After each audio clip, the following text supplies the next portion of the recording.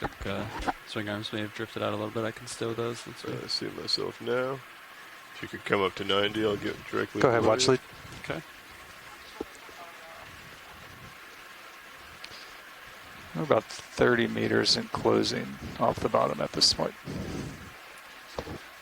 You're welcome. That's 81. Copy that. I'll start swinging around to starboard. What do you say, probably about like 150? If you want to swing to port.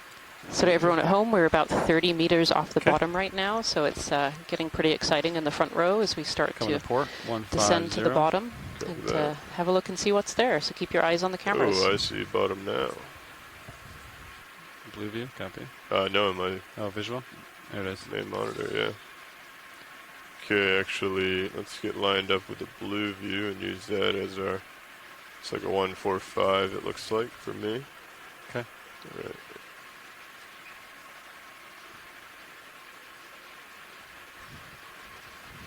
If you want to saddle the port. Yeah, I'm coming over. I'll center myself up on your screen once you get to 145. Okay.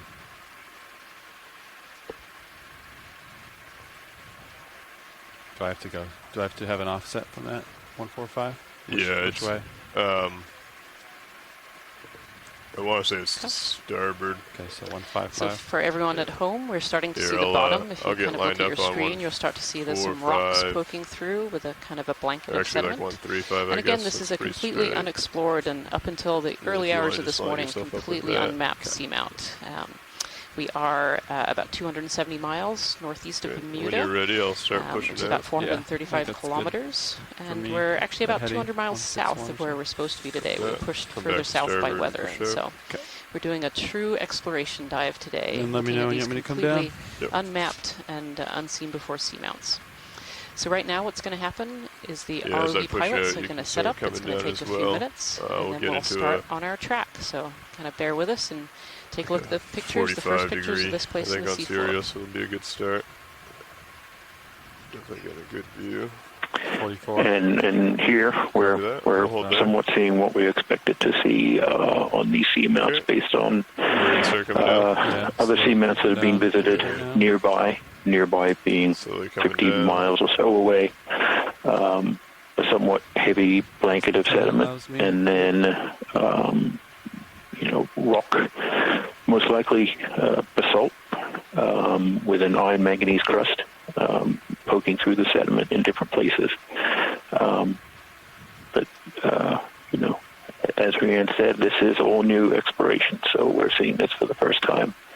And quite likely to see something we didn't expect. So, once the pilots are all set up and ready to go, it should be a very interesting dive.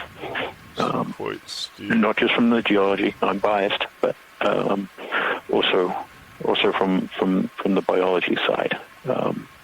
Interesting, we see some sediment ripples there on the seafloor, suggesting that we have some decently strong current through this area, even at these water depths. So definitely a whole lot of things to see.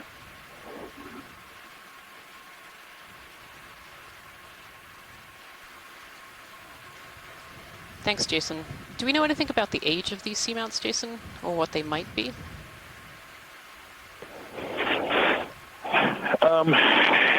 Yes and no.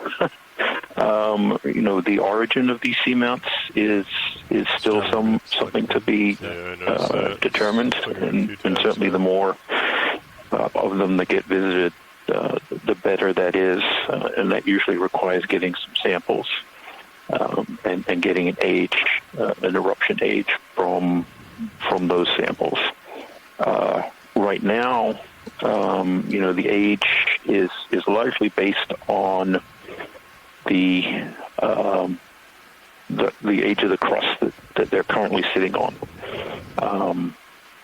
and that is, I think, I had to do a lot of quick reading on these areas when we moved 270 miles south. Because they're not, they're not thought to be the same formation mechanism as the New England or corner ice seamounts. So they're in the 50 to 100 million year age range, and that is based on the age of the crest. Bottom here. So we're going to start working our way hopefully, to waypoint 2. We can grab a rock sample. Plan with you guys this morning. Hopefully, like we have that will tell us something about the just about north to south. The age so of 360 would be good for us if that works for you guys.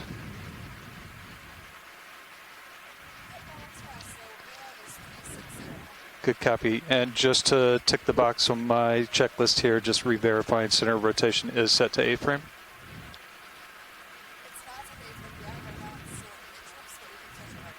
Copy that. Thank you very much, Bridge. Yeah, there's that fish. Yeah, I just saw it over by my starboard toe. Yeah. Just trying to dial in Z-bias. So I'm around like 26.1. All right, pilots, ship is rotating their center of rotation to the A-frame. Let them know that we are on bottom, and our bailout is 360, so that's going to be due north for us. Copy that. Okay. Right. I think video, if you're ready, I believe we're ready to go ahead and call this the start of the dive. Video's ready. Copy that. Nav co-pilot, you all good? Already. Excellent.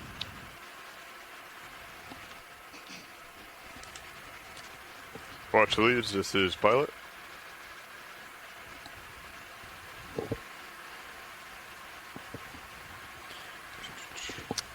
Pilot, this is watch lead. I believe Nav just informed you, or if you're listening in, we've acquired bottom. We are right near waypoint 1, a little bit southeast of it, and the plan is to continue up the hill, so feel free to call out things of interest as we go by, and we can get shots, take samples, and if not, we'll just keep continuing on the dive track until told otherwise. Perfect. Thank you so much, pilot. There is a little bit of a current too, pushing me up the hill, which is interesting. Really? Yeah, I'm off stick right now, and it's kind of a nice slow move up. So, Rian, I've been pointing out these black stalks, and we're just coming over one on a rock on the right side here. Video, if you want to do a quick zoom, just a snap. We also got a small sponge.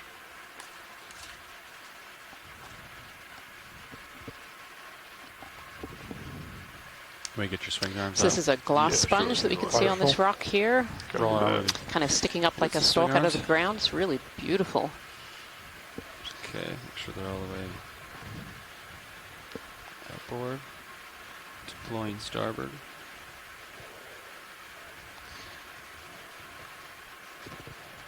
And deploying port. You can take more if you'd like, video. Maximum. Copy that. Give me a little bit to shake off the cobwebs.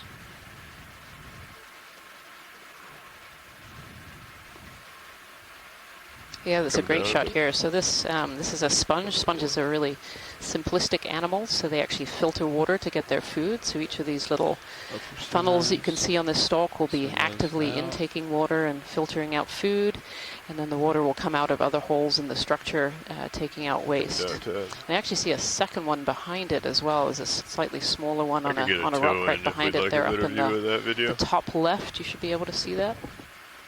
So there may be quite a few of these sponges around in this area. Full live for you. Copy, thank you. So watch lead to pilot. Go ahead. There was a request to take a look. There's kind of a black stalk sticking up on a rock over on the right-hand side. We could take a quick look at that. Thank you. And it's really common to see these filter-feeding animals in these areas. These seamounts really funnel cold, nutrient-rich water from the deep, and so they're really ideal for animals that are picking their food and nutrients out of the water column. Limit. Okay. It's creeping out. Get it out. You're talking about this one coming into view now? Yes. Yep, that's right. Right there.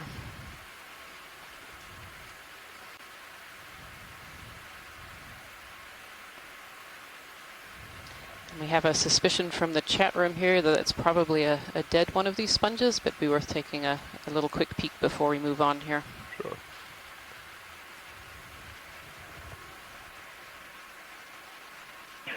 And while we're setting up, that quick zoom on the sponge gave us a better look at the rocks that we're seeing, and they have a very rough texture to them, and that is most likely a result of iron manganese precipitate on the rocks themselves, rather than being the primary texture of something like a basalt. These rocks are being exposed for a significant amount of time, allowing for quite thick deposits of these iron manganese oxides to occur. And they also coat the bases of corals and sponges. That's probably what we're seeing here. Yeah, and this is interesting. This actually doesn't look to me to be much like a sponge stalk. It looks almost more like a coral stalk that's been left behind. Some of the sponges do have thicker stalks, so I guess it could be, but yeah, as these animals die, I agree with you, Ryan. Sorry, say that again, Scott. Close up now. I was just saying that I agree. Seeing close up now, it does seem to be more fibrous and reminds me of the base of an octocoral. Mm-hmm. So yeah. Hopefully that'll suggest good things ahead and not just dead stuff. That was exactly what I was thinking. If we see a dead stalk now, hopefully there'll be some more live corals further up too. So, but you can kind of see that there's just a lot of life on this rock as well. We have hydroids, these kind of fuzzy things that are all on the bottom. We see little pieces of sponge. Any rocks like this in sediment tend to attract a variety of life in the deep ocean. I should also say at this point you can see on your screen that there are 2 red dots. These are laser scales that we use when we do deep ocean work. And each of those dots is 10 centimeters apart, and it's just a way that we can tell how big animals or different seafloor features and rocks are on the seafloor. Yeah. 45-degree angle is what it's going for. Yep. So there may be a couple sponges here video. Should come up, see if any of them strike the interest. TSCs are directly above the lasers on the sediment. Copy that. Feel free to do a snap. Looks like it's next to a different kind of sponge. Yep. Looks like a brittle star. Yep. Lasers coming off. And this here that the pilots is zooming in on is a little brittle star hanging out on the seafloor. This is a relative of a sea star. You can see its 5 arms. And these brittle stars tend to live in sedimented or rocky areas. They're pretty diverse. We should hopefully see a few of them today. On that sponge. Copy. Bring it to center.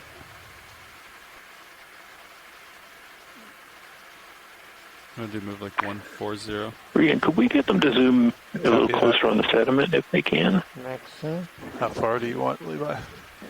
Absolutely. Watch pilot. Oh. Go ahead, 20. Maybe if we can have a zoom on the sediment, that would be great too at some point. Yeah, sure. Anything in particular? Do you want me to get some of the rock face in, or are we looking at just the... Definitely looks like we have some pteropod tests and other... If you see those kind of white shells that are in there, those little pteropod tests, sure. pteropod shells. I'd like to request a ship move, please. Range 20 meters, bearing 140 degrees, speed 0.3 knots. You want to just look straight below the vehicle? That's a good copy. Thank you, Bridge. That's it. There, set down. Sorry, I just had a loud voice in my ear. Lars, we got a ship coming your way, just 20 meters. Copy that. Going this way. Straight towards you. Come down, and then I'll be set up for it. Looks like there's a different kind of sponge at the top of the screen. Yep. Do you want me to bring you pan and tilt up to a certain location? Sure, if you want to bring it. I think 50 is kind of what we're using, but anything that will get us a good view of what's up and coming with the center. All right, video, if you want to come in on the sediment here. You want to tilt as low as you can down. So, Jason, That'll this get is us the Kimberly closest. Galvez. I just wanted to ask, what are you expecting the sediments to look like versus what you're actually Cool. seeing here? The multi-beam is cool. Look at that. Yeah. I'm painting the. Actually, this is what we tend to find. There's a couple of different species of pteropod shells Video, here. would you mind having someone turn off that black light when you get a chance? Because there isn't very much material coming from land to be deposited in the sediment. What we generally see is a heavily biogenic or marine organism shell-rich sediment, and that's certainly what we're seeing here. Tilt one thing we do expect to see as we change depths, across the various dives is once we pass certain carbonate compensation depths or the depths at which carbonate dissolution occurs. So the water is actually undersaturated in carbonate, so anything that falls to the bottom gets dissolved back into the water column. Here we're still shallow enough that these shells and tests actually survive and contribute to the sediment mass. So cover that.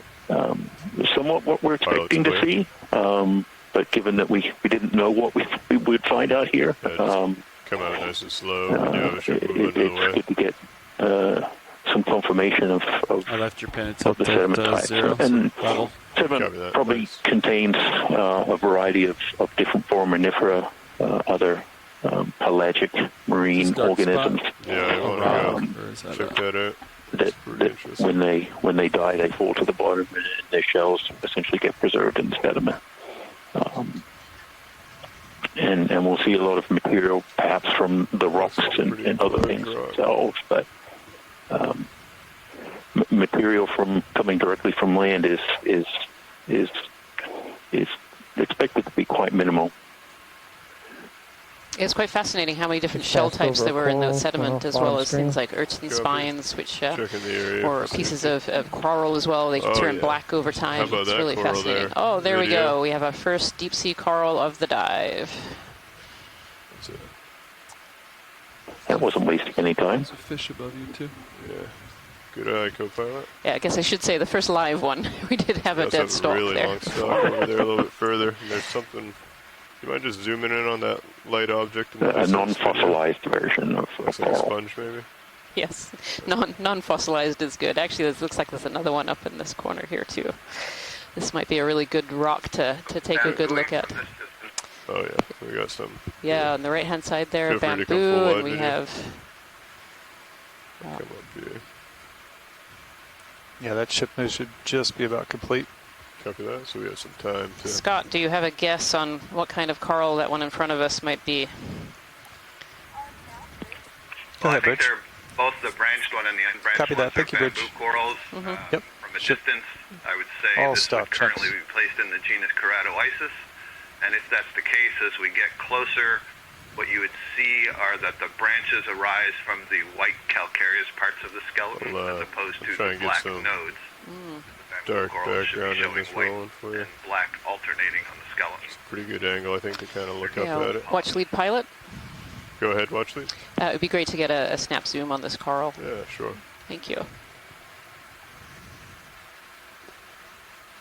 Yeah, Scott, it almost looks like parts of this this coral are actually denuded. It's like the tissue has been taken off certain stalks. Like. Is that as close as you Yeah, can get? as we're going in, the video switches for me. Sometimes it looks denuded, sometimes it doesn't, but it does look like the lower parts are, and that's not to be unexpected. There are sea stars that feed on these corals, and they would start at the base of the colony and work their way up. But I'm not seeing a sea star here right now. No, I don't see any around it. You can see some dead stalks of other corals on the left-hand side there, and see they're all kind of covered over with that black.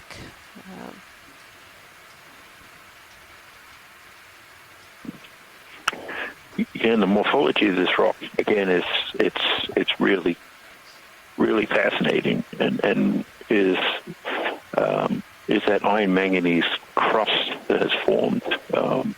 This almost colloidal, or this bubbly sort of texture is not the original texture of the underlying rock. It is what's accumulated and precipitated onto the rock surface. And the little sediment dusting on it really brings out that morphology. Yeah, that black coating really gets on. A lot of these bamboo corals are interesting because the tissue is pretty transparent, so even though there's soft tissue covering the skeleton, you can still see through it and see those nodes. But this was helpful as we were zooming in. The denuded part below was really easy to see the nodal structure. And so there's a number of ways that we have to look at these in order to identify them. It's not always easy on the video. We can often get down to maybe something like a genus or what we call a clade based on the genetics. But the branching points are really important. So I did see that the branch was coming out of an internode, so that's good. And as we're zooming, I see there's also an orange coral growing out of the rock behind this that maybe we could just have a brief look at later. There is for sure, yeah. Tilt down to the branch. Coming down. But this is a nice view. You can see why they're called octocorals. 8 tentacles arising from each of these polyps. The polyps are these little fleshy mounds that are arising from the branches. And the little pink dot that you see in the center of those tentacles, that's the mouth. So it would lead into the pharynx and then the digestive space. And all of these polyps are connected to one another so they can share their nutrition. And there you can see the denuded skeleton on the left. Actually, I think I see an aplacophorine. On the left side, there's a sort of brownish yellow linear structure. It's like a little worm. Coming left. It's just below the tissue. Yep. That may be an aplacophorine. It's a kind of mollusk that also feeds on corals. I wouldn't expect it to do this much damage, but if it's been sitting here for a decade, maybe. Maybe it's been working its way up. Yeah, I can kind of see it. It looks like it's mostly on the backside of the skeleton there. Coming over. Yeah. That's right. I'll bet that's what that is. A mollusk that looks like a worm, so related to a snail, but that is specialized for feeding on these soft tissue cnidarians. Yeah, and there you can clearly see the branching point is not coming from a black protein node. It's coming from the skeleton. So that's excellent. Thank you. Yeah. Yeah, for those of you at home, we've been calling this a bamboo coral. And one of the reasons that we call it a bamboo coral is it has these things called nodes, these black areas that you can see on the skeleton that make it look almost like a piece of bamboo. So they're really interesting. Thank you, RV team. That was a great video. Tilt up. Coming up. Lots of old stalks or bases or something there in the background as well. It does look like there are several potential other corals kind of around the backside of this rock as well. I think there were some over to the right of the rock as well. Video's clear. Copy, pilot's clear. Right. Oh, I see potentially a Bathypathes up in the top right corner. Copy. Watch lead. There's a lot of targets to look at, I believe. What would you like to look at next? It's potentially another species of coral kind of up in the top right of our video. Copy that. Coming over a little. Yeah. If you'd like to do a snap on this. Maybe not a Bathypathes, but something. Looks like there's some stalks from some old big ones in there, too. Yeah, quick snap. You can really see that at one time there were a lot of corals living on this rock, all the dead stalks that are sticking out.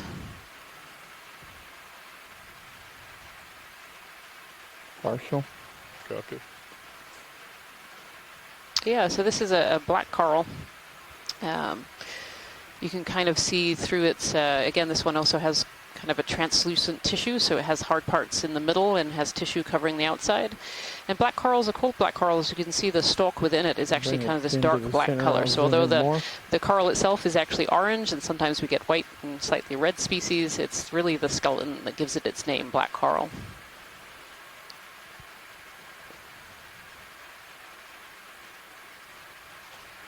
Sorry, jumping all over you. Trying to avoid the other corals in the way.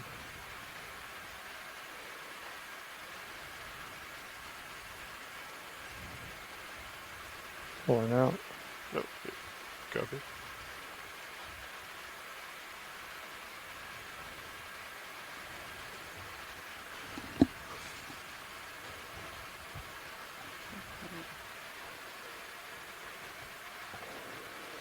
Okay. I'm stable if you want to come back in. Yeah, this rock looks like it used to be a home to a lot of large corals. Stocks.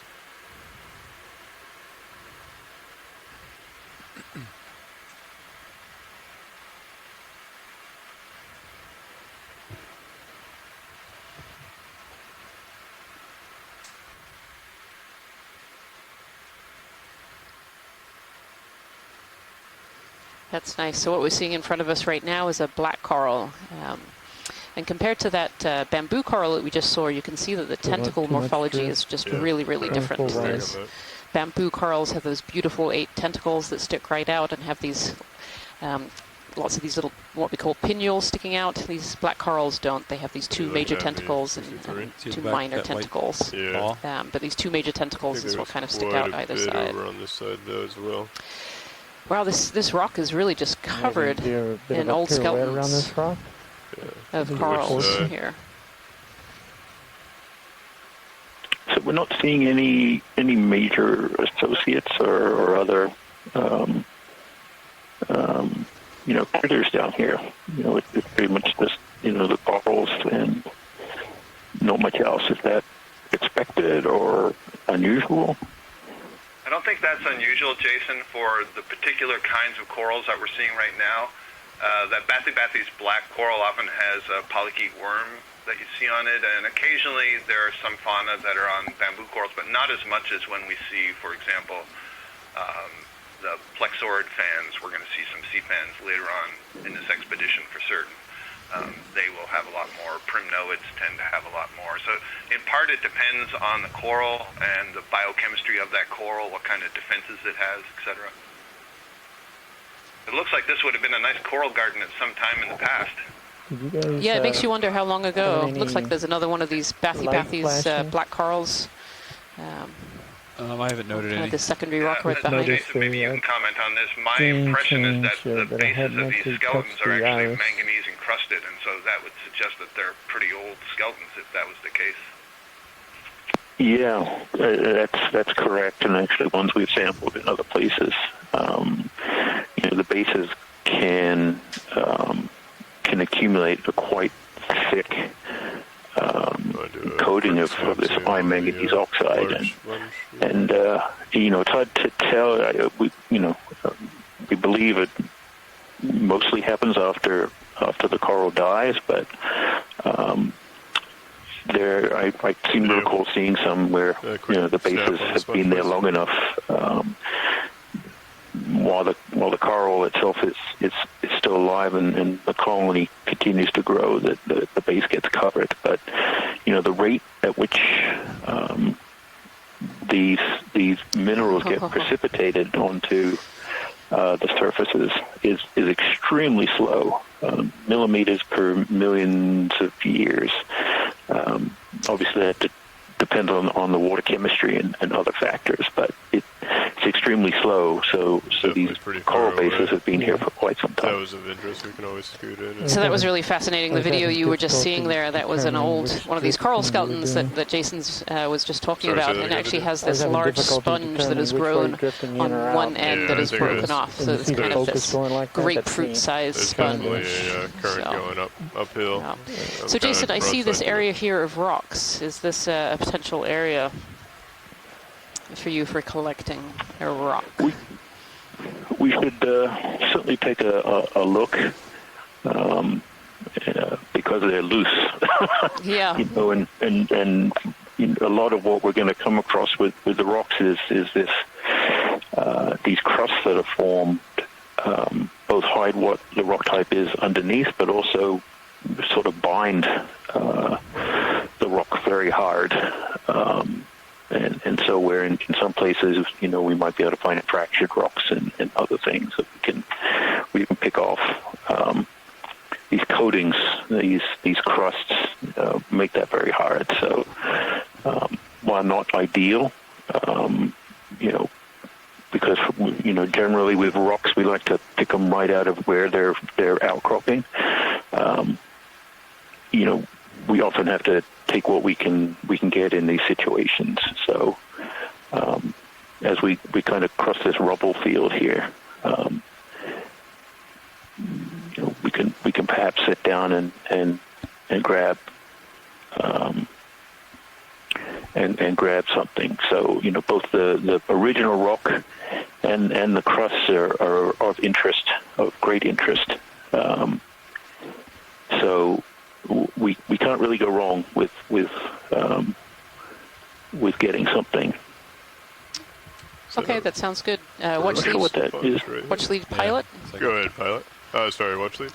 Is this a good area to and a good time to sit down and try and collect a rock sample? Yeah, the ship has been stationary for quite some time. I definitely think we could sit down and pick up a rock for you. Is there anyone in particular that you see that you would like us to go ahead and grab? Yeah, Jason was saying we're trying to find a relatively in situ rock if we can. Jason, are you looking at the screen? After that, Yeah, I think the best chance we might have is kind of at the top of the screen right now. There's that sort of pile of rounded kind of rocks. If there's a place to snug in there and sit down to sample, we might be able to get something from there. It's kind of in the middle of the screen now. Real. Yep. So, watch lead, I have the lasers there. They probably came from this steep wall. Yeah, I would say in that area, pilot. We're looking at. Copy that.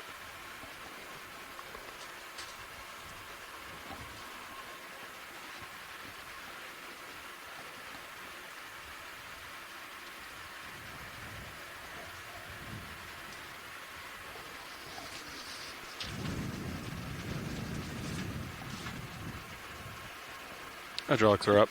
Copy, thank you. Let's see. Sample boxes.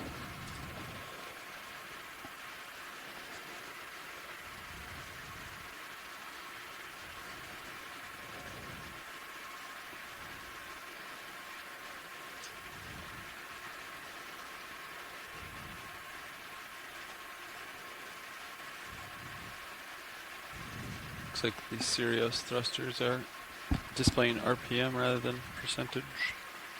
Yes.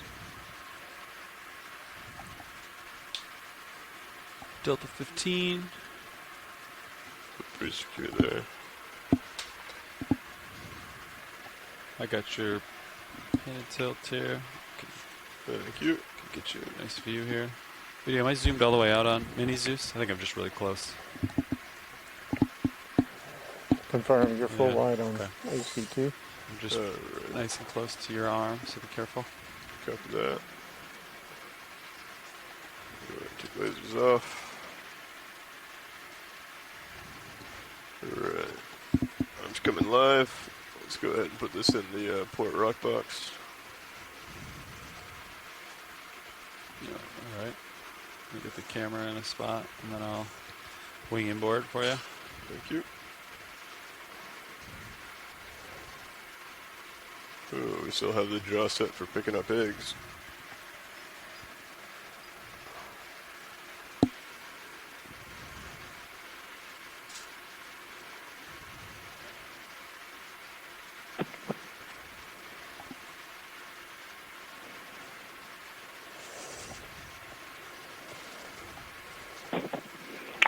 So we're attempting this first sample of the expedition. The pilots are going to open the lid on one of the rock boxes to hopefully put the sample into once it's collected.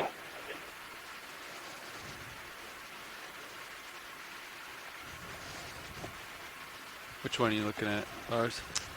I was just going to put my fingers in, see which one is loose. I assume we have that group right there, upper left. Okay.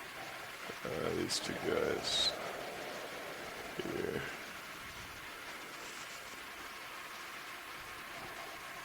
Might be good candidates.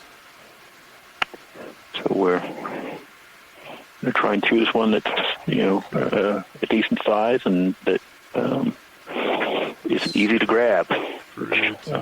Is the real hard part to start with, and pilots are kind of pushing on them right now to see if any of them are loose, and that would be easy to grab. Like I said, they're even though they look like they're rubble and just deposited here on the sediment, they are these crusts that form actually sort of cement them onto the materials below, so they can be very hard to pull off. And those crusts are a mix of different minerals that precipitate out of the water column, and take quite a long time to do that.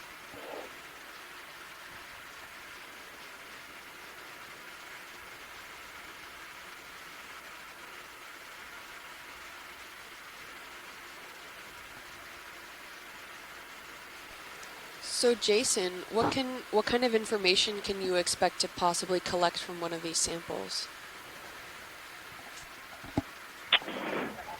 So it really depends on what we were able to get. We're able to pick up, and that hopefully will be that. So there's of course the iron manganese crust that will tell us something about water chemistry and mineral composition, and they're even able to in some cases figure out the age of when the crust started to form. If we're able to get unaltered rock, which is likely basalt, we can use that to understand the evolution of the seamount, and also figure out an age of when the material was erupted, and that'll help us try to understand how these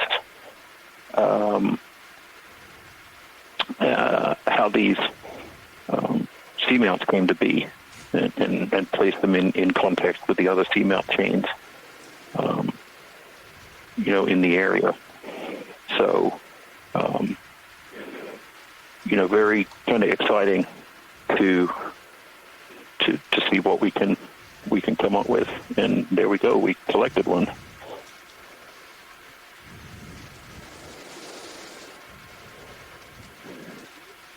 Go ahead and let the dust settle. Let's have a look. So what we're doing here is, once we've collected it, we take a number of looking at the video, we can get a good sense of what the sample looked like, if it's going to work for our needs, and then so we can identify it once it comes back. So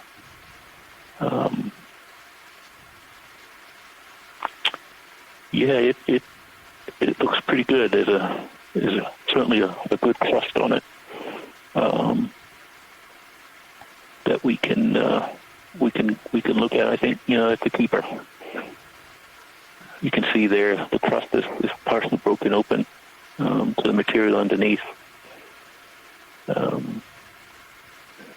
Sediments coming off it, but it looks like a good sample. Copy that.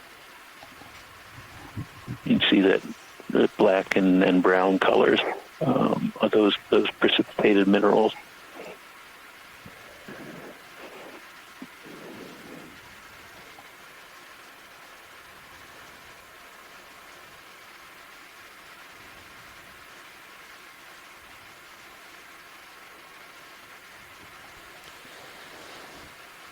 Brilliant.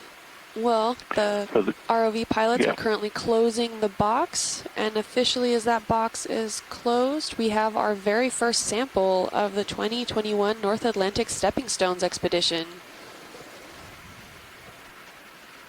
Thank you, pilot.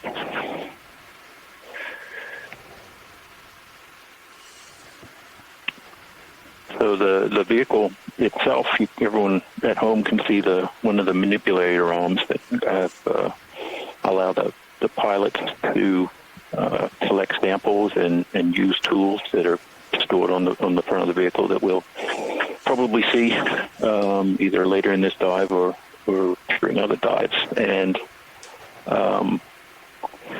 what they did there are a number of storage areas on the front of the vehicle that slide out from underneath that different types of samples can be placed into. There are the rock boxes, which we saw one of those just now, where the rock was placed. There's another one on the starboard side that we can put bigger rocks into, and then there are a number of divided sections that biological samples and other things that we come across can be placed, and once the vehicle gets back on the ship, scientists and data managers will remove those samples and properly identify them as much as possible, label them, and store them, preserving them as required certainly for the biological samples. Subsample them for different repositories, and then when the ship gets back to shore, all those samples go back to these research repositories where scientists can request subsamples for further analysis. Are we full wide on Zeus? HD1. It allows the community to get started on the research and hopefully answer some of the questions we have and propose new ones and come back. I'm going to push ahead. Could probably get a move in towards waypoint 2. Copy that. 20 meters. What was the last move made at? Was that a 160? 140. Bamboo coral there. You happy with that? Yeah. On the left. That'll go right towards waypoint 2, right? Yeah. Large 1.4 is good for you? Yeah, that will work. Do you want me to change my head, pilot? Looking at 1.5. Oh, that's right. Yeah. With the 10 degree. Yep. Yeah. Understood. Coming up. It's really interesting to see the overall different sizes of the geology over here. So we have, the sediment grains as well as the bridge, are we now? Different sizes of, cobblestones and potentially going up all the way to boulder size. And I just wanted to point out on video feed 2, you can actually see a great image of D2 that is an overlooking image of D2 while it's observing the geology, and you can get a really great kind of good copy. Thank image you, placement, so a sense of the environment of that we're currently viewing from a more of an eagle eye view of D2.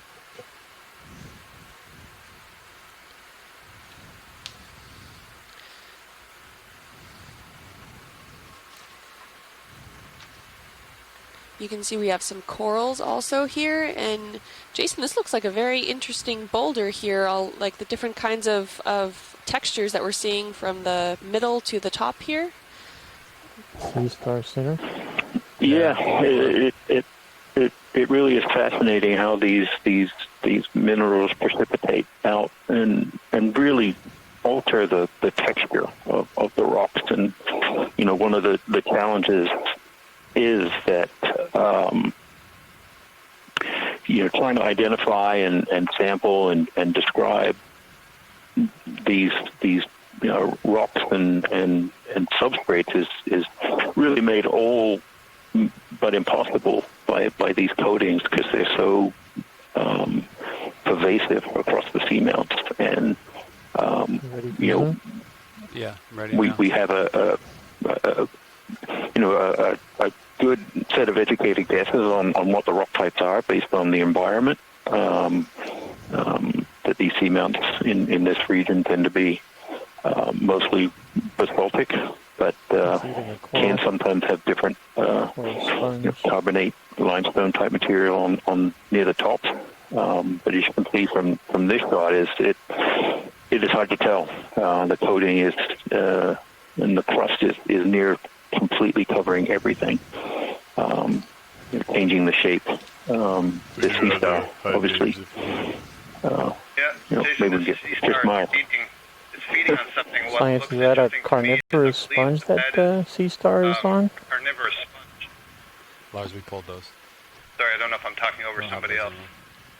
They're moved, yeah.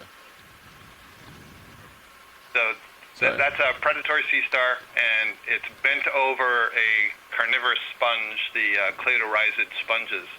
And I don't recall seeing these sea stars feed on those sponges before, so this may be a unique observation.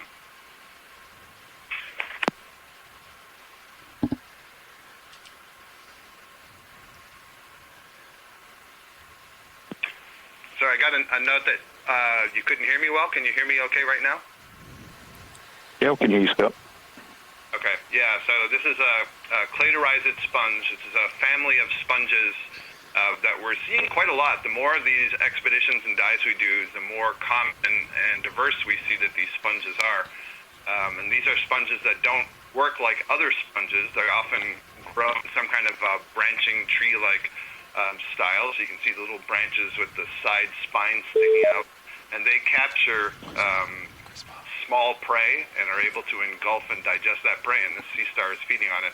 I just heard somebody else call in. Maybe it's Chris, possibly? It is Chris. Hey, Chris, welcome. Please follow up on this story. Thank you. So this is a goniasterid sea star. I'm tempted to say that so there are a lot of goniasterids when we were in the Pacific that were feeding on sponges. In fact, the last Okeanos dive that was in the Atlantic, I wrote several good papers on sponges just massacring, sea stars massacring sponges and feeding on them with their stomachs extended. This one looks like it might be either Circeaster or possibly maybe even Astroceramus, which would be really interesting. Go ahead, in any case, Thank you, Rich. it'd be great to get a better shot of the surface to see sort of which one it is. But since we're early on in the dives and since we're just starting out, I think it'd be great to see what they look. What if we run across another one? What they look like? What this particular species might look like, especially from this depth. But the last time we were out, we found 2 new species of goniasterid sea stars, and goniasterids are like the cookie stars. They have this really well-defined border around the edge, and they're predatory. We didn't know what they did for the longest time, and it turns out that they're predatory on just about everything. Corals especially, Hipposteria and Evaplasoma feed on corals, and then these feed on sponges. It's not clear how specific they are, but every time we see something star-shaped, I get excited because there's always something that it's doing. So, and this particular one, first sea star of the dive, and it's eating something. So I'm pretty happy that we're catching it doing something that is probably novel, something that is probably new for this species, if we even know what the species is. So yeah, Chris, I know we've seen them feeding on sponges before, but I don't believe I've seen any on a cladorizid before. Is that your experience, that or would is be this pretty easy? something? Yeah, I think you're right. This one actually looks like, right? now that they're pulling back and looking at the surface details, this one actually looks kind of like Ceramaster or something like it. I'd say, it seems like I saw a cladorizid below one a little while ago, but I don't remember if it was that clear what the prey item was. But it's certainly not a common observation to watch one of these sea stars feed on a cladorizid, and it wouldn't be past. I don't think it would be unreasonable to say that this is a novel observation. But yeah, it looks like it could be Ceramaster, maybe. Wow. Yeah, well, in any case, this is one of those, I'm tempted to collect it, but let's see what else we got on the dive. So, Chris, how long would this be here, and would it completely feed on the organism until there's nothing left, or? In this case, I would say that's true. Scott actually made a really interesting observation that I was able to publish for him a little while ago, where they observed Circeaster, which is a goniasteroid such as this one, and it had begun feeding on a fallen soft coral called Paragorgia, a bubblegum coral. And they came back a year later, and I think it might have even been the same exact sea stars still feeding on that bubblegum coral. So they could have been there for over a year. In this case, I think the sponges are relatively small, but this could easily be days to weeks. These are not, by our standards, they're not fast-moving creatures. What was that? So the stomach extends, and they they're just slowly digesting, sort of bit by bit, and it's a very gradual but deliberate process. Yeah, go ahead. And go ahead. I don't think anybody's ever actually watched one of these feed in the deep sea. And possible. Metabolism in a lot of these deep sea stars is not terribly fast to begin with. So scale is a relative thing, and so for these sea stars, that's just how they are. It's not necessarily inefficient or anything. It's just very, by our standards, very slow. But yeah, that could literally be there for a week, feeding on those sponges, or it could be there for a month. A month wouldn't even surprise me. But sometimes you'll find multiple sea stars on a coral, and they're just, they're feeding on it, and 20. As some people have pointed out, it could easily be there, for months to a year, if not longer. These things don't surprise me anymore, and no one's ever been able to, tag or otherwise mark an individual animal and determine how long it's been there. Okay. But yeah, the scale of what's happening with these things like is, to request a shipment, please. It's a bit remarkable compared to what perhaps we're used to, where some sea stars in a shallow water habitat might be finished in a matter of minutes to hours. So, I'd love to drop a time-lapse camera down here and let it run for a year or so, just to see what happens. It was Thank you, Chris. That was great information. That's just one of the great things that we see here with our mission of these expeditions, especially with D2, that we're able to actually capture video feeds and imagery in real time. So all of these predation events that maybe we would not have captured had we gotten these images or samples or done something in a different way. So utilizing these ROV systems allows us to actually enter the environment of these local organisms and see what their life is like on a potentially day-to-day basis, and capture that imagery in real time. So it's one way that we're able to utilize all of these great resources and these great tools to actually go and explore and potentially see these events that we never knew we could see, and we had no idea what was going on. So that was a great information. Thanks, Chris. And let's lead here. We can just letting you know we have about 3 hours and 30 minutes left on the bottom.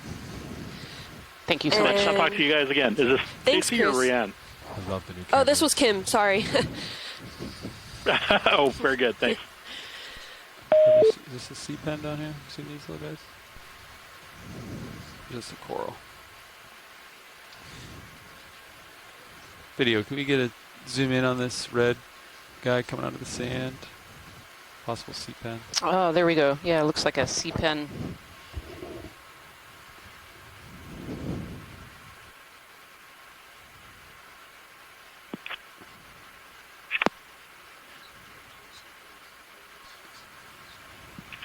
Yeah, that's a beautiful shot. Yep, definitely a sea pen. Do you know the species, Scott? Coming close on the polyps. No. Well, I definitely won't know the species. Well, I know the genus. I see Upashana, my PhD student, is annotating, and she's doing her dissertation work on deep sea pens. So she would be the person. See if she's annotated see if, taking a guess. I'm putting her on the spot, of course. It's always good to put our students on the spot. 1, 2, 3, 4. Absolutely. So for those of you at home, this is what we call a sea maybe? pen. Something like that. Oh, what kind there? Amphitylum. I said amphitylum. Amphitylum, possibly. okay. Yeah. Oh, there's a little squat lobster hanging out behind as well under the rock. There we go. Yeah, for those of you at home, this is what we call a sea pen. And it's a type of coral, but they're pretty special. Most of them live in sediments. They actually have an anchor that goes down into the sediment rather than settling on hard rock like a traditional coral does. But if you look at the tentacles here, you can certainly see the similarity to some of those corals that we saw earlier during this dive. Okay, video, come out. We'll keep going. And then we have that beautiful little squat lobster hanging out under the rock behind it and a sponge sitting on top. Quite a nice little community there. Keep on the dive track here. Keep making moves. Nice thing about that observation is that we see that corals don't just use the hard bottom, the hard sea floor. They can some of them do have the ability to live in soft sediment, or there are some that will, as larvae, attach to a rock or shell or something a little bit harder in that soft sediment, then they grow and then they're able to anchor themselves. So there are not a whole lot of corals that can do that, but there certainly are some. Turn that back on. So, yeah, that's very true, Scott. You know, during these exploration dives, we very often focus on some of the harder bottom areas, but the sediment is just as interesting too. We see lots of different animals that live in sediments. So this rock right up ahead of us here has at least 3 different species of sponge. We talked about this earlier during the dive, but these sponges can be really abundant on these seamount areas. Video, if you wanted to frame these seamounts really funnel that cold, nutrient-rich water from the deep and brings it up shallow, and so these can be areas where there can be a lot of nutrients and things in the water. And so these sponges actually filter water to get their nutrients. So water will go in through pores, they'll filter out what they need, and the waste products will come out, will continually come out filtered through. So this is really pretty. I don't know if the sponge on the right is actually alive. And if the... Yeah, watch lead pilot. Go ahead. Go ahead, watch I agree, Arian. I don't think the sponge on the right could we have a is zoom alive. on the very top of that sponge? You can see those kind of feathery structures up there. Oh, yeah. Let me get closer. Yeah. Video, zoom out as I'm going to get closer, and then we can get a closer. Sorry, Scott. I didn't mean to cut you off there. Oh, no problem. Yeah, so I think that sponge on the right is dead. We're just seeing the skeleton. Okay. And those may be little foraminifera, little tree-like foraminifera on the top of the sponge. Ah, okay. Let's see if we can get a zoom in here. Yeah, I'm going to get nice and close here. Those are really small, so... Nice. I have to be really close to them. So for those at home, the 2 red dots you can see on the image here, these are laser scales. So we use these to see what size things are underwater. And they are 10 centimeters apart. So you can see that sponge small branches on the about edge 5 centimeters in width or so. And what we're trying to look at is really, really small. Yeah. So guys, I think this is what they're going for. Trying here. Oh yeah, look at that. So are those foraminifera, Scott? That was my first guess. Pretty elaborate, if that's what they are. They are. I'm actually wondering if they're more hydroid than... Yeah, as we get closer, I'm seeing more and more structure, but I know there are these little arborescent forams. Les Watling might have a better idea of that. Yeah, actually, Les Watling's just mentioned in the chat room, yes, that he agrees that these are forams. They're certainly really elaborate. And this is one of these interesting things. What's fascinating about that for listeners is foraminifera are single-celled organisms. So that would mean that this is a single cell, very highly branched. They can incorporate quote-unquote foreign particles, meaning particulates of the sediment or shell, or maybe even some of the sponge spicules to help them create that structure that you see. Complete, but so the cytoplasm can move through the different parts of the structure. I'm assuming that's max zoom video. The entire structure may not be alive, but some part of it would. Yeah, it's really interesting. You can be a single cell and yet be so complex. It's really, really fascinating. I think what else is really interesting here is, the sponge that they're sitting on is actually dead, and so even where we see dead structures, they can actually accumulate life as well. Other animals can live on top of these dead structures and call it home. Yeah, this is a really nice image of the silica-based skeleton that the sponge creates. And so after the sponge tissue dies, that skeleton can remain as a substrate for a long period of time. Yeah, you can actually see the matrix. You can see kind of the checkered squares in the sponge where that sponge has died and left behind the skeleton. There's all kinds of fascinating things living on the edge of the sponge. It's really, really quite beautiful.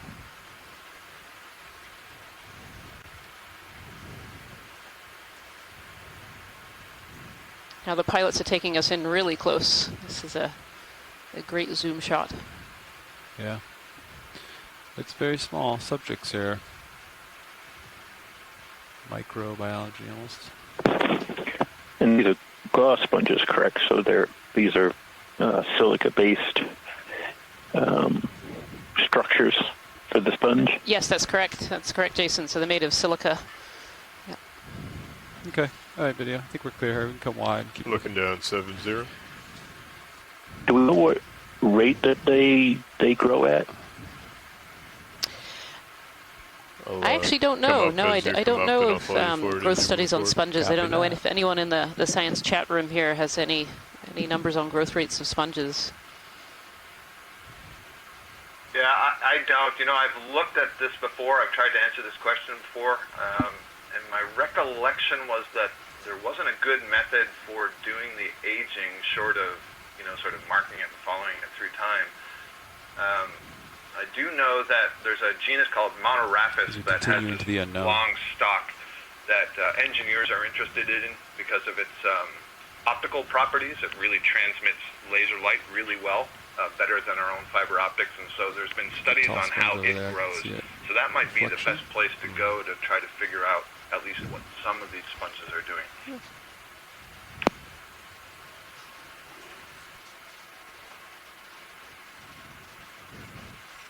It shows that we have a lot to learn.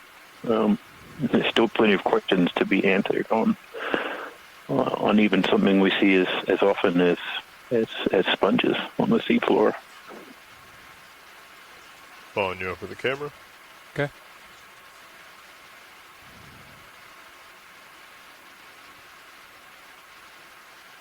There. Looks like an impressive sized bamboo coral whip coming up here in the left of center. We talk about bamboo corals. There are, dozens of species of bamboo corals, so they're not all the same, and some branch, some don't branch, and they can be really difficult to tell apart, even when we have them in hand, as Swatley and our students and I are all discovering. Yeah, and this one looks pretty tall off of the seafloor, too. This is a pretty tall species. Classically, we would call this genus Lepidisis. That is a genus that has been established for this family of deep-sea octocorals that doesn't branch. We know, based on our studies of the evolution of this group, that isn't really correct, but at least today, still, that is what the taxonomy would have it characterized as.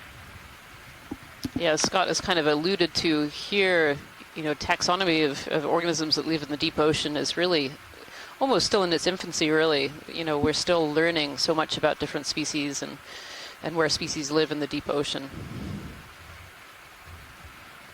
Watchley, did you need a close-up of this coral, or did you want to keep going?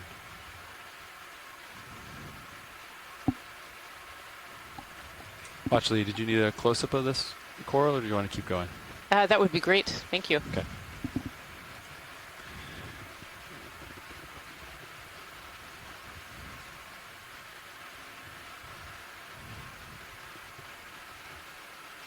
One second, Bob. Nice close. I always really like zooming in on bamboo corals because you can very often see the stalk through the tissue, and you can kind of see a lot of the internal structures. They're just really fascinating to look at close up. Yeah, and one of the things you can see, Rian, are the sclerites. So these are microscopic structures that the tissue secretes, made typically of calcium carbonate, and the shape, size, concentration, and distribution of those structures are largely what goes into the identification and description of these species. And it's one of the reasons it's so hard to identify them. Oh, look at that. They're all closing up. I bumped the rock. Yeah, beautiful. Beautiful. Yeah, you can see them all reacting. Yeah, and these types of corals are really... Some of the polyp bodies, you see these little, almost like little white dashes, and those are some of the sclerites. I'll bet Les would say that this is very thick tissue. We can't see through it quite as well. It's a little bit opaque and milky. And that gives us a clue to what species it is. Opening up again. Yeah. Yeah, and I was just going to say that these bamboos are really fascinating because they can't actually retract their tentacles totally. You can still kind of see them on the outside there, whereas certain species of coral can retract their tentacles all the way in.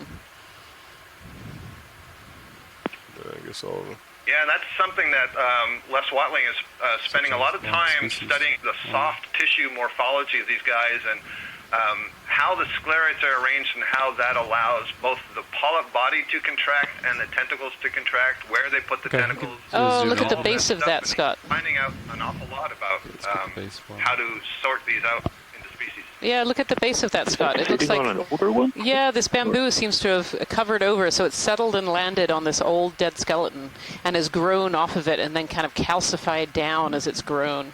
So it's got a nice firm hold on this old dead skeleton. That's really fascinating. That's great. Nurse skeleton. Yeah, that's an awesome observation. And it shows you that the tissue can overgrow and deposit its own skeleton over other structures. And sometimes that can really fool us when we collect it if we don't realize at first that there's actually two skeletons inside the tissue. It's true, it's true. Nice, yeah. Observation. Yeah, sometimes we see two species growing together and it's hard to tell where one begins and one ends. This is really fascinating. Thank you, Pilot. That's great. Yeah. Okay, video can come live. We'll keep moving. Another thing this shows is that, where the larvae settle, the larvae will have some control over where they settle.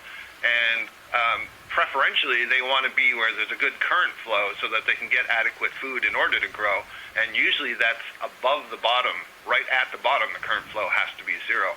And so possibly that raised dead stock was a better place to live than right on the bottom.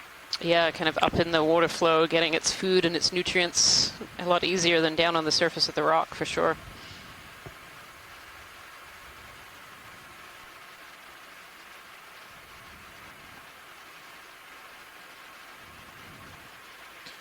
What do you think? Push out a little bit and then we can get another moving? Yeah, could probably call another one in now.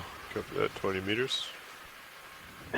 We're seeing a lot of this rubble, rock debris, and some of the outcrops here appear to be in place with some sort of scattered sediment in between. These outcrops form great substrate for these corals to attach, especially given that the crust here are quite thick, meaning that the area has been stable for a long time. If the substrate was unstable and was falling apart and eroding, we wouldn't see thick crust development, and then we wouldn't see coral and other organisms attaching to it. So a very, very stable place to call home.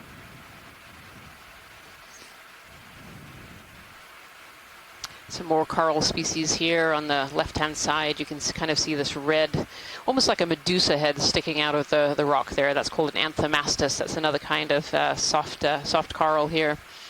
And then a few more of these bamboos sticking up, and again, lots of these dead skeletons as well. This is a really fascinating area. This is a great dive so far. Yeah, we can get that move underway. Good copy. Keep going on the dive track. Bridge RV now. Interesting that we haven't actually seen dead coral debris other than the bases attached to the rocks.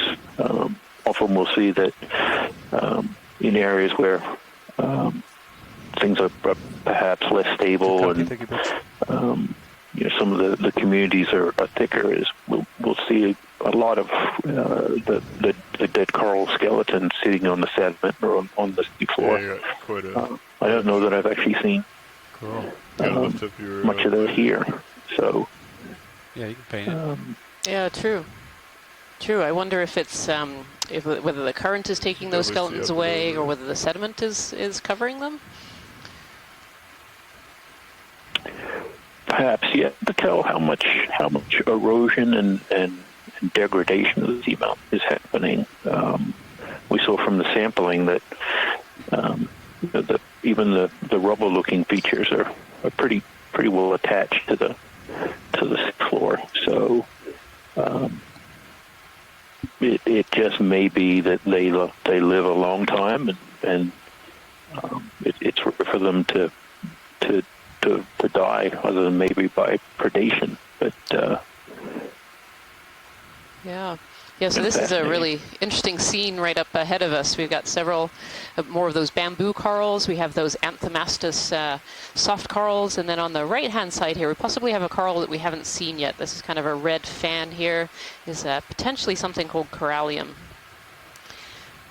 But this is kind of, as we're entering the kind of the steeper area of our dive here, I wonder if we're going to see more of this rocky bottom habitat as we start to climb up, which is really ideal for these coral species.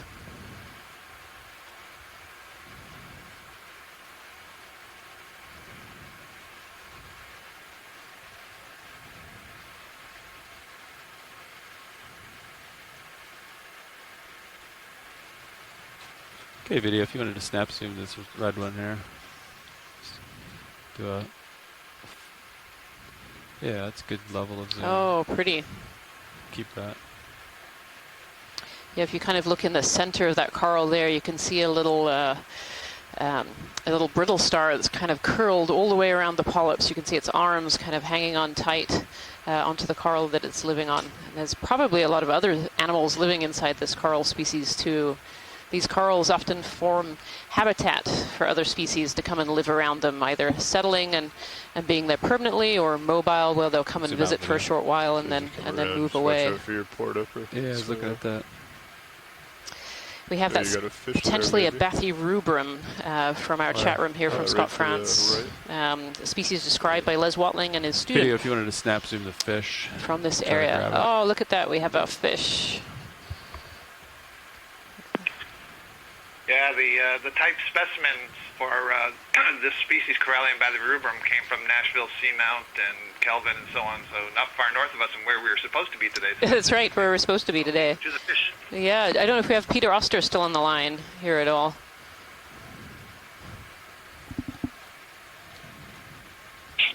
Yeah, this is great. The second fish of the dive. Yeah, do we know what this is, Peter? Another Snaphobranchus. Pardon? Do we know what this is? A Snaphobranchus, is that what you said? Yes. Take more zoom if you got it. It gets a little confusing to species in this part of the world. There are several, and they look alike, at least here. It's certainly a Snaphobranchid, and these are important predators. They're try getting closer. This sinusoidal has lower energetic requirements than other fish morphologies. Okay, Bob, and they're able to poke their mouth into small crevices and move through small crevices in the seafloor. That's great. It kind of slithered away there into the rock. Watch lead pilot. Go ahead. Could we have a zoom in on one of kind of the Medusa head looking Anthomastus there? Absolutely. Either of those two would be great. All right, pilot, ship's all stop. Cover that now, thank you. My starboard lower for me, Lars. You want me to bring it in? Yeah, go ahead and bring it in just a little bit.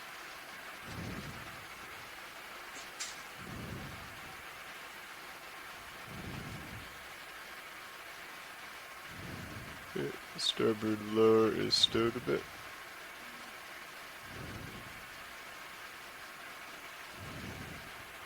So it's big polyps, doesn't it?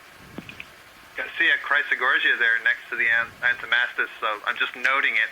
That's, I think, the first of the dive, just to the left. Yeah, that's true. We should have a look at that after we've taken a look. It looks like it has something in its branches, too. Yeah, they usually have one or two squat lobsters really living in there. Okay, video coming on the orange one here. So let's get a full frame. Frame it up. Yeah. Nice. Just try to hold that. Oh, that is a really beautiful shot. It's got good light on it.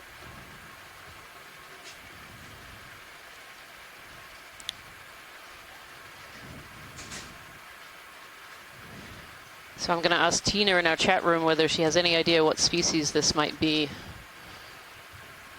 This is a type of Anthomastus, which is a soft coral.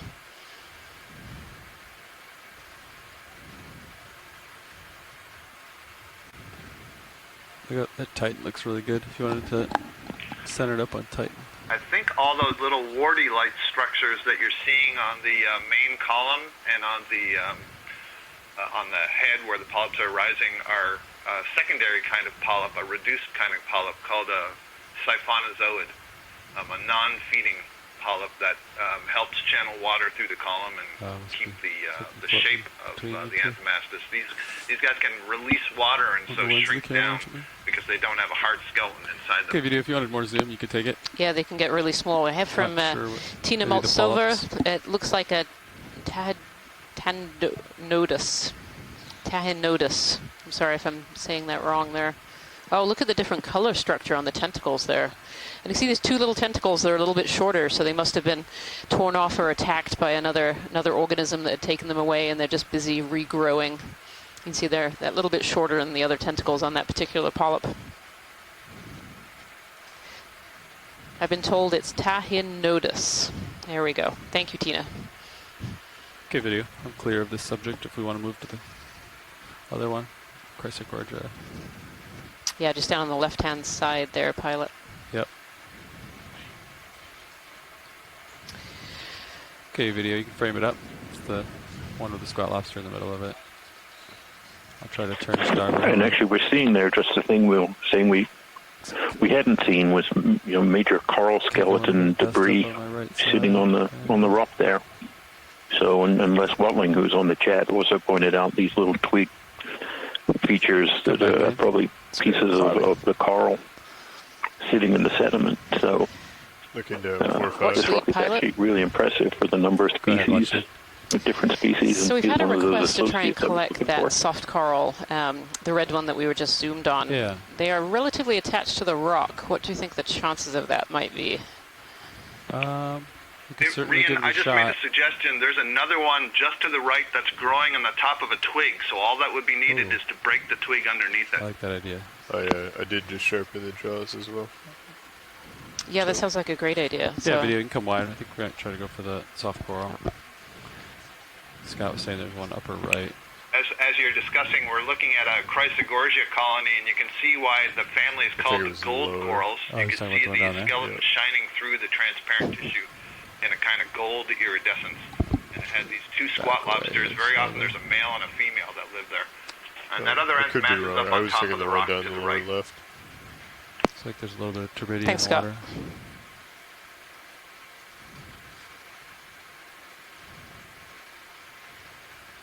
Was he saying that it's upper right? That one over here? Yeah, just on the right. There it is. Okay. Just coming into screen there. It's on a kind of a twig of a dead coral, and it might be able to get plucked off easier. Got it.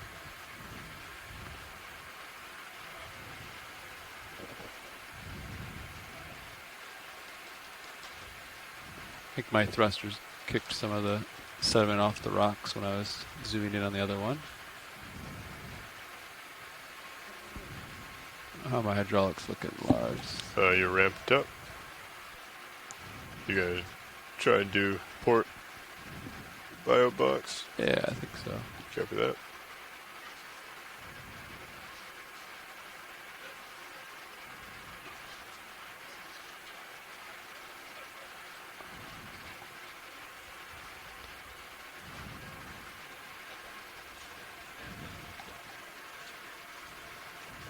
Okay, it may be challenging to push the drawer out, so it may have to be a grab, fly back. Can you try lock me?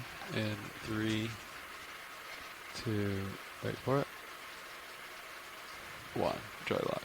Dry lock in.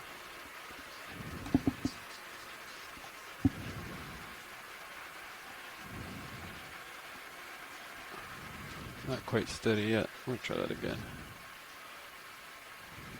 Yeah, there was a really odd current kind of coming up from underneath you. Like an upwelling. Yep. Okay, now can you drill that thing? Okay, you're in. Oh, it's the end button. That's right. Yep. Thanks. It's the right one? Yes. Left is for lasers, right is for joy lock.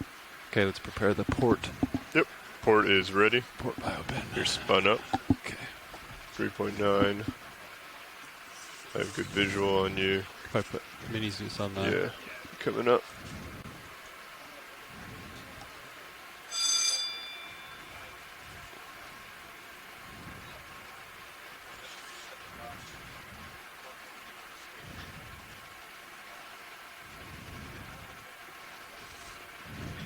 Okay, I have you there with Mini.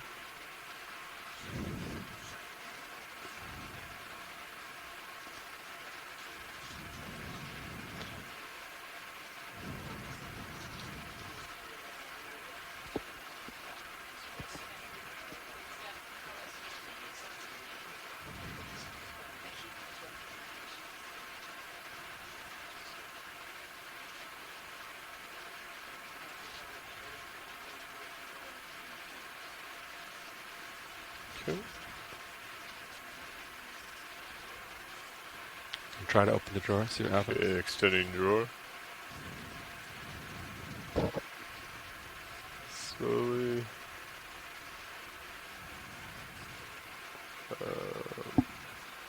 Looks like the port. Down with Mini. We're running into that coral there on the left. You have to extend the port biopin. So we have to retract. Okay. Port bios. Just gonna change heading. That's right. That might get you what you need. Copy that. I'm on my starboard toe, so. Yeah. You can try extending again when you're ready. Yeah, we have that coral right there ahead of us. That I think we're running into. Okay, just go till it bumps, and then I'll sneak it in. Bumped. I can go a little further if you'd like. Yeah, if you can get a little further.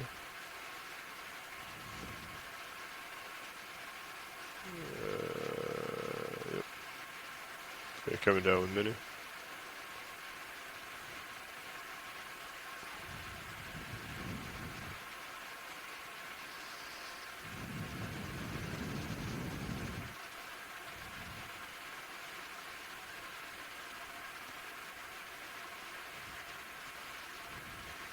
Okay, I'm gonna come in quick. Alright, nice. Looked like it was a little bit of a float. Gonna bring Mini over and up for stowing.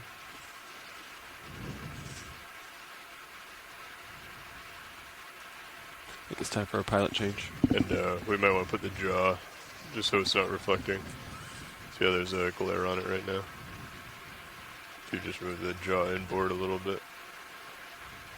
Yeah. Perfect.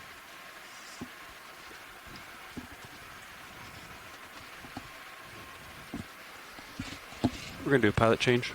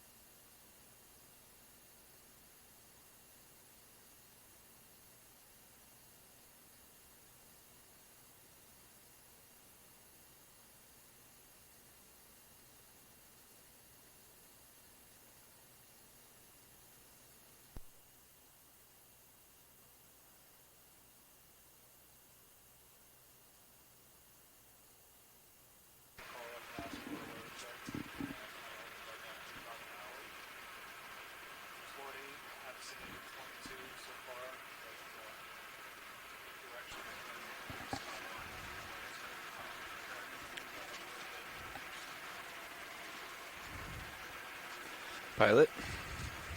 Go pilot.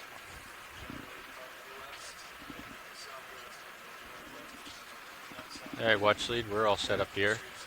Just did a pilot swap. So I assume we're just going to continue up this. Yeah, I can't hear you. Yep.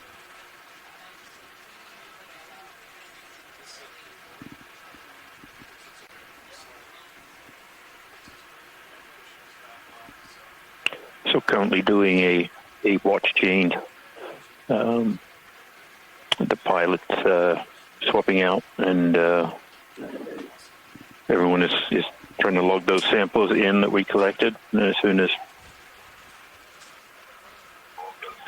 everything is ready, we'll move up slope. We are currently at a depth of around just a little shallower than 25-50 meters. Water temperature is 3.2 degrees Celsius. We started out on bottom was around 2,580 meters. So we've only gone up about 40 to almost 50 meters from when we landed. Our dive track had us going up about 200 meters total if we were able to get to the end. Copy. That's usually a goal. It's always it takes a little more time as we find different things to look at as we go. We try to do our best, but we are scientists and explorers, and we kind of get a little sidetracked sometimes on things. Bring my camera up to follow. So as we're going up, we're seeing fresh, dead bamboo coral. Obviously, the coral that isn't coated in the iron manganese coating is probably died a little sooner than some of the other ones we're seeing. Seeing some zoanthids, thanks to the folks in the looking down 45 degrees in the chat room for feeding me all this information, so I can sound like I know something about biology. We see another sponge here on the rock in the center of the screen, and another perhaps bamboo coral off to the left, the top left. A lot of rock debris, rock rubble, but we're still seeing quite extensive sediment accumulation in the gaps and cracks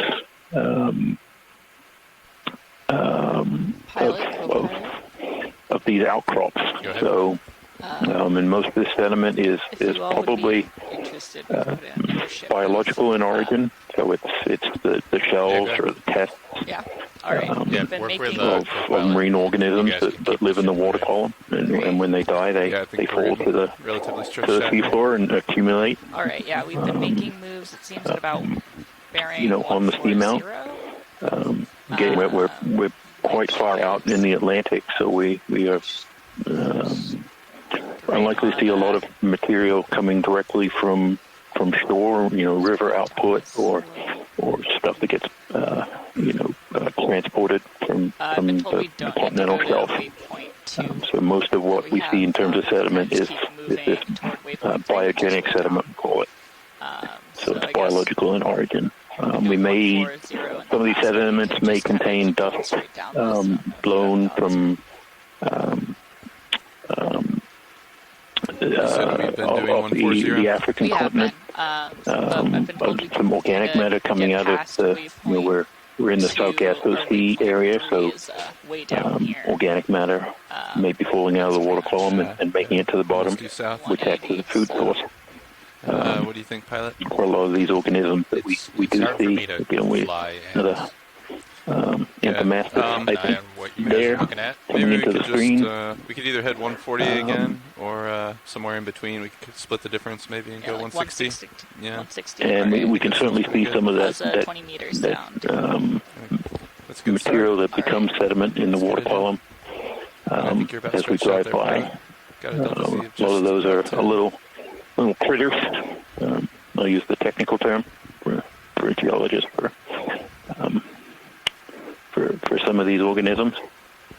And you can see the marine snow gold.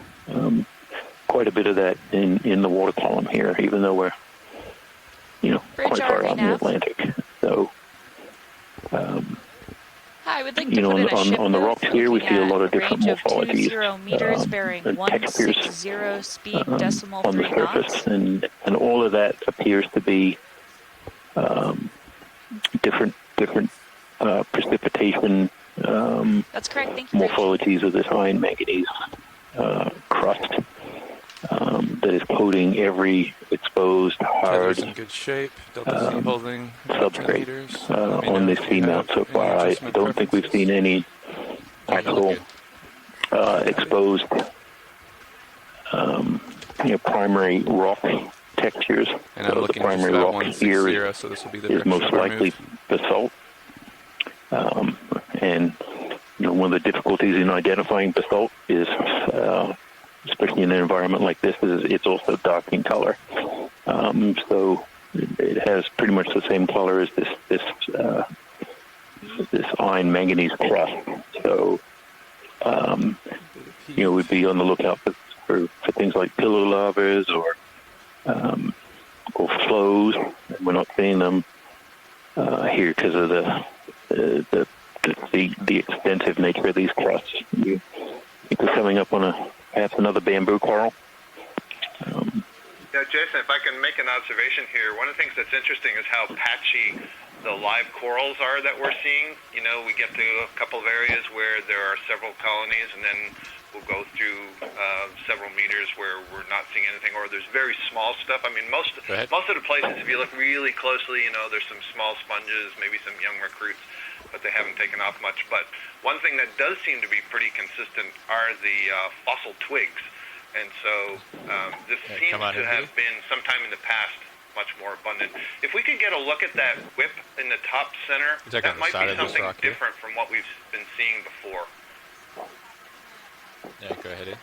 And I may be delayed relative to your view, so it was a white whip on top of this rock. The white whip. Hey Scott, we're taking a zoom on just down below first, and then we'll head up to we can go up a little bit.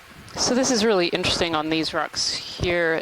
You can see there are dead cup corals that are living on the side of this rock. They're all covered over in this black manganese oxide. But I can see 1, 2, 3, 4, 5, 6, and I think there's some down below as well. If we can kind of just pan across this rock as much as you're comfortable doing, pilot, that would be great. So Scott, on that twig, we haven't seen one of those before. It kind of looks like an anemone with white knobby tips, very transparent. Oh yeah, and some smaller soft corals here, and some sponges growing on some of these dead corals as well. So it looks like this face of this rock was really covered in these cup corals at one time. So are we seeing some variation in food availability?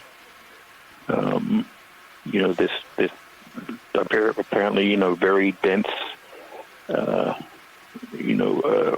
abundant, corals, and then patchy. Is it all driven by the availability of food sources? Well, it could be many things. I mean, it could be food availability, but it could also be just water mass changes over time too. These skeletons stick around for a very long time, so we don't really know when these particular corals started living there, but it could be 100,000 years ago. These skeletons really stick around for a very, very long time. It's just fascinating that at one time this rock was covered in these cup corals, and now I'm intrigued as to if we can see any alive, but I certainly don't see any evidence of any that are even vaguely recent. They're all pretty covered over by that manganese oxide. What does that crust tell you about when they might have been around, how thick that crust is? I believe I'm starting to move a little bit. That's a great question. Jason, do you have any idea how long it takes for that crust to precipitate out like that? We'll be moving out a little ways for a couple minutes. I didn't copy that at all, Nav. You gotta speak up. That ship move's now complete. Copy. Thanks, Nav.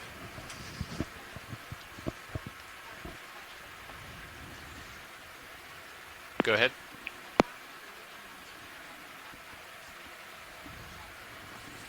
Which coral? Coming out partial. Come out partial video. I'm going to go down a little bit there. You got some time here. Oh, so we have an answer from one of our scientists from shore, Kira. She says about 1 millimeter per million years it takes that black crust to form. So those corals there, those cup corals, have been dead for quite a long time in this area, and so that could be a food change. It could be a temperature or a current or water mass change over that time. We don't really know. Thank you, Kira. You can come in full if you have it. Video. Or is that Max? Right now, up ahead of us. I apparently answered the question on mute, so. Oh, sorry, Jason. Thank you, Kira. I was like, oh yeah, a million, millimeter per million years. And my family was having a great time listening to that. But it was both Kira and Bramley, who was on the science chat, both timed in with that answer as well. So extremely slow accumulation, and it really is interesting. And we are trying hard to use things like corals and other sessile organisms to understand sort of the rates of evolution of the seafloor from a geologic perspective, and of course conversely, biologists would like us to tell them the rates of corals based on sort of the rates of coral growth based on how quickly the seafloor changes. So I'm just slowly catching up to you. It's an interesting catch-22 that we're trying to figure out. We each want to use each other's science to figure out similar questions. Come on in video.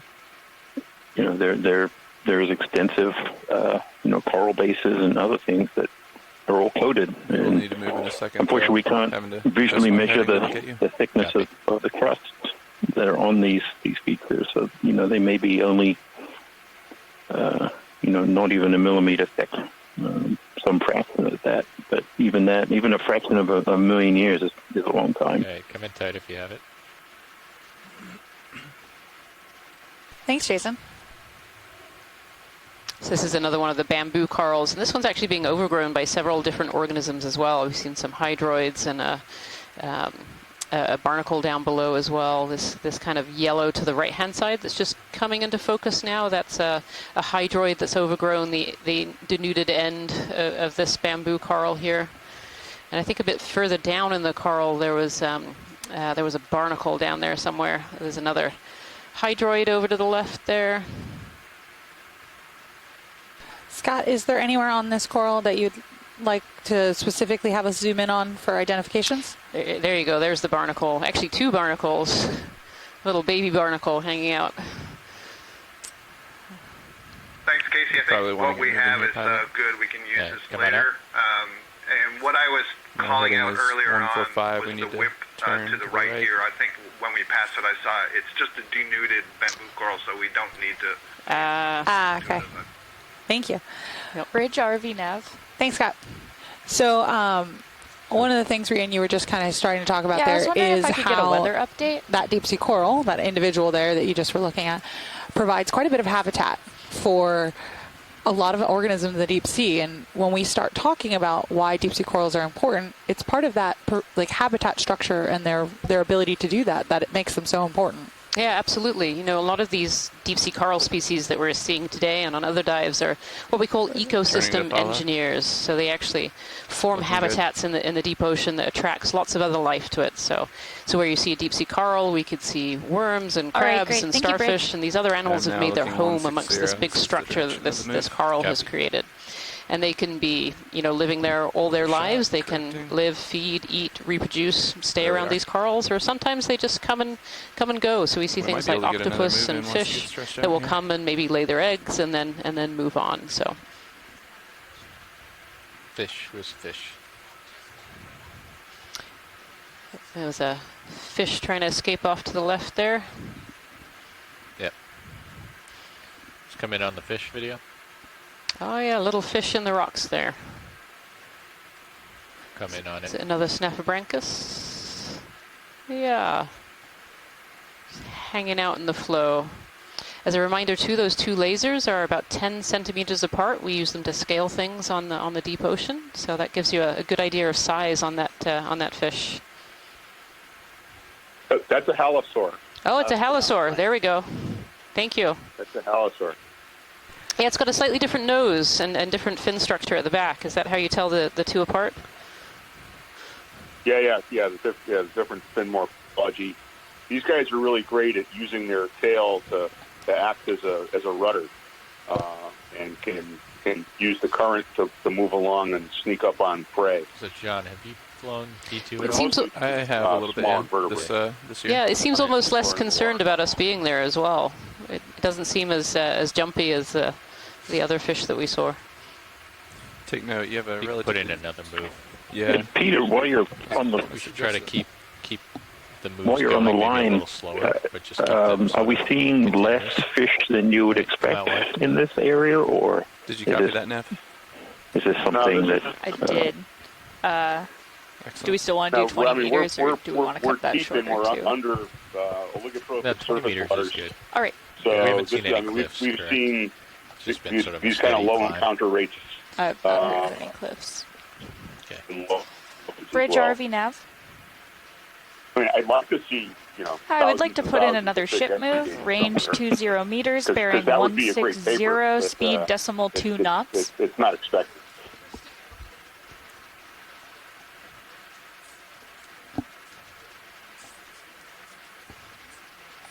Copy that. Thank you, Bridge. So what's the delay between... We're seeing more of that petroleal or this bubbly I was trying to kind of estimate texture that. It on definitely took a few on the minutes. rocks here. I'd say probably Hey, Jason, how does that texture form? The sediment. Time at this time? Yeah, That's it a seemed good like question. you stopped moving I think about it perhaps 3 is, or 4 or 5 minutes and maybe after, some of our last move ended. experts on shore. It may be that there are little nucleuses that are just sitting on the surface there that these minerals can precipitate around, and forming individual little bumps. So yeah, you put that move in at about 16. But we do see a wide range of textures with how these minerals precipitate onto the rocks. Very stable here. And often has nothing to do with the underlying texture of the substrate. It'd be nice if it was diagnostic in that way. Come on out wide. I'm just waiting for the ship to try and identify moving. the rocks underneath. But I've seen them on on igneous, which are basaltic materials, and on carbonates, sort of limestones, and rocks made of quartz and other things. It's unfortunately not as diagnostic as we would like it to be sometimes.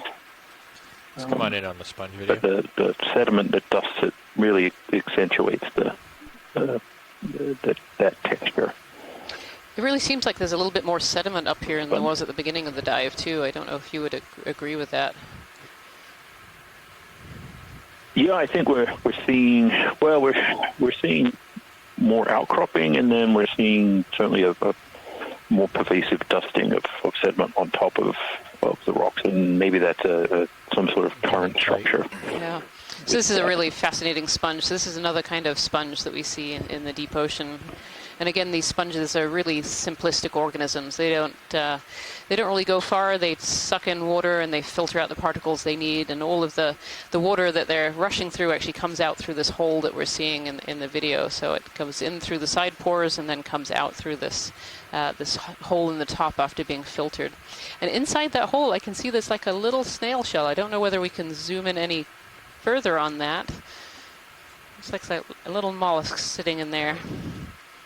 That's max zoom. From the chat room, this might be a geodia sponge, which are traditionally very round sponges found in the deep ocean. There's a couple other little mollusks around on the dead stalk behind it too, so I suspect this is a little snail hanging out in the middle of the sponge. And just like deep sea corals, these sponges can form habitats in the deep ocean as well. We can often see lots of other animals, like we did earlier in this dive as well. Lots of animals living on these sponges like they do on the corals. And you see the sponge is actually huge. Look at the laser scale there. I mean, that's well over 10 centimeters. That's a big sponge. And also sitting on a dead stalk as well. So these dead stalks of these corals. A lot of times the animals that are in the deep sea will basically use the corals to get up into the water column. So it looks like even this sponge used a dead coral to get up into the water column, and then other organisms are using it to get up higher into the water column to have better access to food. Yeah, if you can get up into the water column, you don't tend to get as covered over in sediment, and you can get all that food and nutrients that have been brought up from the deep ocean and are flowing around this seamount area. Move here. You don't tend to get covered over quite as quickly when you're living up. Minutes or so. So we're just continuing our way along the track here. As a reminder, this is a completely unmapped and unexplored seamount before early in the morning when our mapping team here on the NOAA ship Okeanos Explorer actually mapped it for us, and we were able to find a suitable dive site. This was one of 3 peaks that was discovered last night, and we're actually diving on the most southern peak. Copy we that, are Bridge. about 270 miles northeast of Bermuda right now. We're actually supposed to be about 200 miles north of here in the New England seamounts, but unfortunately weather made us have to come further south today. So but it gave us this great opportunity to find these new seamounts that have never been looked at before and explore them. So we started this dive at about 2,590 meters, and right now we're sitting at about 2,512 meters depth, and so we're working our way up towards the top of this seamount. And so far on this dive, we've really seen some really fascinating things. We kind of started in a more sedimented plain with lots of rocky boulders, lots of these manganese crusts that we're seeing on the rocks, and we're seeing lots of different species of deep sea corals and sponges as well. Some really fascinating sponges on this dive so far. So I moved my upper swing arms, co-pilot, help keep an eye, make sure I don't smash them into the rocks. Good copy, will do.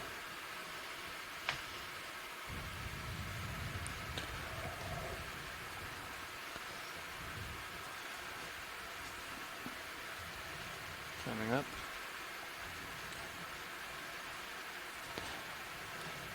If we want to keep things moving, we may want to put from one of our scientists from shore, Bramley Merton, right now, he's mentioned that some of the rocks here look very blocky, as though they're derived from dikes or sheet flows. And I'm going to have to rely on a geologist to tell me what those 2 terms mean. So I don't know if Jason, if you're on the line right now. Let's do a quick zoom here. I am. So the way that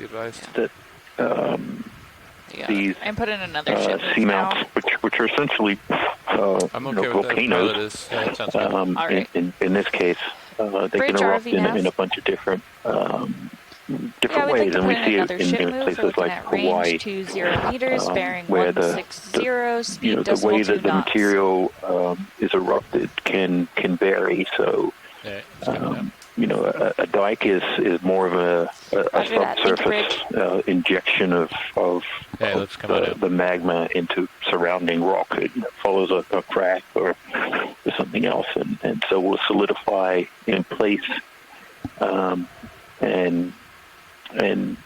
once you erode the material around it or cut through it, you can see this kind of finger-like protrusion of the igneous material in the surrounding rock. The sheet flow is, when it comes out on the surface and flows in a wide kind of almost like a flow of a viscous material, so like a mud or something that flows very broadly and flat like a sheet. And over time, if those eruptions continue, you can build up different layers of these flows, and then we can have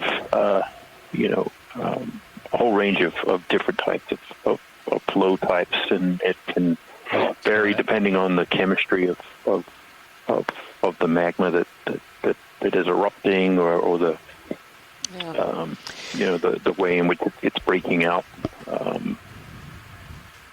from the magma reservoir onto the surface. Go ahead. So, we see a lot of the seamounts have a kind of a star shape with these ridges extending out from a central area. Sure. If you have a ship move in, stop it. And those rift ridges are another type of kind of eruption pattern. Can we stop that ship move? Sort of like the dike. Hey, come on in video. Eruption. It kind of flows in a certain direction. Halfway through that ship move. And then breaks out to the surface, forming a ridge. And here we're actually seeing Give me a chance to the crust and coral. But yeah, thank you, Jason. This is a really fascinating rock here. There's lots of different species of coral that we're seeing. Some corallium. There's some more bamboo corals. And I think we're going to set up here to collect a piece of some of these branching bamboo corals. We're not quite sure what species they are, and so it would be good to have a confirmation if we can. There's one right over to the right-hand side. The big one in the background? Yeah, background there. Take a quick snap zoom on it to check that it's a good specimen for collecting.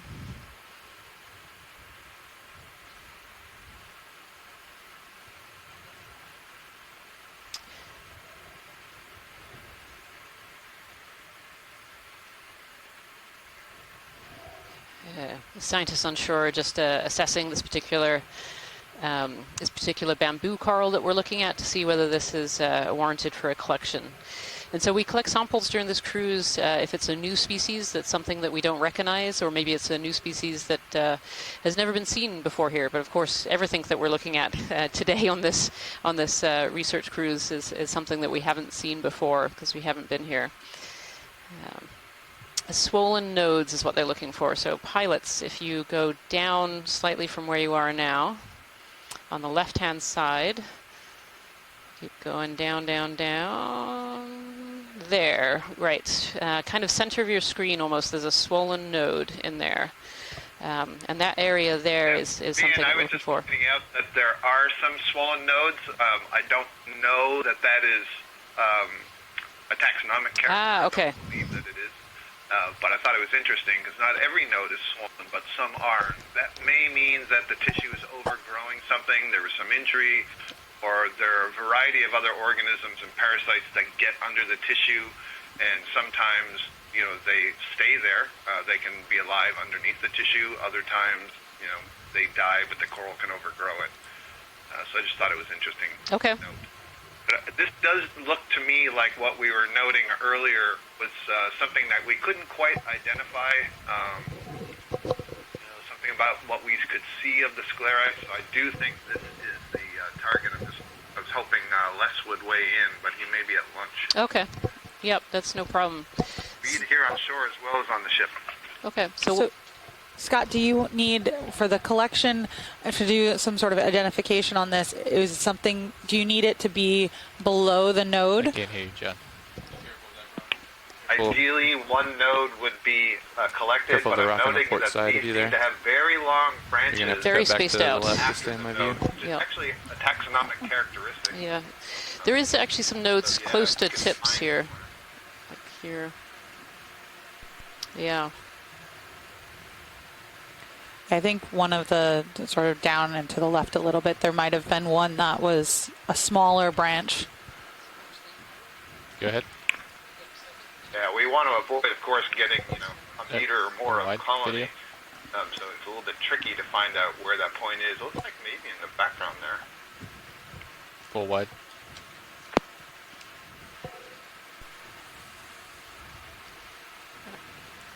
He's still my port lower swing arm.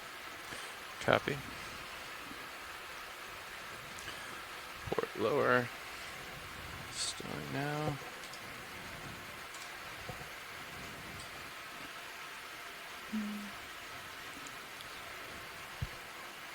So Scott, would you say that the collection reason for a sample like this would most closely align with a potential new or undescribed species, or that it's a rare morphotype. Standby. You can do that on your droid box. That's right, yeah. I'll try that next time. I don't think the rare morphotype fits in, because we've seen this several times already during dives. So it's either that it's characteristic of the fauna that we're seeing at this location, and it's a potential new species. Go ahead. Thank you very much. The one so right Les at is the bottom, confirming that this is the one that we were looking at earlier that we thought was I see what you're saying. unusual and worthy of collection. So that'd be terrific. Yeah. Okay. I see on the left It's going to side take me a second to get set up here. It's a little precarious spot.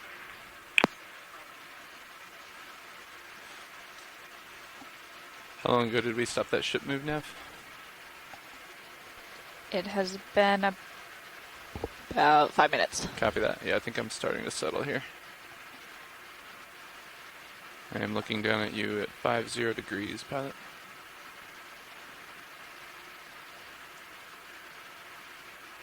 Hey, can you prep one of my sample boxes for me?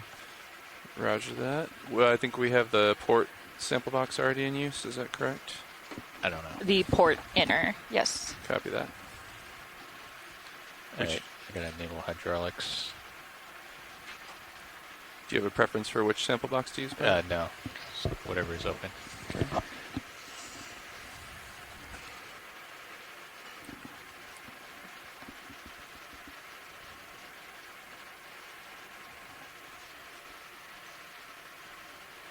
Would you like the drawer out?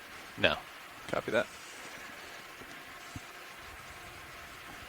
So if you're just joining us from home, this is Dive 1 of the North Atlantic Stepping Stones expedition. We're all on board the NOAA Okeanos Explorer, and we are diving currently on an unmapped and unnamed seamount. Last night we actually mapped 3 new seamounts in this area, and we're diving on the shallowest of those 3 today. We're currently at a depth of about 2,500 meters. We are about 270 miles off the northeast coast of Bermuda, and we're actually about 200 miles from where we're supposed to be today. We're supposed to be diving on the New England Seamount chain, but some weather pushed us south to come and explore this brand new area. And right now at the moment we're about midway through our dive, and we're just setting up to collect a small piece of this coral. This is a bamboo coral. So you want below the branch? And is potentially a new species. Watch lead? Yes, just below the branch would be great. Thank you.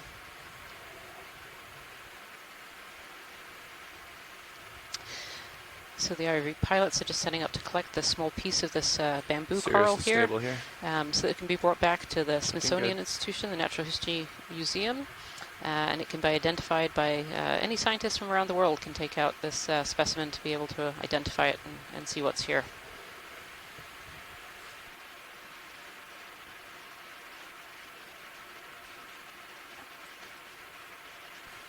Okay, I'm gonna have to move for you to open the drawer. Good copy. Standing by. You note that when the manipulator arm touched the colony, all the polyps retracted their tentacles, and if we could have watched it in real time, slow enough, you probably would have seen a progression going down, different degrees. branches, and it's kind of like an indication of the quasi-nervous system that they have, and how the communication passes across a colony. Another thing, we did have some pretty good close-ups of the polyps there, and I was noting that the sclerites were not very prominent around the tentacles. That is, we didn't see these large protruding needle-like structures. I have the. I'm sure that in the course of this expedition we are going to see other extended right now. If you wanted to fill that other box, that do have much more dramatic there's a lot of sclerites visible. So that's just a taste of some of the things that we use in identifying the species. Extending pin on so as you get more used to looking at the close-ups, you can do that for yourself at home. All right. You can extend the drawer. Copy that. Extending drawer.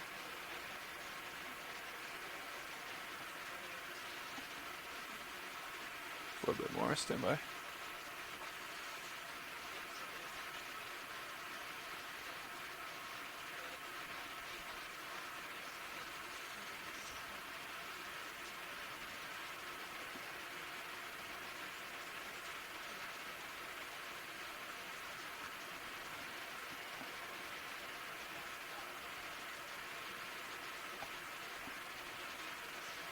All right, clear.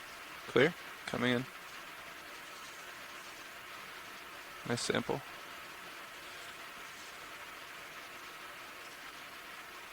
Drawer secure. Extending pin, retracting pin rather. And we're clear. Go ahead, watch tube. Securing HPU. We just put it in our starboard inner bio box.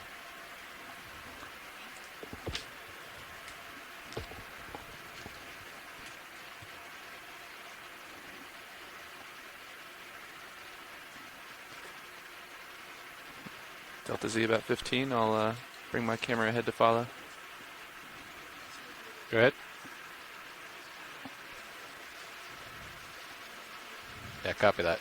I can put in another ship move. How are we feeling about maybe going a little more So south? now we've finished that collection. We're going to continue on up our line. We're still on kind of at the top, actually, of a relatively steep area in our transect. Okay with that, if the pilot and is. we're heading up towards the top of the seamount area. Sure, that's fine with me. All right, let's do 20 meters going 180. We're currently at a depth of 249 meters. Bridge RV nav. And exploring a unknown seamount. Yeah, I'd like to put currently in another doesn't ship have a move. name. We're looking at range And until this morning, meters, it was bearing unmapped 180 and completely unexplored. speed, We mapped it for the first time, about 7 hours ago at this point, and are already down here diving. It's one of the great things about how the Okeanos Explorer is outfit to conduct ocean exploration expeditions. We have such a great ability to actually take data from immediately beforehand. Our onboard mapping team is fantastic, and they processed this data, had it into our hands within about 30 minutes or so of data collection, and we chose a dive site early this morning. All right, so we're going 180 now? Yep. I was just about to tell you I'm adjusting my heading to follow you. Yeah, we can point towards 180. Copy that. Getting a little bit of wander, but we should be close to 180 here. That looks good. So Scott, since we just collected that bamboo coral, 4 or 5 degrees. One of the things that you kind of started to talk a little bit about is some of the uncertainty that currently exists within the bamboo coral group. Would you mind just kind of summarizing that and what that means for just your understanding of those corals as a whole?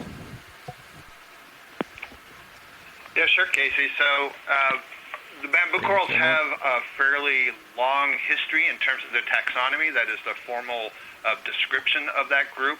And so you can go back to the late 1800s, and a number of species were named. And between, some of the classic global deep-sea oceanographic expeditions, the Challenger, the Galathea, others, between about 1870 and, say, maybe 1920 was kind of a heyday for describing some of the deep-sea corals that they were getting in nets and dredges. And then there was a lag, a delay, and then, starting in the 50s and 60s, we started to see a lot more descriptions going on. But what it means is many of these taxa have descriptions going back to the 1800s before there were dissecting microscopes and scanning electron microscopy, and the characteristics that were looked at were quite different than what we look at today, and certainly no genetics were. You should start feeling and that what move. that has resulted in is a number of species that don't have clear enough descriptions and characteristics that allow us to easily identify them, and certainly to identify them in video and imagery and so on. And so there's been a lot of work going on trying to assess, go back to museums, look at the old collections, compare with the new collections, re-examine the tissue and the skeletons and what characteristics we can use to actually identify these things. And now we're adding genetics to that and comparing the genetic results to the morphology results and see what would be the best way to identify all this material. And one of the things we're doing as we go through this process is discovering a lot more diversity, both at the genus level and the species level. So it's not surprising at all for us to go on these expeditions and find, here's corals that we haven't seen before, haven't described before, don't have a name for. And in some cases, it's that we don't recognize it, and it's not until after we collect it and look at it in more detail that we see, it turns out this is species X that we did know, or this is something completely new. And so, you know, expeditions like this and the tools that the Okeanos Explorer provides are really valuable because we get this material that can go to the museum and then we can do these comparative studies. This scene in front of you, Scott, is just beautiful. So this is, you know, it's a rock foundation, and then we see coral skeletons of both hard coral scleractinians and also octocoral skeletons, and then these new corals growing right off of those skeletons as well. So we see, and these sponges as well, we see this beautiful glass sponge kind of waving in the current here. Little squad lobster at the bottom of this this beautiful coral. Is this a corallium, Scott? What kind of coral is this one up ahead? Yeah, I do believe this is a corallium. There are at least 4, 5, maybe even 6 species of corallium out here, and some of the species are white, some are pink, some are red, and then there are some which can have variation within the species. So I'm not sure which corallium this is, but it does look like corallium. Feeling the move now, pilot, but you have plenty of time. The number of anemones. Is the move coming towards me or away from me? At 180, should be coming Yeah, so towards there's all you. kinds of anemones living inside this coral here. There's a squat lobster at the bottom of there as well. And you can just see how these corals really harbor life in the deep ocean. They really create these ecosystems where other animals can live. We see some hydroids up in the top right corner there, as well as these anemones. Maybe even 2 types of anemones, either that or maybe a juvenile there. Are these associated organisms? Are they particular? You know, so these anemones, would they only want to live on a corallium Thank you, Bridge. Versus something else? It's a really great question, Jason. It's true for some associates, Jason, but I don't think that's the case for these anemones. And I'll just point out, they get the name ring anemone. You can see a couple of the shots that we went by. You can see it really clearly. The pedal disc, you can think of that as the foot or the base of the stalk in these anemones, creates this ring wrapped around the branch so it can get a good hold. And at one time, ring anemones were thought to be a single taxon, that is, they were all related to one another. But I believe now the understanding is that it's more of an ecological response. So any anemone growing on, maybe not any anemone, but some groups of anemones that when they grow on these branches, you know, they grow around it to get a better hold and so create that ring. Yeah, but, yeah. So I don't think that these anemones are host specific. Yeah, but some species are, Jason. There are some associates that we find only in certain species of corals, and there are others that seem far less specific, and we find all over the place. I see some barnacles in here as well. Today, or certainly during this expedition, we'll see there's a group of worms, scale worms, the genus or the family Gorgonia pollinoidae, very long term, which combines Gorgonian, sea fan, pollinoidae, scale worm, and it refers to a group of worms that are specialized for living on corals, and those are very specific, sometimes to just one species or one group of corals. Okay, let's come on out. If I recall, there are some, maybe Rian, you remember, there are some that live on, I think on corallium. Wasn't it that Tim Shank was after all the time with the ones that created the little tunnels? That's correct, yeah. They have all these worm tubes that go through the skeleton. The skeleton is almost, I mean, it's not porous, but it looks porous because it just has all of these worm tubes going through it. And you would find hundreds to thousands of these worms on a big corallium colony like that. Yeah.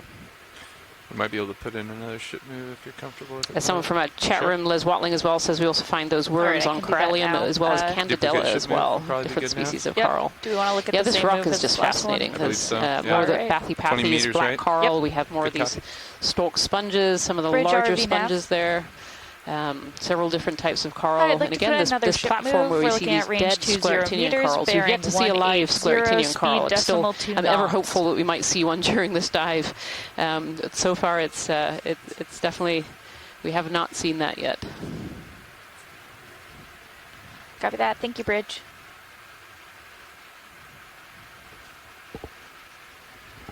And these corals and sponges we often find in very similar habitats because they actually have very similar requirements. They like to be kind of up in the current and getting a good water flow, which will bring in food and nutrients and take away waste. And so we tend to see them on kind of these rocky outcrops of seamounts where there's just really good flow and good nutrients and a good amount of food fall as well coming from the surface. You have a couple different sponges here. Have you guys seen these earlier in the dive today? I don't think we've seen this barrel sponge up ahead. We've seen some of the stalked glass sponges, but this big barrel, this big yellow, almost like a vase sponge. It's come on in there. Yeah.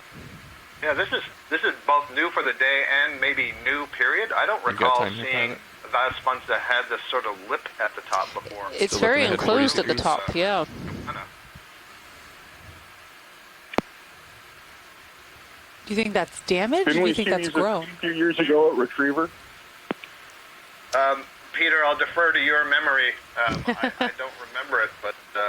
That's a bad idea. Maybe I just hallucinated.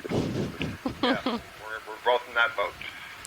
Yeah, that could, I mean, we don't really know. It could be damage, or it could just good form that way. It's pretty cool. Yeah, and again, more of these forams that we were discussing earlier on some of those sponge skeletons. I can see some of those around the top lip of this vase sponge here.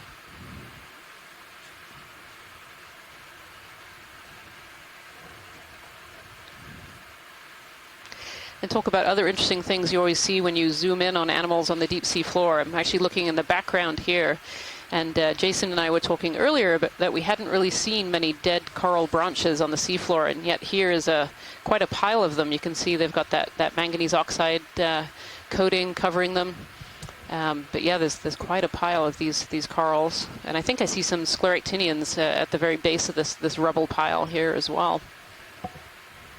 Looks like you have a few that are old, and then kind of a mix of older and more recent.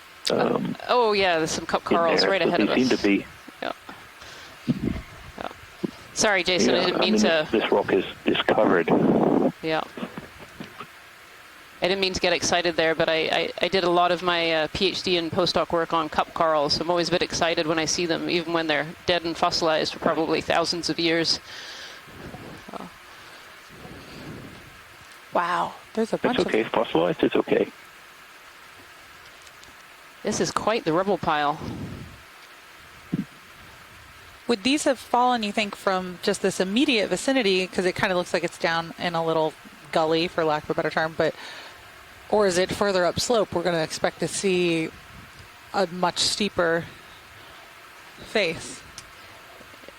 I would certainly suspect that this has fallen down slope, down a steeper face. It makes me very excited for what we're going to see in a few minutes as we continue on our line here, for sure. Let's come on out.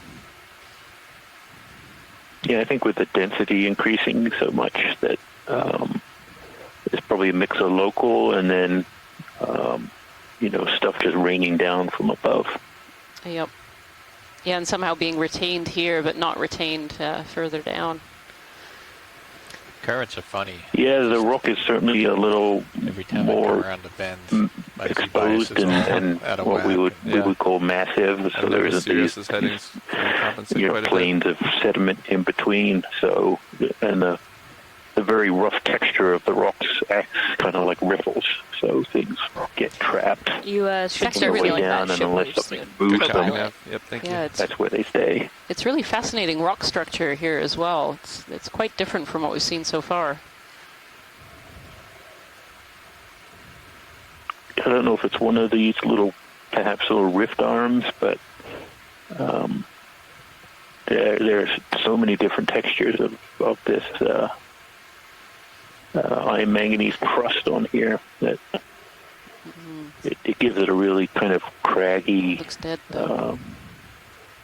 very rough texture. Yeah. From the chat room here, there's apparently some different bamboo corals in amongst here with some kind of sharper angles looking like brambles. There's certainly a lot of species just in this one shot here. We see lots of different species of corals and sponges, a very large anemone down in our bottom right-hand corner, some black corals. This is really quite a thriving area. I count at least 12 different species, but there's probably more as you get closer and as we get more light on them. What's that? As you zoom in, you find all of these small little species that are hiding away. Oh, there might be another 12 just on that rock face back there alone. Wow, look at that. So could this have been where those coral fell down from? It could well be, yeah. Though I suspect, I mean, some of those bramble piles just seem very thick. It seems more than could possibly be on this one rock. But maybe there was. Maybe it was absolutely covered every inch of square space. You see a couple of the little now dead structures. The stalks, yeah, and there's some big ones here too. So on the right hand of the screen, you can kind of see this black stalk sticking out, and that's not alive. That's a dead coral skeleton that's been covered over with lots of other animals living on it, as you can see. And from what we heard earlier in this dive from several people, that black crust takes about 1 millimeter per million years to form, and so that coral has been dead like that for a very long time.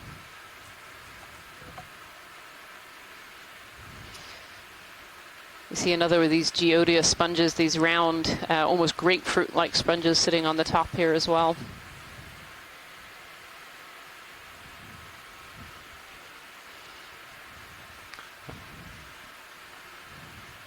Try to center up on you. Yeah, good copy.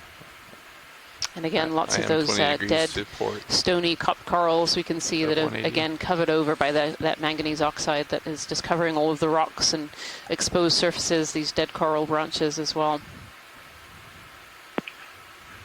Reen, if we get an opportunity, when we see those angular branching bamboos again, could we try to get a close-up? I think they might be Isidella. Okay. We would be able to see easily by the branching. The branch would arise from a node. Kind of the angular branching. Yep. I think we're on a move right now, but when we next see one, we'll take a look. Yeah, no problem. We've seen quite a few, so I wouldn't be surprised to see them again. Okay. Thanks. We're going to try and stop for one of those geodia sponges as well here at some point in the not too distant future.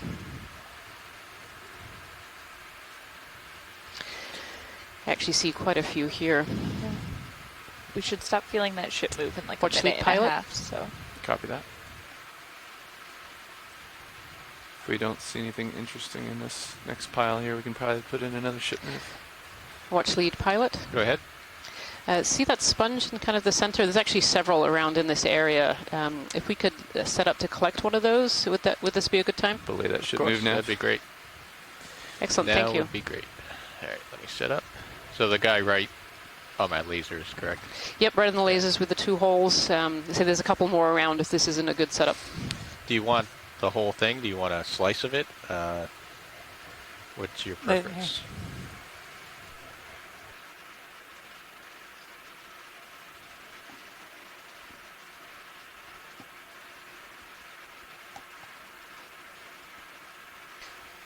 Sorry, we're just discussing. I think the whole thing should fit in one of the outer bio boxes. Yeah, I think so.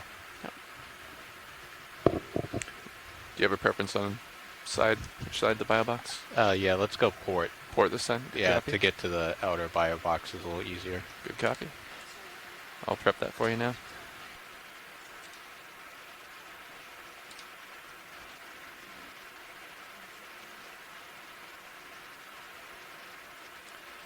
Port pin extended.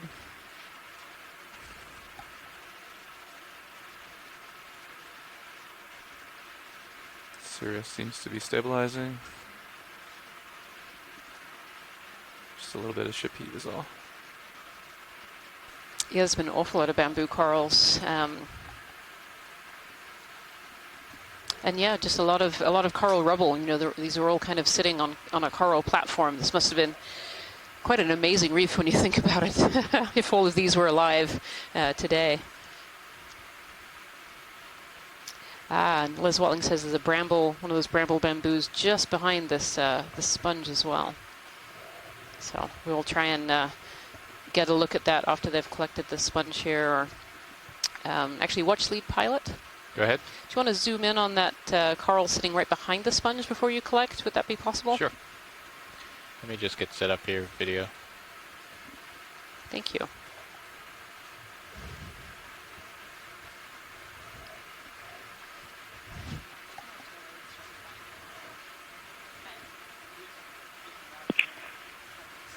Yeah, thanks for this, Reen. I was noting to Reen in the chat room, we were on a cruise together back in 2005, and we had collected some of these, what we call bramble colonies. Hey, come on in, video. Les Watling as well, and we were really surprised when we got it on deck.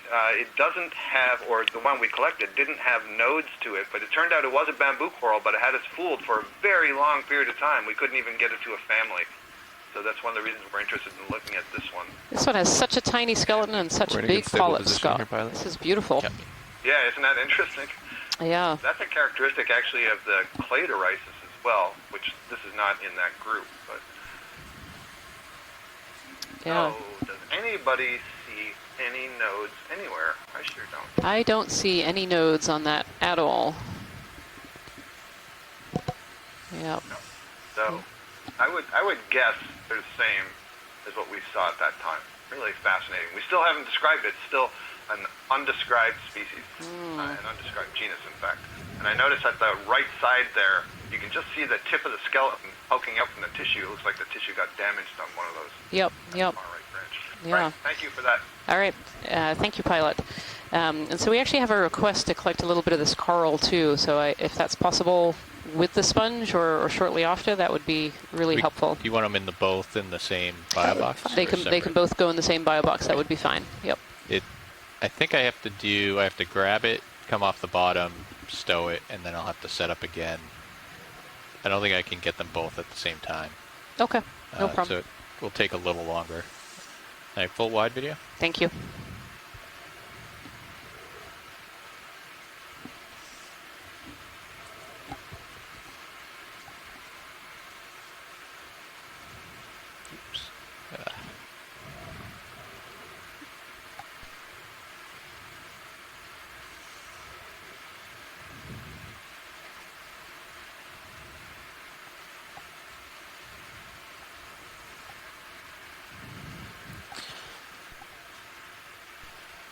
So, folks, since we settled here, the Geodia will be the primary specimen, and the coral would be the associate, because it looks like it would, like if you grabbed the rock, it would come up as part of that. And this will be our fourth sample.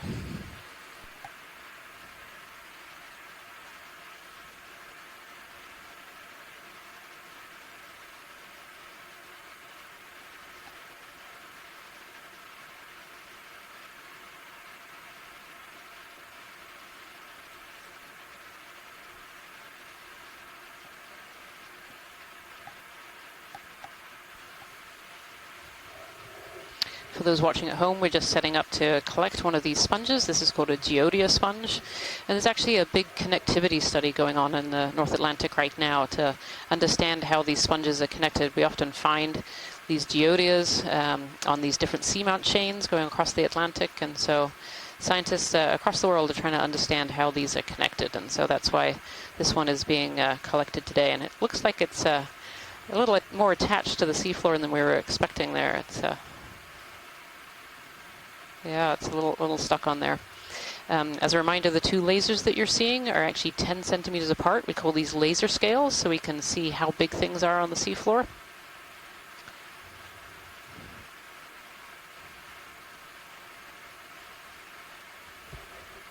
And there we are. Good catch.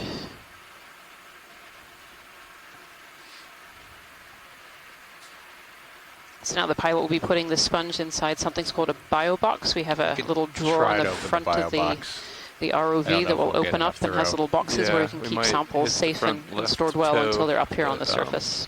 Just try it. Okay, I'll extend it very slowly. Stand by.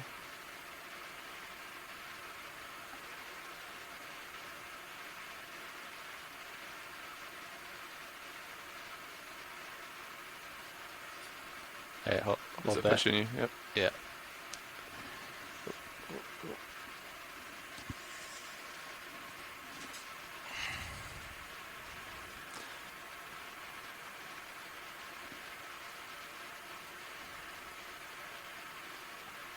Coming up with you.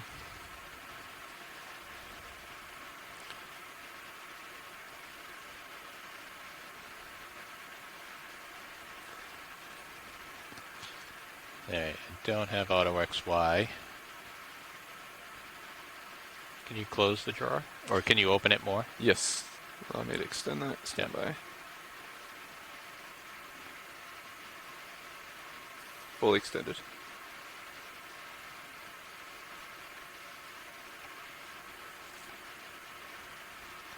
Alright, I might have to do a drift here. Copy. Standing by.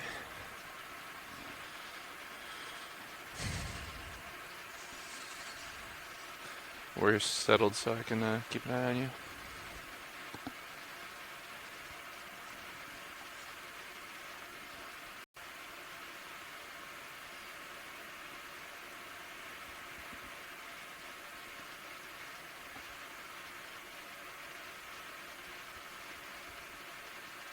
Nice drop.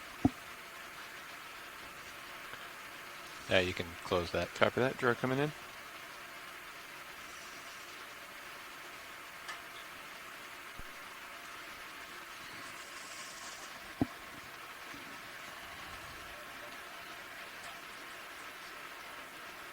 Alright, copy that.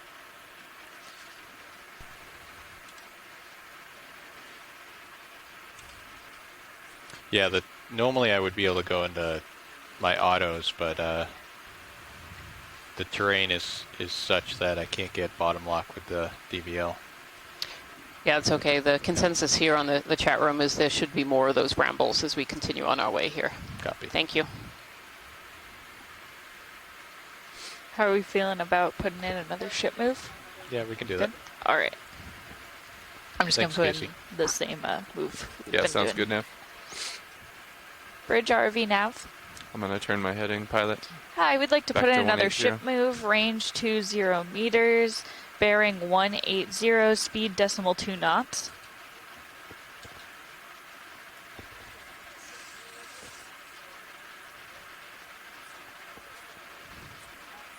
That's correct. Thank you, Bridge.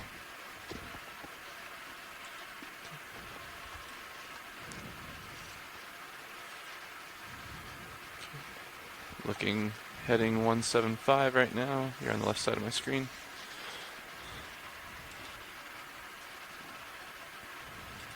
(180).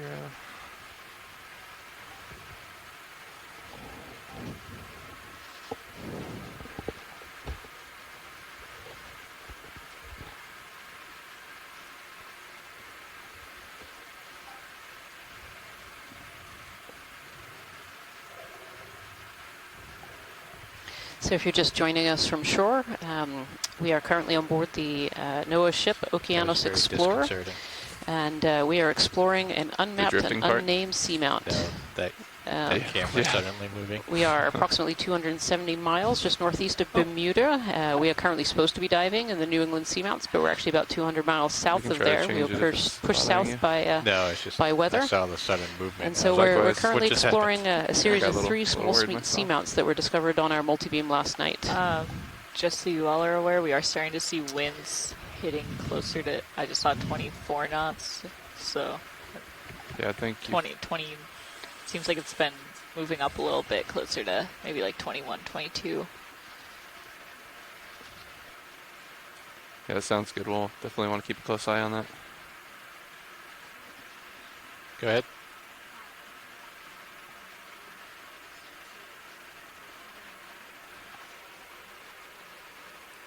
What do you want to look at?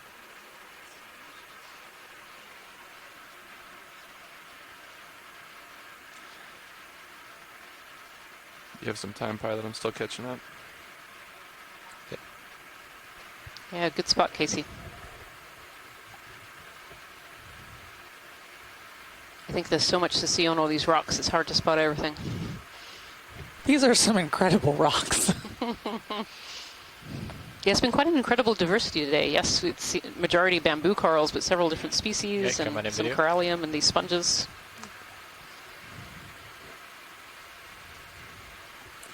So I don't think we've seen this one yet. Casey, no, I don't think so. They are amazing rocks. Of course, Jason, there are amazing rocks too. And there's biology on them as well. So. Oh, it looks like something's taken a bite out of the sponge over on the left-hand side there. Yeah, this sponge is quite different from any that we've seen so far.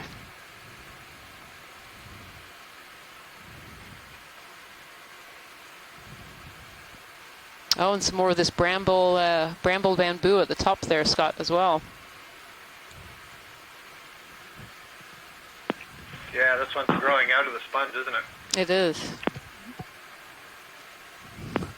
Well, through the sponge. No, along the branch or the stalk or at the branch points or anything like that. So I suspect this is what we saw in Nashville Seamount. There's approximately the same depth, but I'll go check that. Yep. Is the sponge offering protection? But that would also limit food, right? Well, yeah, so it's a really good question, right? They're both suspension feeders, feeding on different sized particles, of course, and it's a matter of who settled first. Did the sponge go around the base of the colony, or did this bramble settle onto the sponge and is growing off of it? I would suspect the latter, but I don't actually know the answer to that. Yeah, can you change Black corals. that camera, John? Yeah, do you know which monitor the number that is? Oh, we got Bersingid Sea Star 2. Watch lead pilot. I don't know if we can zoom on that red Sea Star, the central there. Coming in video. Thank you. This one. That's the first one we've seen, correct? Yes. Yep, that is. There we go. We have 13, John. Okay. Yeah, you're right. Beautiful.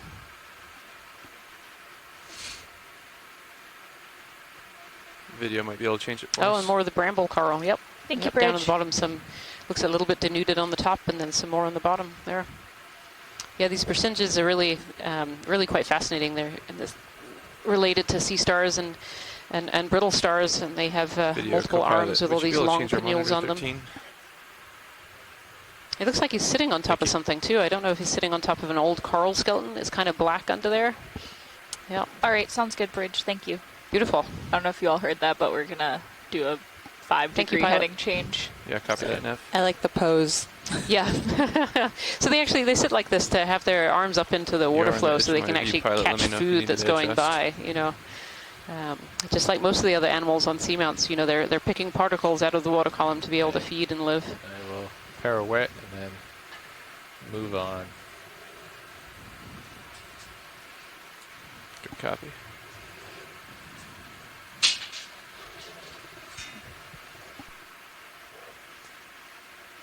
Over here, okay. Getting a few waves up here on the surface. I know you can't feel that at home, but we certainly do. We've been extremely fortunate. You can see it in the video. Yeah. We've been extremely fortunate to be able to kind of dodge just the edge of a pretty significant storm that's been going through the area that we were supposed to be in. So this is, I feel quite fortunate to have found this by chance only a couple hours ago. Hey, this is Chris Ma. Hi, Chris. Hi, Chris. So we're just entering kind of a sediment area here. Okay, adjusting heading back. Sorry, what was that? 2180. Oh, I was just saying we're just entering a sediment area here that's kind of in between two steeper areas. But again, see some of that coral kind of dead bramble that's on the ground there, and more of these bamboo corals.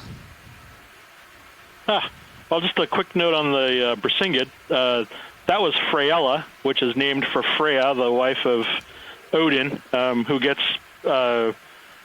it's actually one of the names of the gods who's relevant to the sort of whole mythology of the etymology of the group. The Bersingids are named for Freya's bracelet, which gets thrown into the abyssal ocean. Oh, wow. But that one doesn't have any spines or whatnot on the surface or ribs on the arms. So that's Freya, probably Freya elegans. And they are sea stars. They feed with the small pedicelaria that are on the spines. They can capture small crustaceans and other bits that are caught on these little Velcro socks on the spines as the water currents bring them food. That one looks like it was resting with its arms down on substrate. That's really great, Chris. Thank you. So we're just seeing another beautiful one of these bamboo corals. We were just commenting in the back row here. This dive could be, this seamount should be called the bamboo seamount. There's just been a ton of these bamboo corals and different species. Co-pilot, you should be finishing up that move in about 30 seconds. So we're now at a depth of 2,460 meters. We started at, I can't remember what we started at. 2,590 meters we started at. So same move should be good again. 590. So we're starting to get up there. Yeah. Yeah.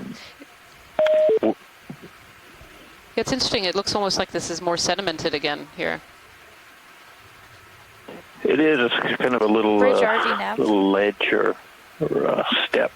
Yeah, I'd like to put in another ship move, 20 meters, capturing a little at a bit bearing more of 180, speed decimal 2 knots. Certainly not what we saw when we landed. Not sure you have too much tether there, pilot. Pretty intensely sediment covered. Maybe a few more meters. That's correct. Thank you. This is, kind of fine dusting of sediment sitting on top of the rocks.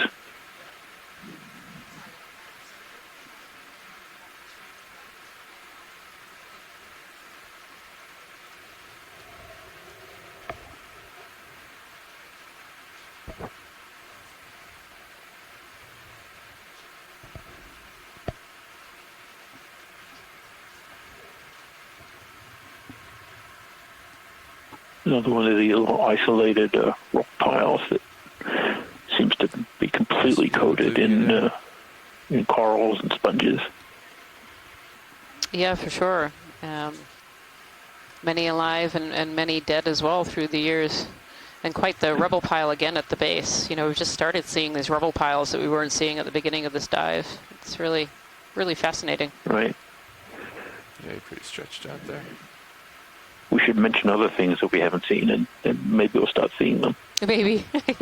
Scleractinian corals. Do you think it will work? There you go. Fish. Fish, that's right. So it's really interesting. We haven't seen many fish on this dive so far. I don't know whether that's expected or unexpected. Yeah, I think Peter was saying it's not completely unexpected, but I think that we're only, 3 fish total? 3 fish total, 4? Yeah. That's correct, yeah.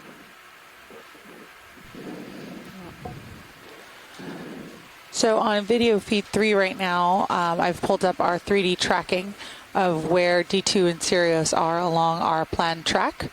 And you can kind of see the general point that we started earlier today relative to where we are now. What looks like we're about halfway, approximately.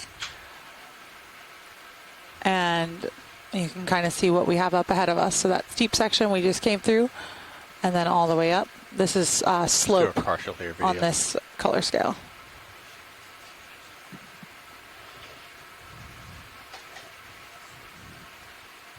Oh, look at this little squat lobster sitting in the coral.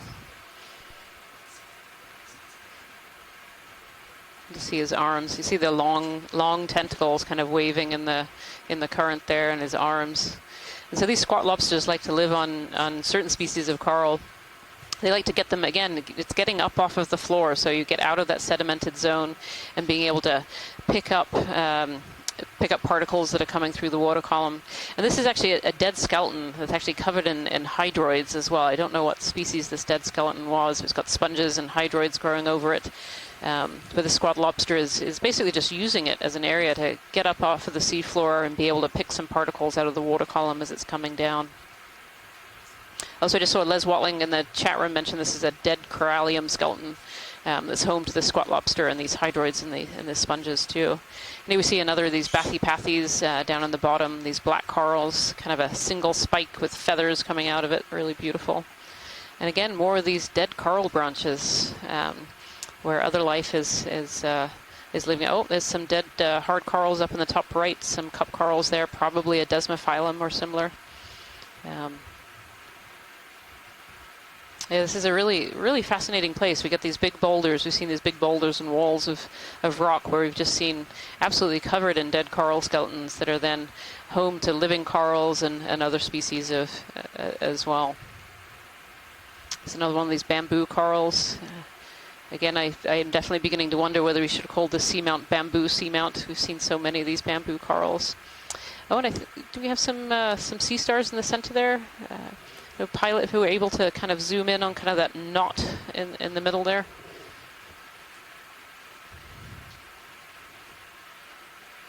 actually quite hard to tell what that is.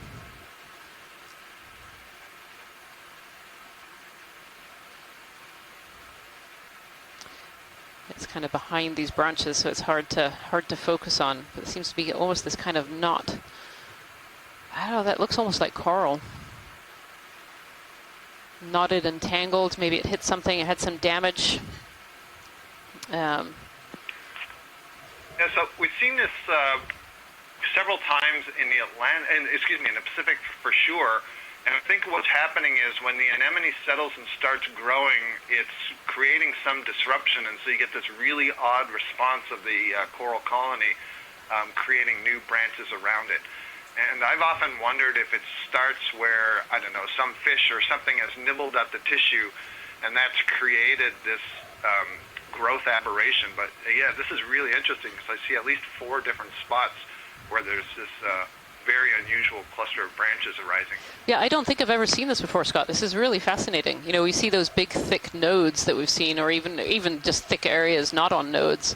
But this kind of tangle and mesh of different coral skeleton coming out at all different angles. It's really quite fascinating and beautiful at the same time. Do you have any more zoom, or is that it? Yeah, when I was noting them in the Pacific and we get a bunch of close-ups, there is virtually always an anemone at the center. Yep, and it looks like there is too. Here we are, the pilots have got us zoomed in there, and we see a little, it certainly looks very anemone-like from here in the center there. Yep, absolutely, and there's a couple of others to the left. Yeah, a little barnacle on the bottom as well. Thank you, pilots, that was great. Yeah, it's coming out. So, you know, the anemones,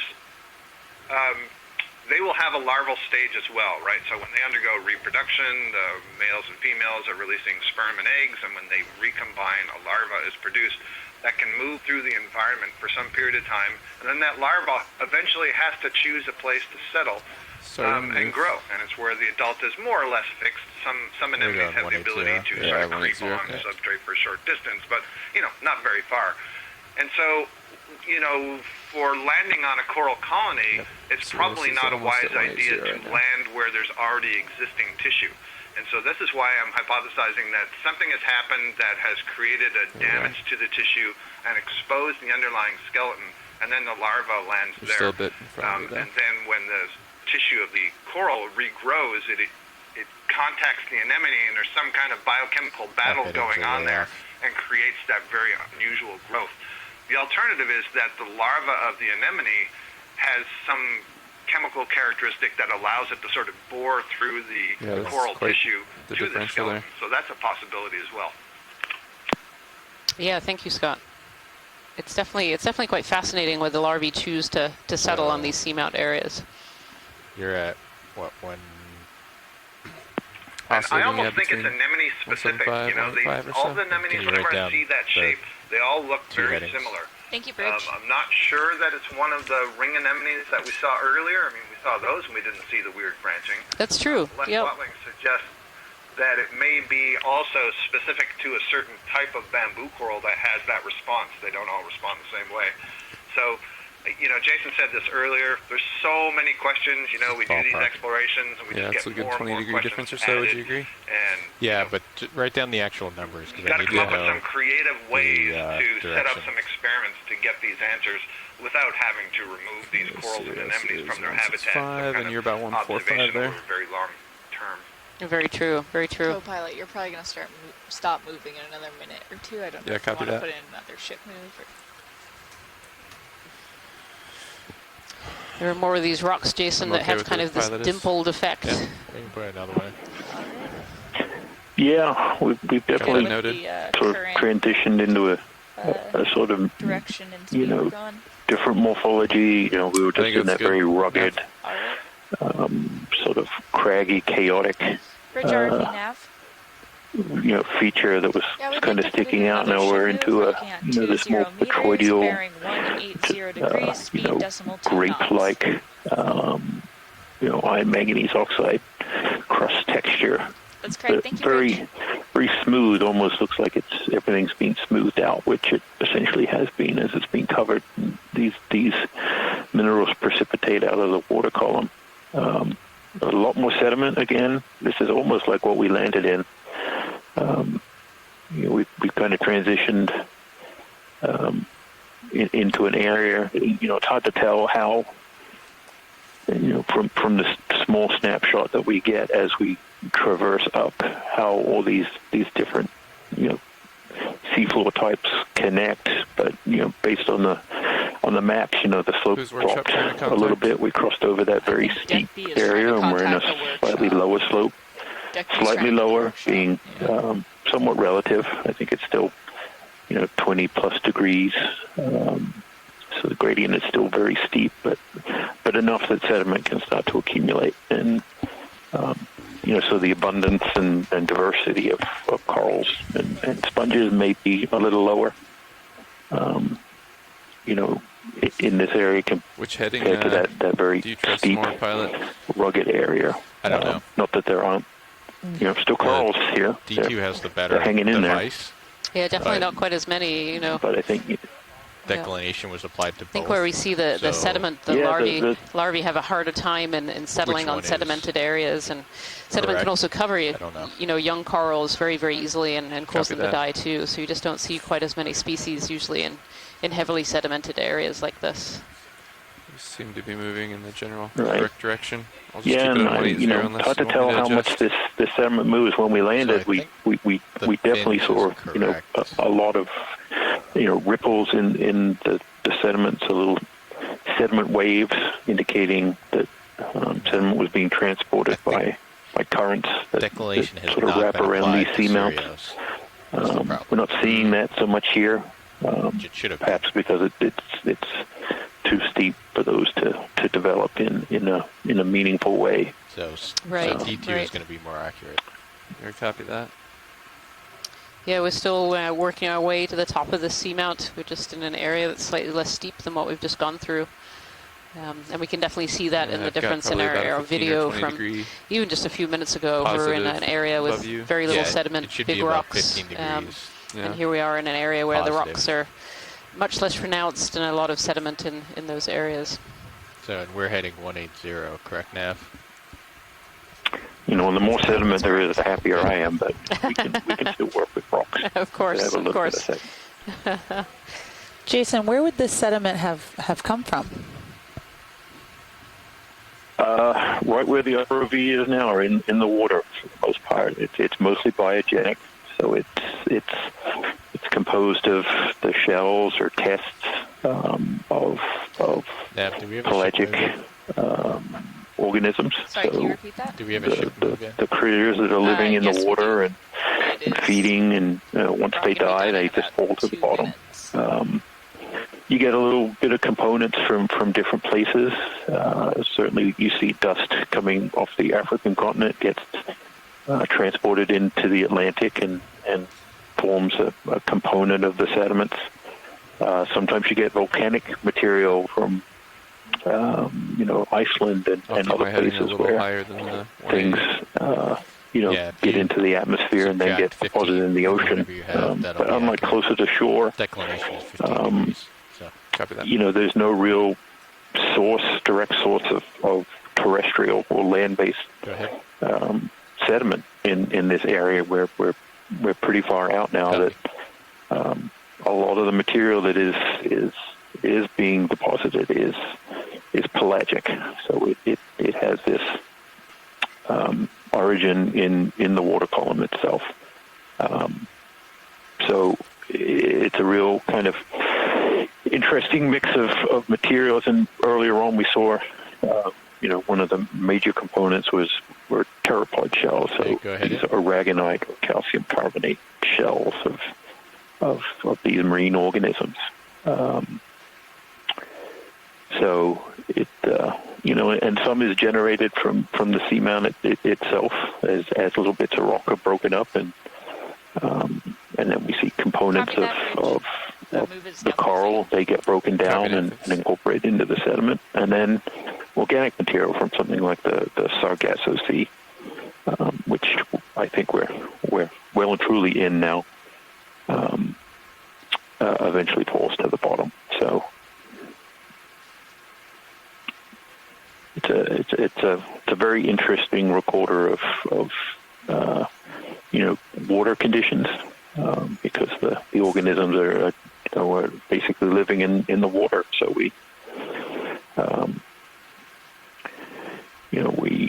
they store a long-term record of those changes in the water. So. Thanks, Jason. It is always so interesting when we transition zones that, like, from that sort of, as you were describing, the big, steep, rocky slopes to this. It's very interesting to look at these zones of transition and how both the substrate and the organisms that make their homes here change over time as we change different depths and different habitats. Yeah, and things, these twigs that we see, the little pieces of the coral skeleton, those are really interesting, because we don't, out in the we'll call the flat ocean or closer to the margin sometimes where we're looking at sediment, we don't really capture all these big, coral twigs. So those are an interesting component of what we're seeing being deposited on the seamount. And again, we're seeing these rocks that are coated in this iron manganese oxide crust, and then they form all kinds of I'd like to put in another ship move. We're looking at range really 20 complex meters, bearing 180 degrees. surface textures and morphologies. And this petroidal or grape-like or bubbly texture. That's correct. Thank you, Bridge. Is really interesting, and it's those precipitating minerals coming out of the water column, I think, forming around a nucleus of some type, which can be a grain of sediment or pteropod shell or something else.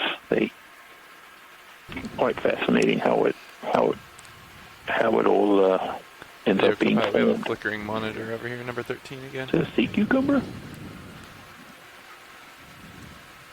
That is a sea cucumber. At least I believe it is. Thank you. Yeah. Holothurian? Yep, holothurian. All right, I passed biology for today. Yeah, I noticed that. Jason, you're doing a great job. Okay.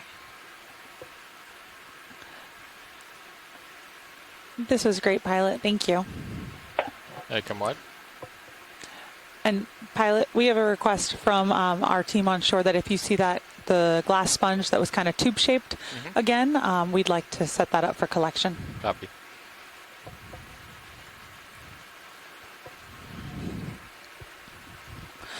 So John Xavier was just commenting in our chat room that glass sponge that we were just looking at a few moments ago is likely a new undescribed glass sponge species. So we have had quite a day here today on this unknown seamount that we are getting a chance to view a lot of potentially new or undescribed species here. Zoom here. Oh, is that a slime star? Let's go zoom here video.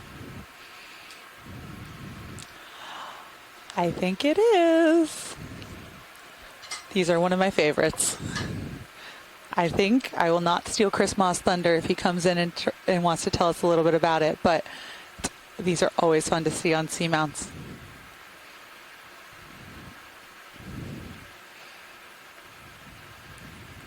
Come on in.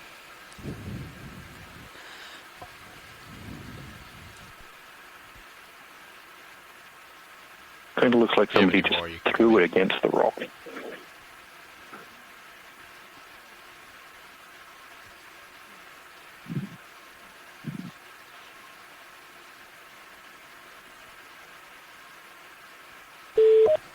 Hello. Hi, Chris. Someone made a very accurate prediction about how predictably sad I am when slime stars show up. Not sad. Super informative. Huh? Not sad, super informative. Yeah. I love them. I know you love them, so I didn't want to take away any of your fun. Oh, no, that's fine. I'm happy to expound on these when I can. This is Hymenaster. This is really one of the sort of the classic things that we see on these Okeanos dives. And so on our first trip out, it's great to see one that sort of sets it up for other trips. But as everyone can see, what's remarkable about this is that the body for these sea stars is practically transparent. There's very little skeletal material in this. There's the tube foot rows, which comprises the mouth and all of those 5 radiating arms. But the rest of the body is almost entirely I'm not sure if the word is decalcified or if it's just gelatinous. But there are sort of thin skeletal prongs that come off of the side, and all of this is sort of compounded by the remarkable fact that when one is collected or one is agitated, they will emit, all the members of this group, the Pterastiridae, emit mucus or slime as a defense.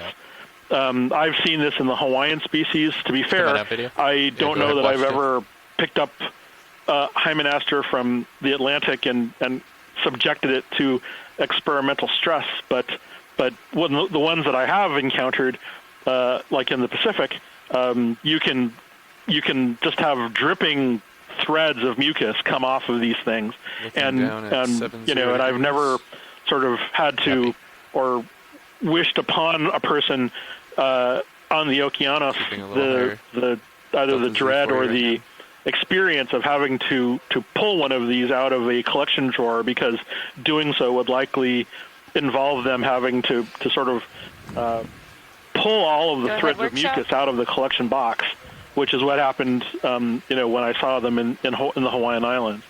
So one of these days I'm going to have to get around to working these up, and then hopefully whoever is out there will be brave enough to or willing enough to deal with all of the slime that'll be in the box when these things come up. But there will be some good DNA in them, I'm sure. So anyway, we don't know what they do, don't know what they eat. Fascinating animals. Chris, that was actually a question that we had from Bramley Merton, is when the slime stars are up against the rock like that, are they eating something, or are they just kind of securing themselves to the rock? And you already mentioned we don't know quite what they eat. I think I've come to think that there's almost nothing coincidental about what sea stars are doing when they're located in a particular place. I suspect they're just feeding. I've seen some of them feed on sponges. I mean, they're just present over, small sponges or hydroids or other things, or they could be sediment feeders, and the stomachs are just extended out on the substratum, and they're just sort of absorbing all of the nutritive goodness that is found below them. So I suspect that's what they're doing. But again, we've never actually turned one over. We've always seen them from the top. So, it's very unclear to me what it is they're doing when we see them, as we pass over them, other than when we see, so that opening that's on the top, that's not the anus. That's actually a secondary opening called the osculum, because Hymenasters, like other pterastirids, they actually have a circus tent-like layer over the actual surface of the animal. So not only do you not see the surface of the genuine surface of the animal, but there's another hole on top that opens and closes and pulses water in and out of their body when you come upon it. So when you see one and you see that opening sort of pulse, that's water going in and out of the animal. It's not anything that other than respiration and water circulation.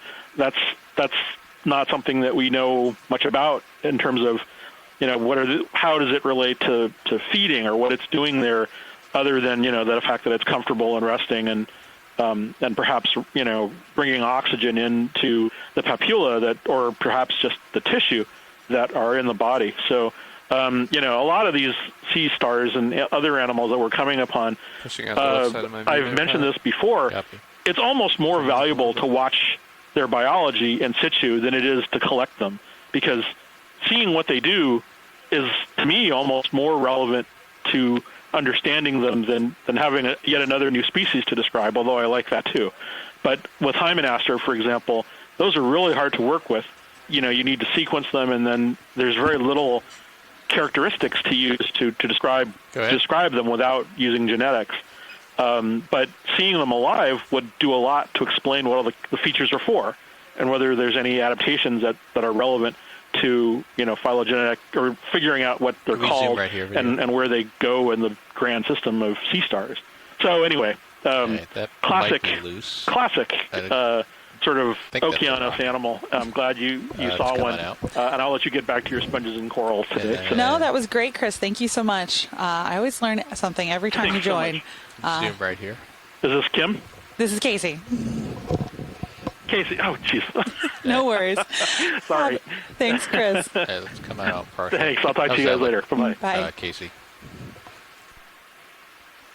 Let's come on out. Casey? This might be loose. I'm not sure. I can try to grab it. So any rock of, that one looks good. Come wide video. Probably sitting on top. I might have to knock it around to see if it's loose. Our pilot's going to go ahead and try and take a gamble at seeing if that one is loose, Jason. We're just setting up now. Nav, how much of that ship move do we have left? I have to break out the rock hammer from somewhere. I think our pilots have a little more skill than if we need a rock hammer.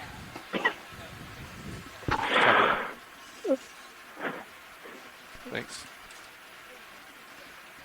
I think you're saying that I have no skill. That's okay. No, I'm just saying that they're going to be able to get it without it because they're so skilled.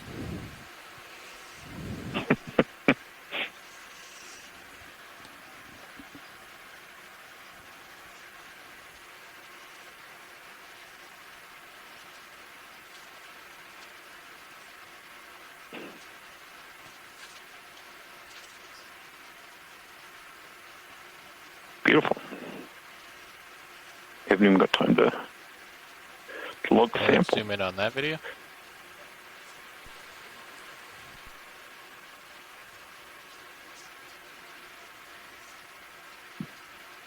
How's that look?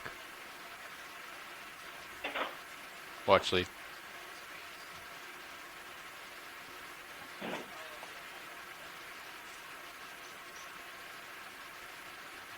Yep, that looks great. Yeah, I can't hear you, watch lead. Oh, sorry, I had my mute on. Still learning the controls back here, my first day in here. I said that looks great, and I'm happy to see some biology on there, too. Okay, let's come wide video. Whenever you're ready, we can extend the drawer. Roger that. Drawer coming out. And that's going in the port. We already have a rock in one of the these, starboard. Yeah, it's in the port side, I believe. Yeah, put the starboard then. Go ahead.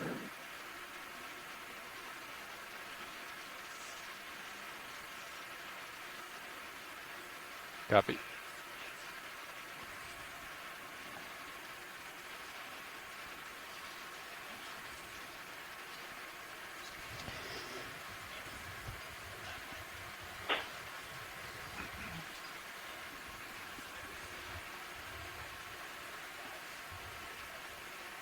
All right, that is maximum pressure. Wow, that's not going anywhere. Sturdy rock. Ready for drawer? Yep. Coming up.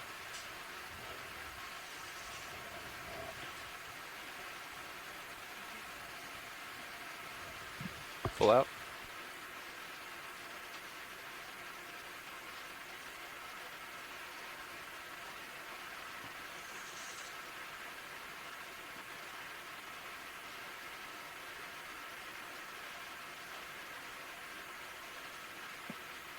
All right, clear. Nice job coming back.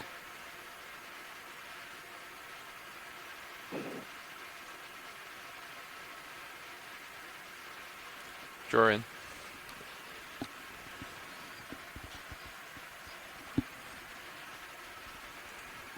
Hydraulics on the arm secure. Copy that. All right. Door hydraulic secure as well.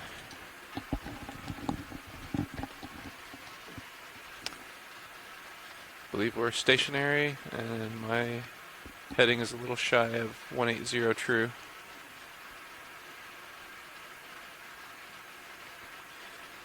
If you're comfortable with it, we can get another ship move in. Sure. You're welcome. Same as our usual? Yeah, that sounds good, Nav. Copy that. Thank you. Bridge RV nav. Yeah, I'd like to put in a ship move of range 20 meters, bearing 180 degrees, speed decimal 2 knots. Lights are off.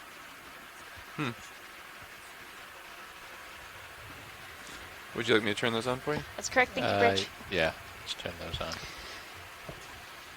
So if you have just joined us, we are currently exploring a previously unmapped and unexplored seamount. We are about 270 miles northeast of Bermuda.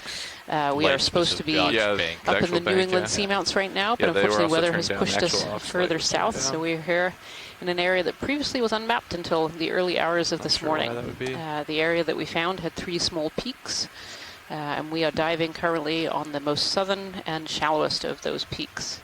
And we're about 3/4 of the way, a little bit more than that, through our dive today.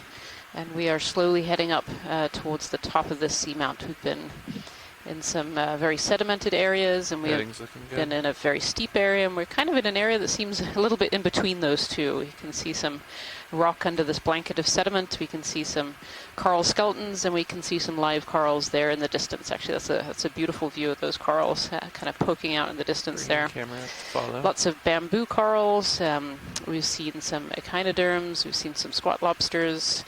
We've seen quite a variety of fauna, actually, for this depth. We are currently at 2,441 meters depth and heading up towards the top of this seamount.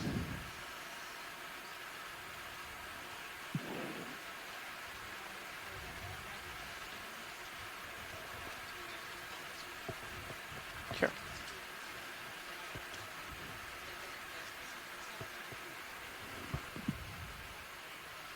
Okay.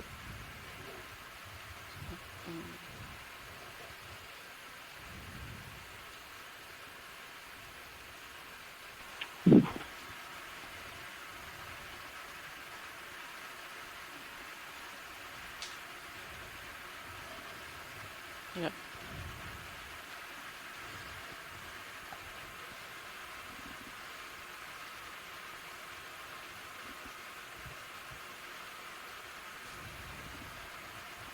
One of our scientists on shore, Les Watling, from the University of Hawaii, is pointing out that usually we see a different kind of coral here at these kind of at these depths in this area called Metallogorgia, which kind of is a kind of a long, thin stick and almost like a pink pom-pom on top of the stick, often with a brittle star, or most often with a brittle star in the middle. And you're right, we haven't seen those just yet. They're commenting that maybe we're just a little bit too deep for that. But of course, we're in an area that's completely undiscovered, but it looks like somebody has been over this area before. There's something there on the seafloor. Let's do a quick zoom here video. That would be great. Partial. See if we can identify this this piece that's on the seafloor. Looks like a little box cage or something.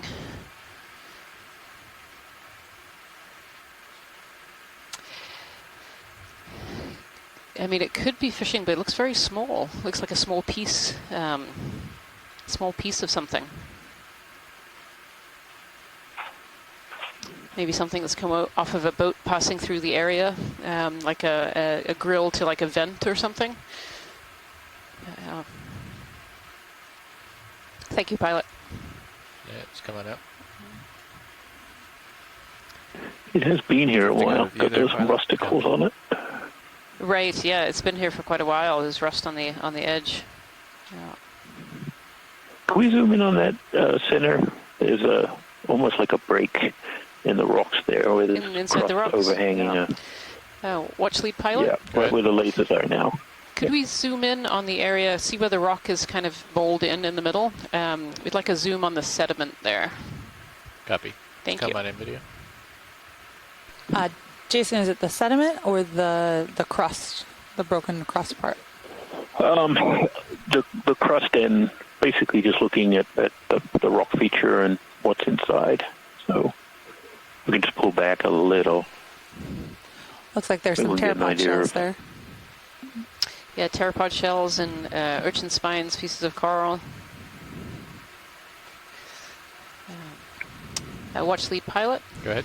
If we could also kind of pan up and look at the rock as we kind of come up, that edge is in there. Oh, look at those sponges under there. Sorry, Jason, I don't mean to take over your rock, but there's little sponges on a stalk on the inside. Always happen. Yeah, I'm sorry.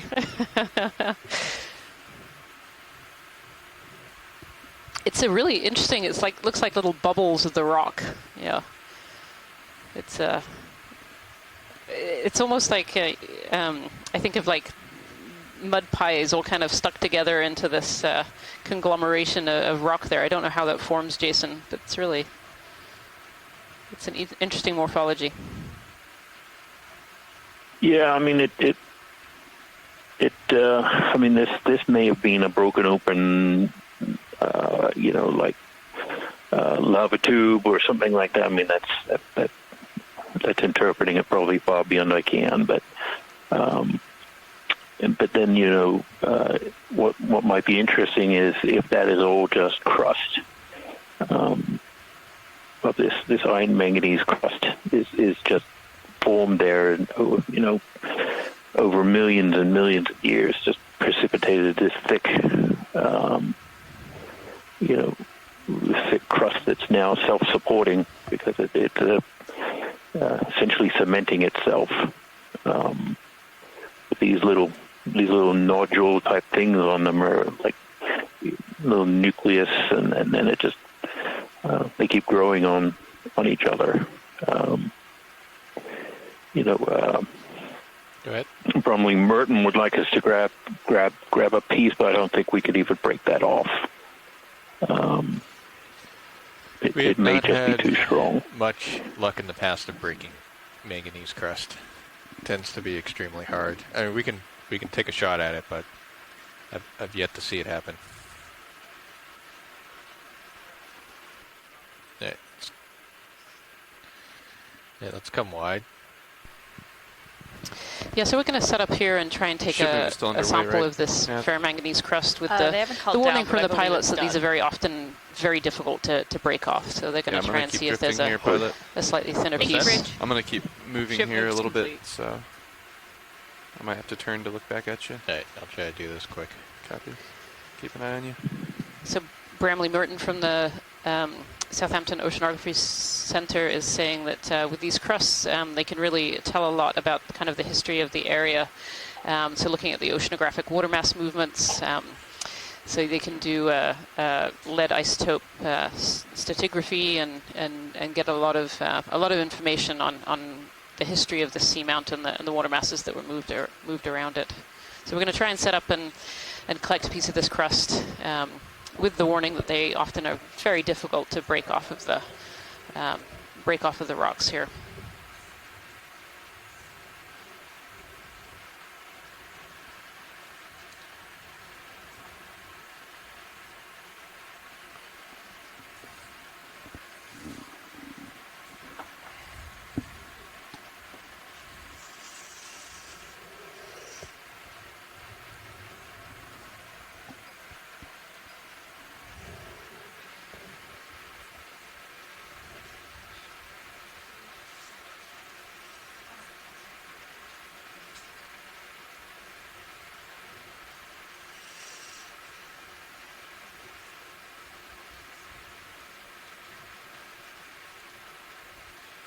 Yep. Oh. That's very unexpected. Oh, look at that. Nicely done. That is a crust sample. You're going to have to wrap that to the roof. The drawer ready? Yeah, we're going to have to go port side with this. Okay. Let's log zoom this in on sample. this.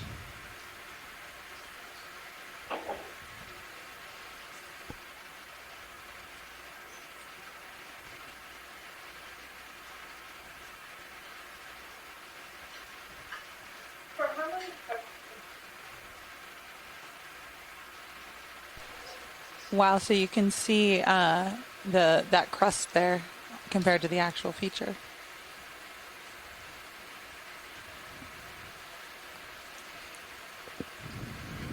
It actually has a piece of that coral base on it as well. So that's amazing seeing that on top of there.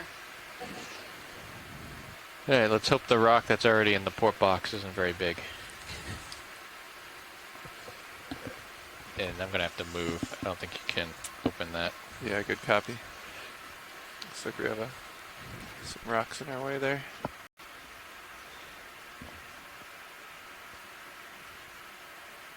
Definitely gonna have to adjust Z bias after stowing this guy.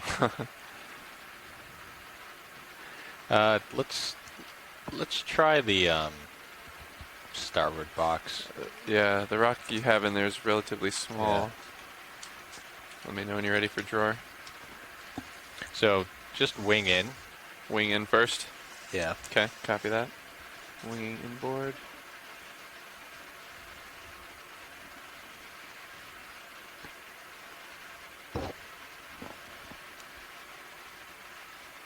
That's full inboard.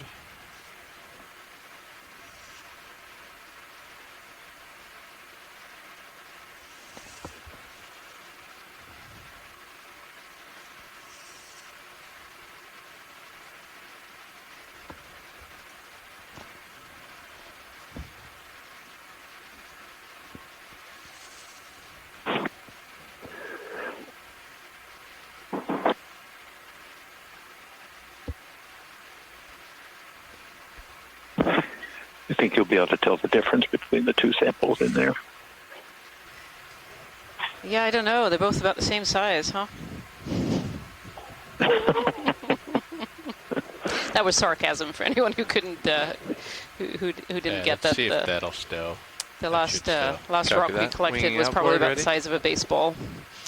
This one is just a little bit larger than that. Ready for me to wing? Yeah, good. Okay. It's full up, almost full outboard. There we are. Stowed. So thank you so much, pilots. We have cheers from the chat room here from the scientists on shore. Thank you so much for that. I think that's the first time I've ever seen the crest break off. That was great. We can continue moving along our line whenever you are ready. Copy. Nice collection. We'll need to adjust heading before we proceed. All right, let's get moving. Let me know when you guys would be ready for another ship move to get put in. Yeah, let me just get lined up here, and then we should be good.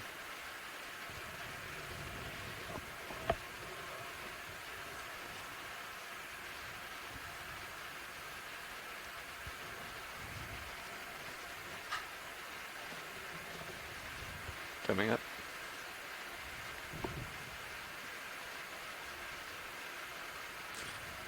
And turning to follow.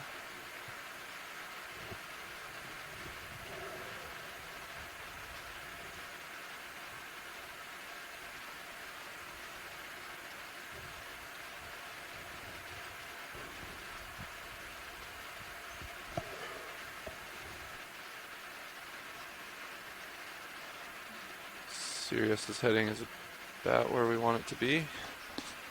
I think this might be that glass sponge you were looking for. I'm not sure though. Yeah, take a look, Casey. Yeah.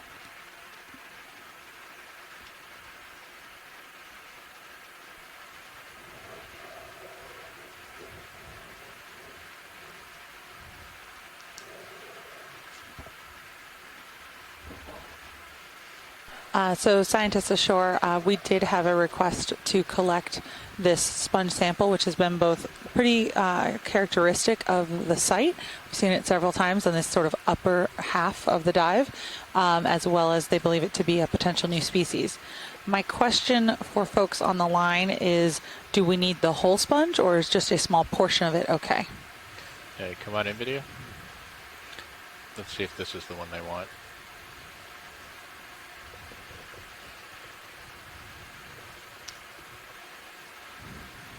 Yeah, that's definitely the one that was of interest there. Copy. Unfortunately, I think our scientist who was on the line has left at this moment. If we zoom to the bottom of the sponge, I think it was growing on some really interesting coral rubble there. Yeah, look at that.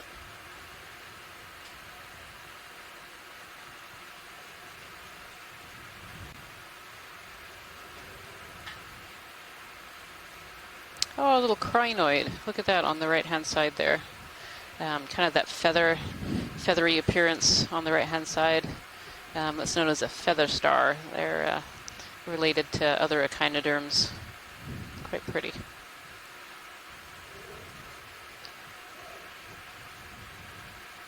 We're still trying to get to the bottom of whether. Yeah. So Les just suggested that it's probably a tough material to get through for the sponge, so hard to take just a piece.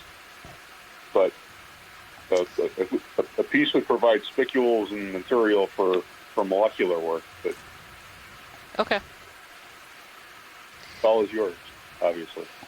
It's small. Yeah, This is coming from the fish guy. So. Hi, Peter. Yeah, I mean, I think for taxonomy reasons, a piece of the sponge would probably be able to come away. There's a fairly sharp claw on D2 right now. So if everyone in the chat room is okay with us taking a piece or attempting to take just a piece of the sponge, I think we'll move forward with that.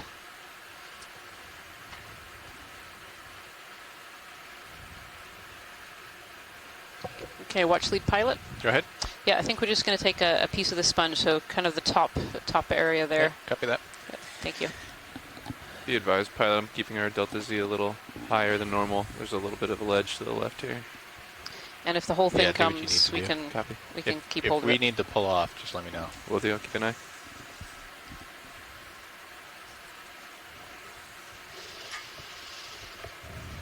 Yeah, we might need to make this relatively quick here.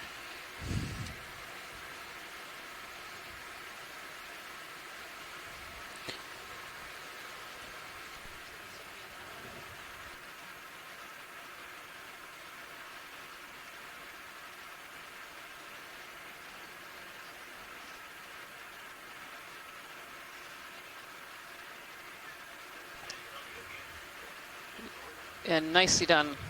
Really nicely done. Okay, box. We're going starboard, I assume? Your starboard outer is free. Yep. So you can extend. Copy that. Coming out.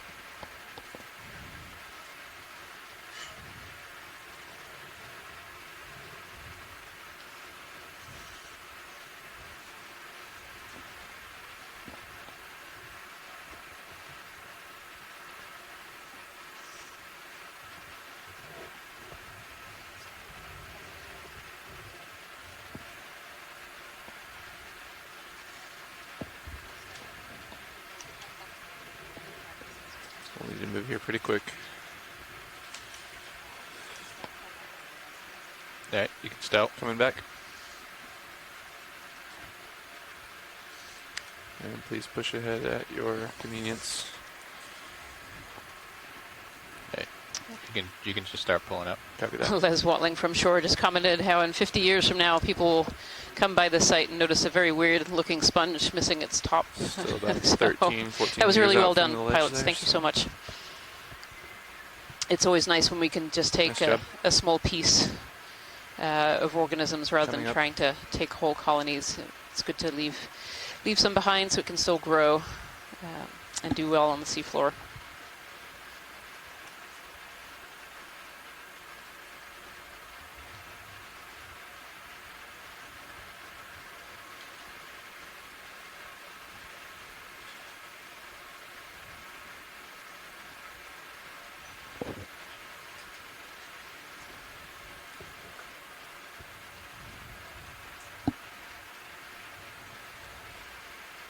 Heading should be pretty good right here if you just want to push forward.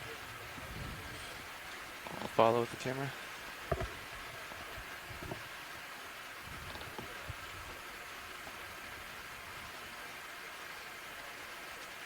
Definitely getting some heave here. Oh yeah. Trying to keep a healthy Delta Z for you. Oh, you're plenty high enough. Yeah. Yeah.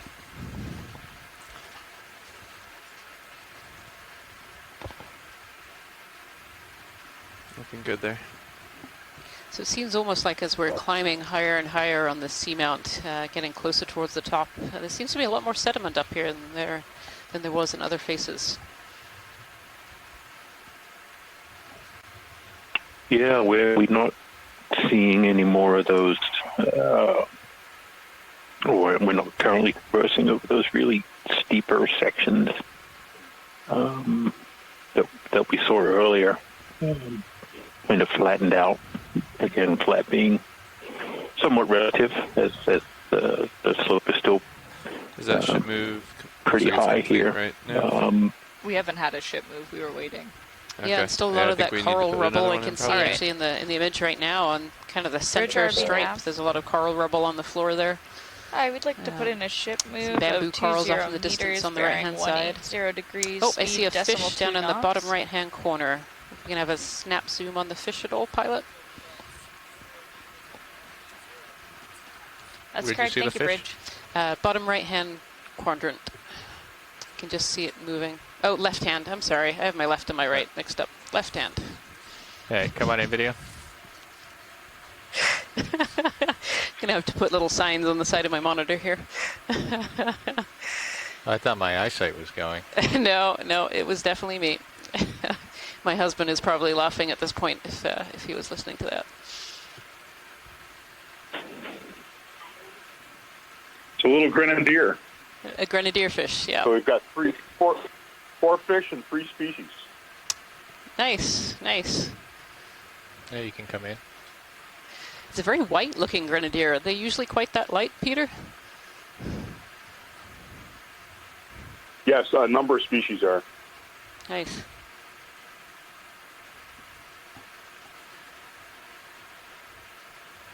Although he's moving a little funny.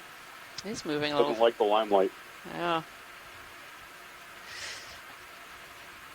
And those 2 red dots there, those are laser scales that we use for scaling animals and rocks and other features on the seafloor. They are 10 centimeters apart, so you can get a bit of an idea of how large this fish is.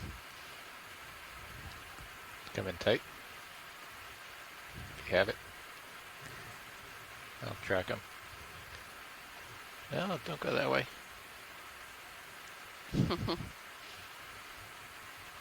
It definitely doesn't seem to like being on camera. Hey.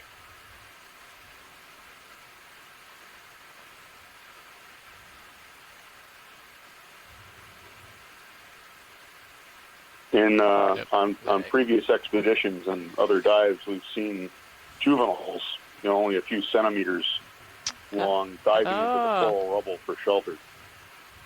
Nice. This is the angular one. If you can get a look, maybe you've moved already. Down on the real right-hand side now. Yep. Yep, lower right. Yep. Pilots, could we have a snap zoom on the lower right to mid? Sure. There's a coral species in there.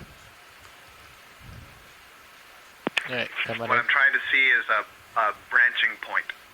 Okay. Yeah, come on in video.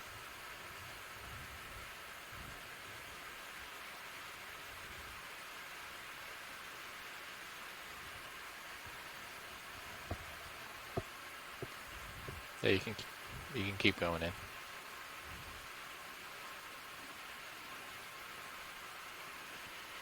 Yeah.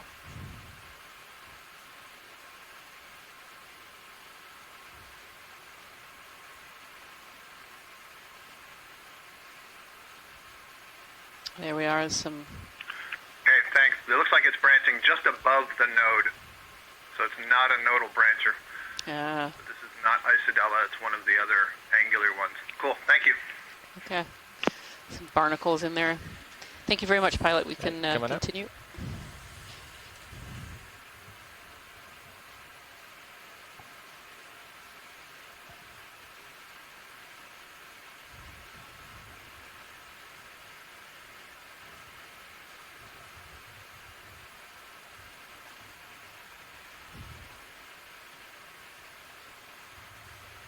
Oh, look at that plate sponge. If we could have a zoom in on that pilot whenever you can, that sponge would be really interesting.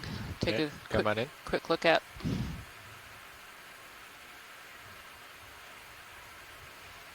This is yet another new sponge species. Oh, and a little squat lobster sitting on the top there. Look at that. Oh, and another one underneath. I can actually see little claws poking out from the bottom right-hand side as well.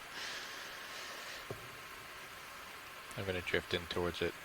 So again, these sponges also form habitat very much in a similar way that corals do. They produce kind of a large structure that other animals can come and live around. And here we have a few squat lobsters. There might even be a third one under there as well. And we have some hydroids, and I see some barnacles, and there's a coral kind of growing through it and around it. Yeah, and hearing from the chat room from Les Watling from the University of Hawaii, he says he hasn't seen this sponge anywhere on the New England seamounts or corner eyes, and I would concur with that as well. I don't think I've ever seen a species that has this morphology.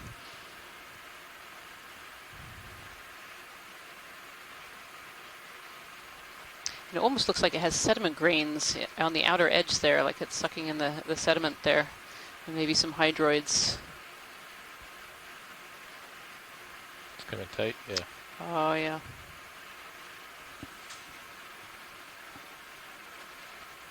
Yeah, some more of these forams that we were talking about earlier, these single cellular organisms that form these kind of branches. And there's our little squat lobster friend. I think he only has one arm. Does only have one arm. Look at that. So these crustaceans can and half a claw too. It's not just one arm, but he's been in quite a fight there. These squat lobsters can lose arms through fighting with other squat lobsters or larger prey that got away, and they just grow back after a short while.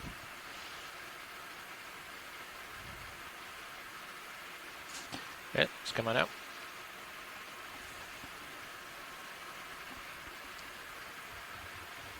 Thank you, pilot. You're welcome.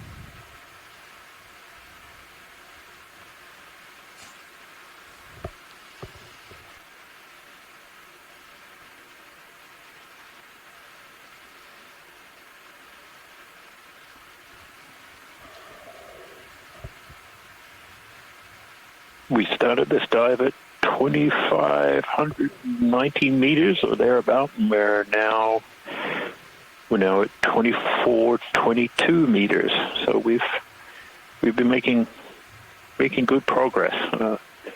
We may even get to covering a full 200 meters of vertical on this one. We have. Yeah, and here's another one of these boulders that's just covered with corals and sponges. Yeah, we got less sediment than we had just below, and, but these boulders are definitely sticking up and providing, an opportunity for everything to be up in the water column and grabbing that food. Yep.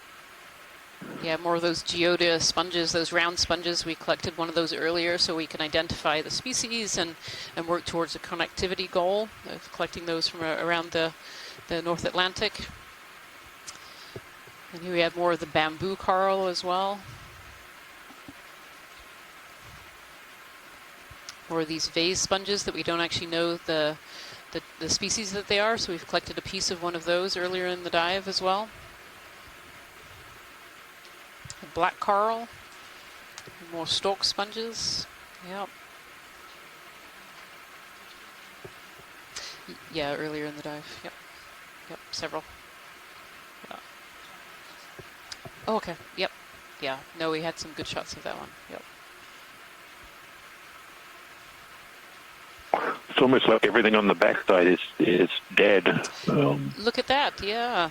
Lots of those fossilized pieces that are covered over in that manganese crust.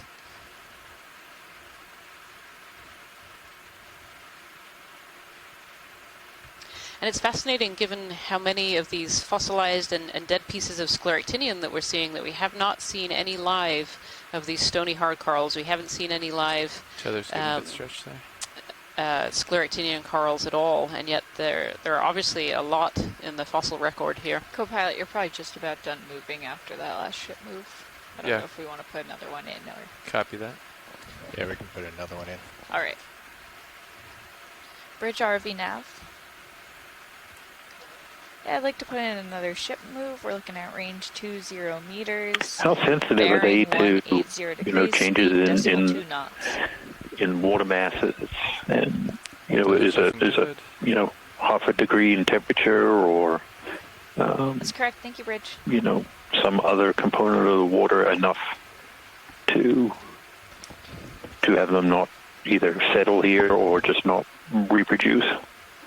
Yeah, that's a really good question, Jason. And so far there isn't a huge amount of data on how these deep sea corals respond to changes in water change and water masses. And so far it seems very species specific. Some species seem to do pretty well with it, and others do not do so well with it.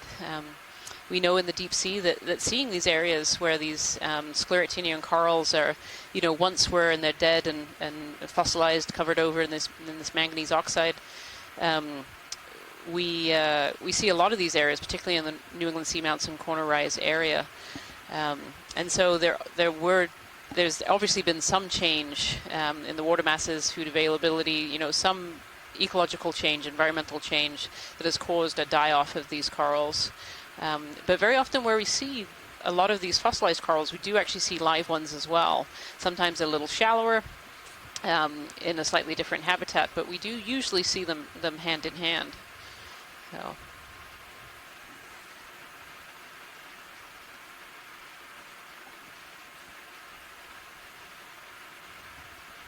Just saw another one of those plate sponges, and there's a good conversation about that sponge going by in the chat room about how it's been seen in other areas of the Atlantic, just not so much on the New England and corner rise area, so it might not be unusual, maybe just unusual for this particular area. May only have a few more meters there, pilot. Oh yeah, I'm way out there. Yep.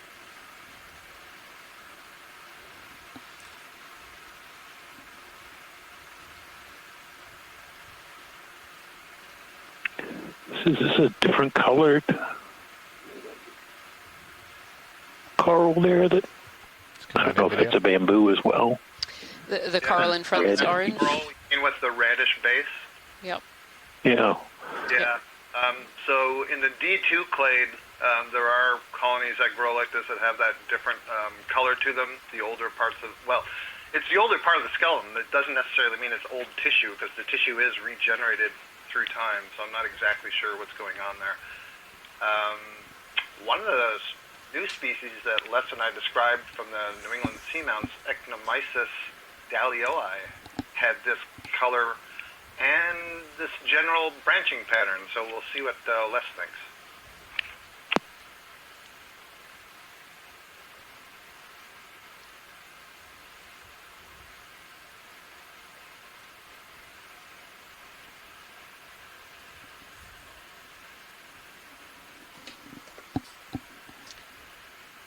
Yeah, it's come what?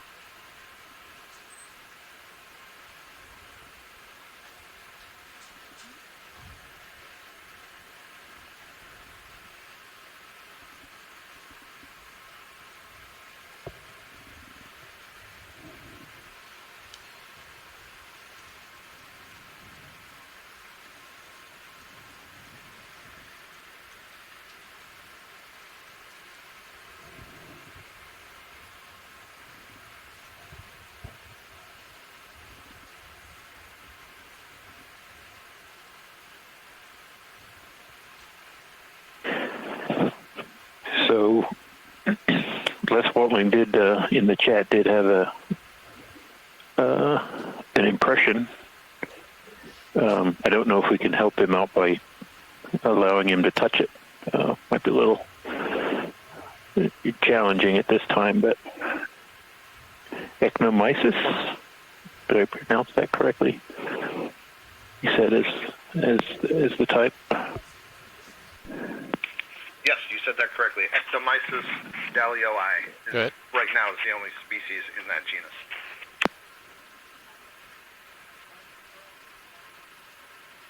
Sure. Might actually be a couple of them. Here, another one in the distance.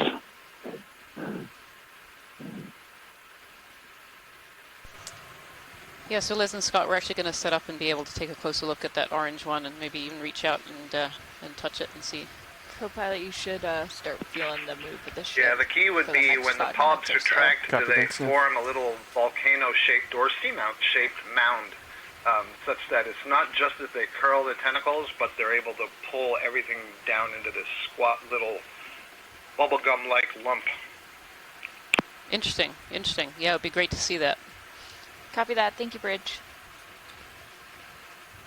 It's really interesting to me, the different ways of identifying species underwater. You know, so many of these deep sea coral species and many other phyla as well, it's very difficult to tell just from images or even video. You need the sample in hand to be able to understand what species it is. And so it's great. There are new ways of being able to tell one species from the other, and being able to reach out and touch a coral and be able to tell if it's a certain species is a really fascinating one.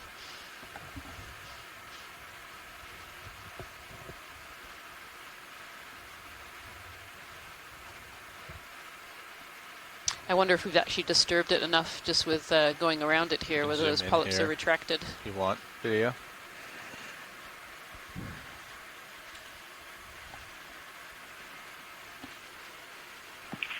Right now they still look pretty fuzzy. I can still see they look kind of spiky at the edges.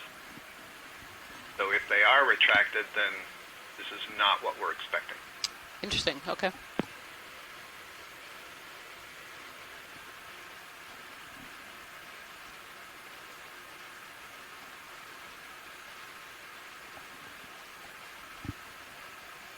Now those polyps look still pretty out to me, though there are some in the background there that are all closed up. I don't know if they're too far away to zoom in on.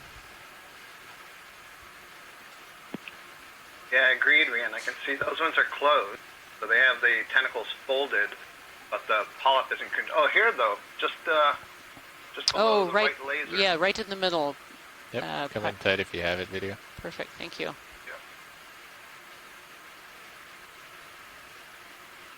All right, so are they little seamount-shaped volcanoes or not? I don't think so. Oh. I suppose it depends, you know, can they more fully retract? The uppermost one looks fairly low, but maybe it's just the angle. And if we change the focus to the foreground and then just pan down just a little bit, there's some closer ones on one of the other branches. Okay. Oh, yep, there we are. Just left. Right in there. Oh, and there's some closing up right now. Look at that. Yep. There we go. That's nice. That's good. Yeah, so I think Les and I are leaning towards this is not ectomysis. They're not compressing down enough, I don't think. Okay. But that's a really nice, you can see there's a lot of difference in how these polyps attract compared to some of the things that we were seeing earlier. And that has to do in part with the architecture, distribution of the sclerites in that polyp body. So, cool. Thanks for that view. Nice, thank you. Thank you, pilot. So we don't need to touch it? Nope, I don't think we need to touch it. Okay. Thank you. Yep.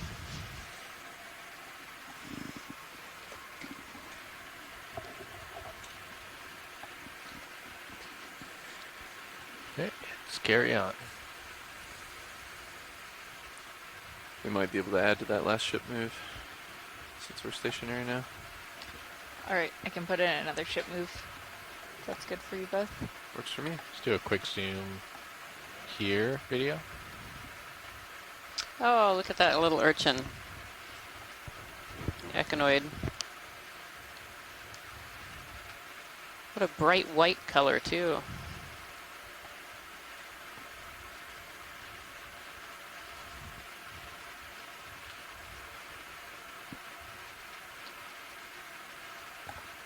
Bridge RV nav. Yeah, let's come out.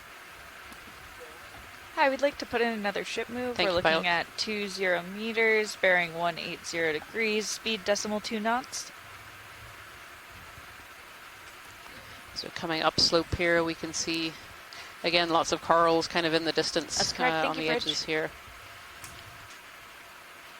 These deep sea corals and sponges really like these seamount habitats. They are areas where we have a lot of deep, cold, nutrient-rich water being brought up from the deep.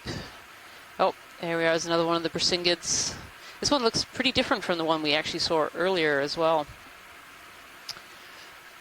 Much longer, skinnier arms. And then... Yeah, go ahead in. Yeah, that's beautiful.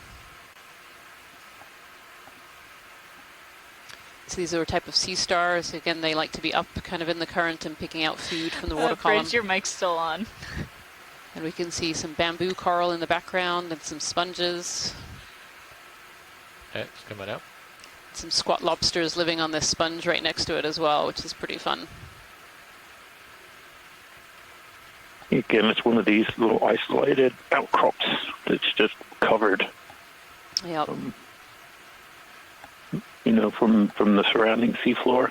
Yeah, it seems anywhere they can get up into the current a little bit, and potentially, I mean, maybe it's to get them away from the sediment a little bit, or just more food sources up in the current a little bit more. But these corals and sponges really like these seamount habitats. They get that cold, nutrient-rich water from the deep, and that cold, nutrient-rich water means there's a lot of plankton in the upper ocean, which then dies and becomes foodfall in the form of marine snow, which really feeds these communities in the deep ocean and keeps them around these seamounts and encourages these ecosystem engineers, these habitat-forming species to settle and to live here and to thrive.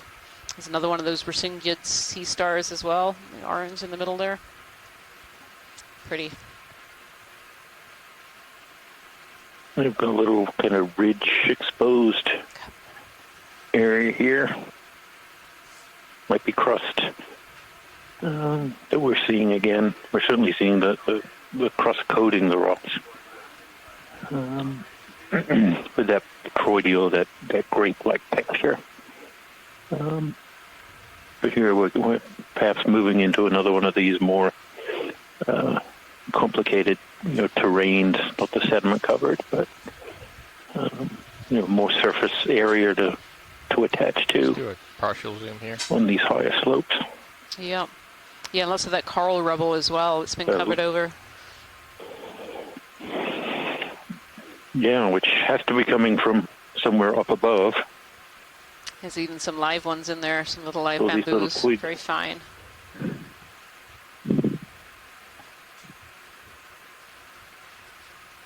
So much. It's probably the biggest accumulation we've seen in an open area. Yeah, it's a lot. It's definitely a lot.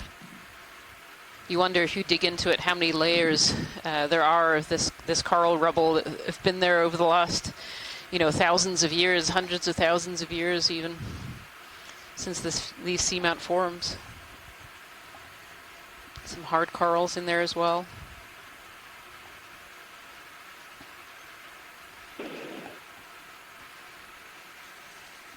Little pieces of rock and other things, so something above here is shedding a lot of material down. Given we aren't too far from the top of the seamount, it's going to be pretty close. We've had a question from the chat room asking if we can tell what type of coral this is, and we really can't tell species at all, but it's probably a good mix. We've seen scleractinians, so there's definitely scleractinian fragments in there. But probably these octocorals and bamboo corals and black corals as well. The skeletons, just as those corals die and they break off, they become part of these piles. Look how big this pile of coral rubble is. That's amazing. So, I mean, it's crazy. How long is this accumulating? We were complaining we weren't seeing anything, and now the whole seafloor is covered. Yeah. I think I just heard, how long has this accumulated here? Paleoclimate scientists who've collected some of these deposits and have dated corals, they go back hundreds of thousands of years. I'm not sure personally what the oldest dated fossil deposit is, but it's a long time. And as we were being told earlier as well, this black crust, it forms at about 1 millimeter per million years. And so These have been here a very long time.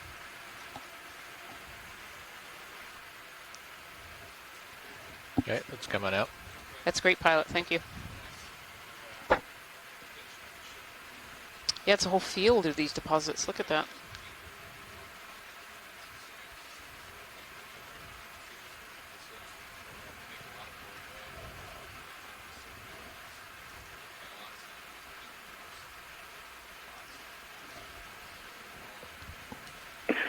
We just think just very close to here is a big, wall of coral just covering it. It definitely makes you. Extensive. It definitely makes you wonder what's further up this. Whether there's a steeper area right up ahead of us that might have once been covered in corals. But obviously the currents, if you look over to the left of this image, there are not quite so many of these deposits, and then over to the right there are. So that must be a feature of the currents or morphology that really accumulates these coral deposits in that area, do you think? Yeah, I'm wondering. It's hard to tell from the bathymetry whether we're on a bit of a ridge, but the way that you can look right now as we drive over it, there seems to be kind of almost like sort of ridge morphology in the rubble itself. Yeah. Being, shaped by either currents coming around the seamount or coming down from above.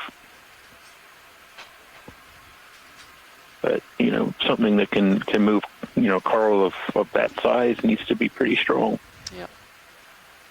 If we could snap zoom on the center there, that would be great. Okay, come on in, video. Thank you.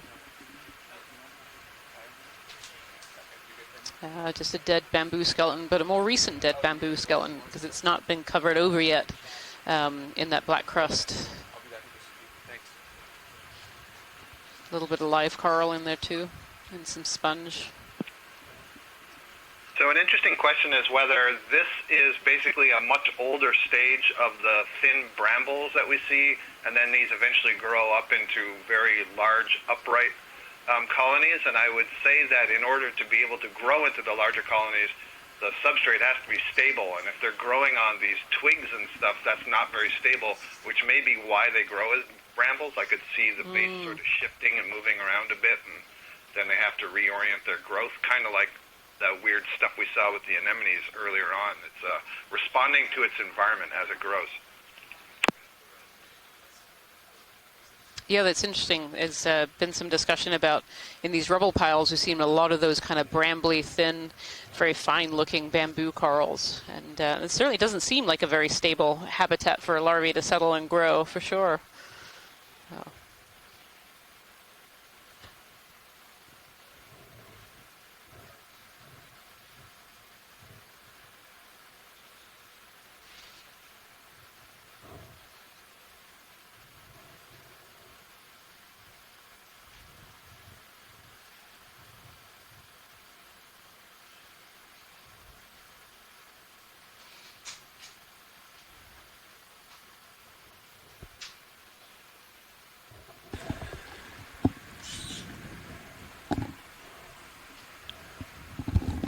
So if you've just joined us, we're actually approaching the last 30 minutes or so of our dive of the D2 ROV from the NOAA ship Okeanos Explorer. We are currently exploring, there was a series of 3 unmapped and unnamed seamounts that were discovered last night, about 270 miles northeast of Bermuda.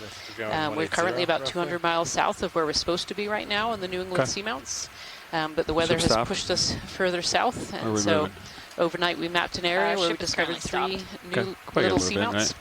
And we're currently diving on the shallowest we've been doing, of those 3 peaks that we discovered last night.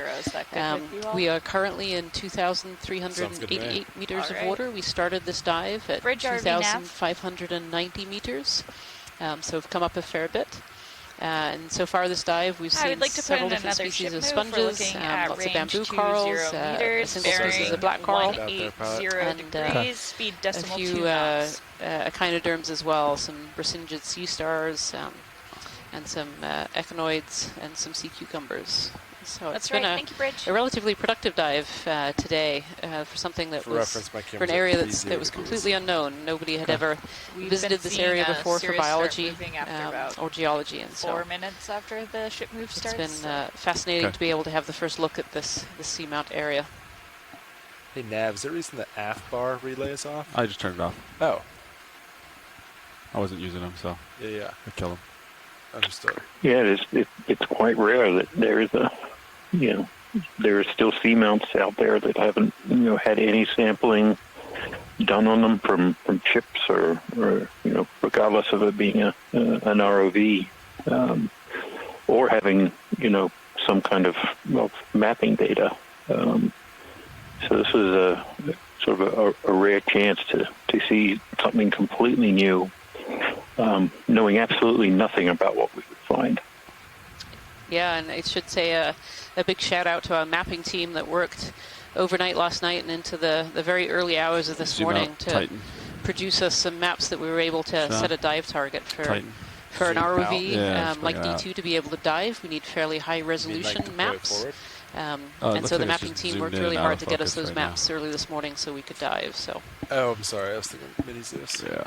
I'll send out a big thank you and just congratulate the ship's crew and everyone being so nimble and being able to, pay attention to where's the weather, what are the sea states, and how can we make the best of a bad situation. I mean, you could have gone back to shore and just waited for all the weather to pass over where we were going to go, but here we've got to discover this great new place, a bunch of species, some of them maybe new, and looks like here we have a sea pen. I'll leave it to it, Rian. Go ahead, watch lead. Yeah, if we could zoom in on that, that would be great. Absolutely. Thank you. Yeah, and so Scott just said this is another type of sea pen. We saw one species earlier. This one looks a little bit different from the one we saw earlier. It looks like the polyps are a little bit tighter together. Yeah, you can start zooming in. I agree. The polyps here might be on what we call polyp leaves. The one we saw earlier, the polyps were coming directly out of the main stem. So it'll be interesting to see if we can see a little ridge from which rows of polyps are arising. Look at that. Yeah, they're very tight together. So these sea pens are also a type of coral. They tend to live mostly in sedimented areas. They actually have an anchor that goes into the sediment that keeps them upright. Oh, look at that beautiful video. Yeah, so you can see the little ridge there with multiple polyps arising from it. So that's called a polyp leaf. One of the things I thought was interesting in looking at this colony, it's probably got a fairly substantial peduncle. That's the anchor that you're referring to. Mm-hmm. And so while it may look like we have a very thin veneer of sediment as we're passing over here, this is telling me that the sediment has got to be thick enough for that anchor to be, inserted into. I'm not so sure how deep it is, but zoom out a little bit. I'll get the base. It's more than a centimeter deep is my point. Several centimeters. Yeah, the base would be great, pilot. Yeah. It says this looks like the genus Helipterus. Yeah, and it looks almost like they have 3 or 4 polyps in a row on each row there as well. It's a big colony. And there's the base where it kind of enters the sediment there amongst all the coral rubble.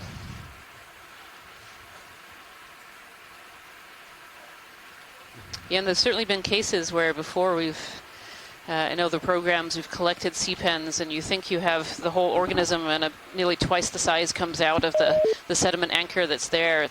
They're quite beautiful organisms.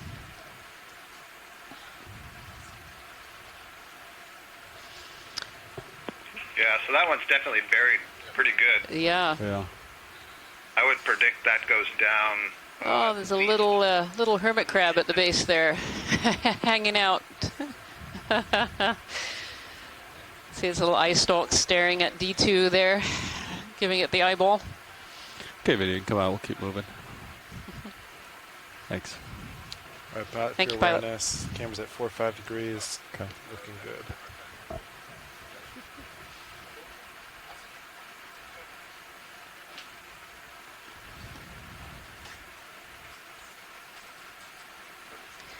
In some heavily sedimented areas around the world, really, you can find fields of these sea pens where you'll literally see hundreds to thousands of them all in a row living in these really sedimented areas. And these sea pens, though they don't form these big branching colonies like the big corals or even some of these sponges do, they still do sometimes form habitat for fish laying eggs and things like that. They don't tend to attract a lot of species, but they can be really important for just one or two species. And so they're an important part of the benthos. How you doing? So you made an interesting observation there, Rian, about, we often see, maybe not often, but we see these, seagrass meadows almost that are all sea pens. And so one of the interesting things is, why aren't there more sea pens here? If they can just insert themselves into the sediment, there's certainly plenty of sediment available. So it's not that the habitat is restricting their appearance. And so it's got to be something to do with the amount of food and the success of the larvae that do pass through this area in being able to get enough food to grow to a size like we see there. Yeah, and we know so very little about the larvae of a lot of these deep sea coral and in particular deep sea pen species as well. From the little that we do know of certain species, they can have very, very long generation times, meaning they actually only produce larvae once every year or once even every few years. And so then those larvae are spawned and they have to travel through the water column where they can get picked off by predators. But then they also have to settle and grow as well, which is another really vulnerable life stage where they can get picked off by predators or covered in sediment storms, or all kinds of things can happen to these small larvae. So.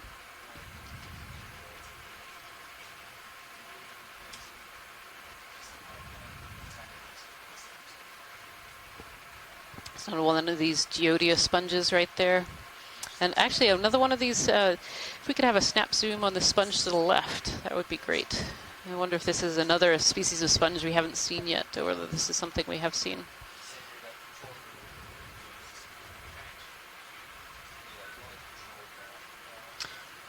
It's interesting that they're separated and just poking up, like this. The rocks are just poking out here and there. Yeah, and the sponge has managed to find this rock. Someplace that.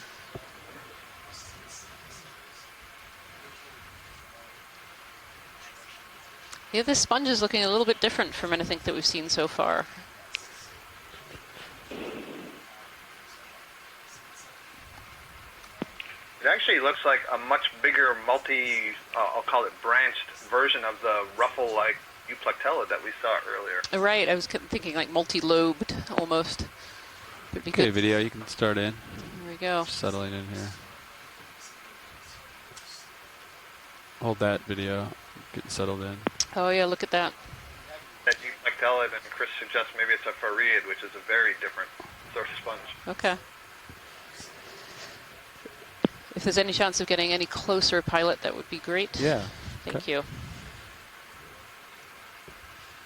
All these pores on these sponges are what help the water come through. These sponges are filter feeders, so they're picking particles out of the water to be able to feed. And they have these little structures with little cilia inside that help the water to flow and go through so they can pick out particles. You can see just this complex network of these pores all over the sponge surface there.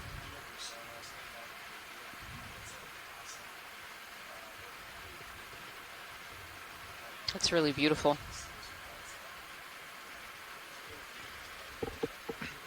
Yeah, the best guess from Chris in the chat room is it's a Phareid, but not quite sure about that. I wonder if this is something new. But Chris, would you at least say that it's a demo sponge? I'm gonna no, it's not a glass sponge, right? I'm gonna get to the bottom of this one.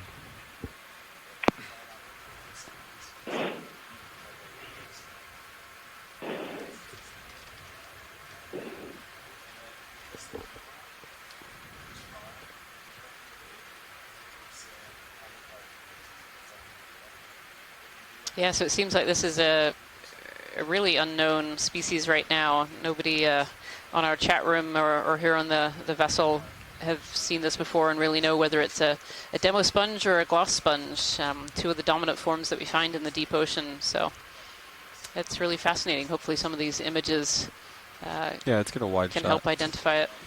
Video, it's a good idea. Like a framed up shot.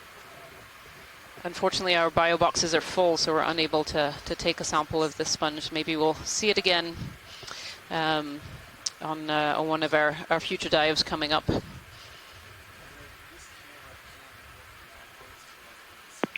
We maybe try to keep a look at it as we pass by, kind of look to the left just to see if the other face is concave or not. That's a great idea, Scott. Watch lead to pilot. Yeah, I'll try to get the other side of it. Thanks so much. Yeah.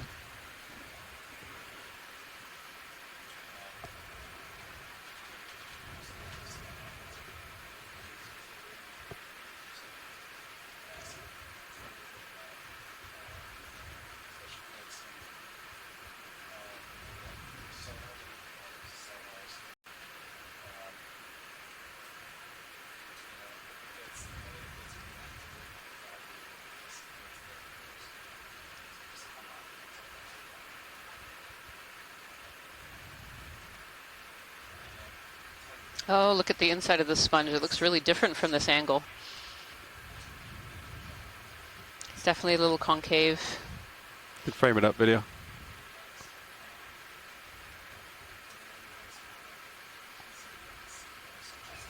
Yeah, it's a little awkward looking downhill.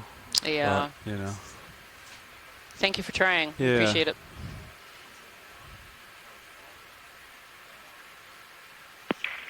Yeah, that's great. It's good to see that view. Thank you. We can continue on, pilot. Okay.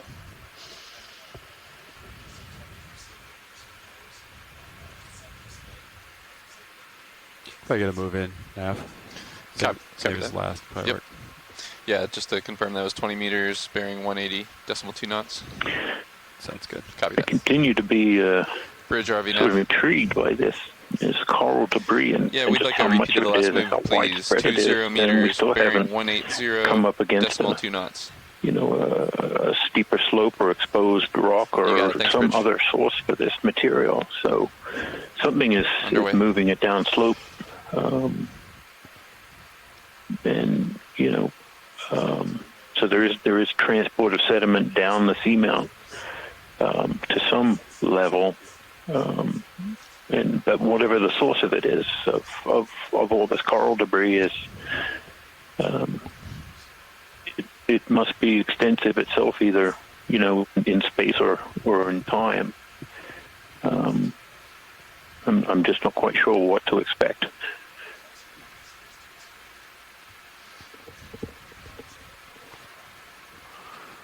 Another sponge up there, looks like.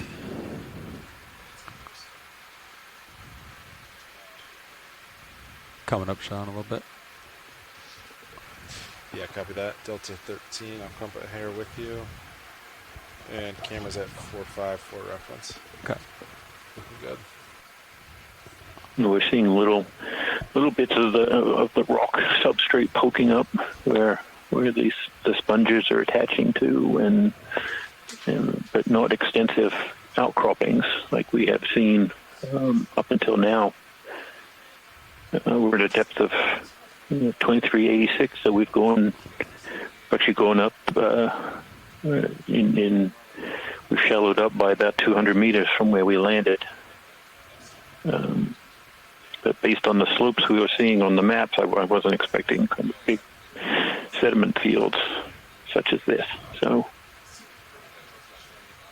it's always very interesting trying to translate a multi-beam map to what the surface is actually going to look like. It's quite an exciting and fun puzzle to do this ground truthing of these multi-beam areas.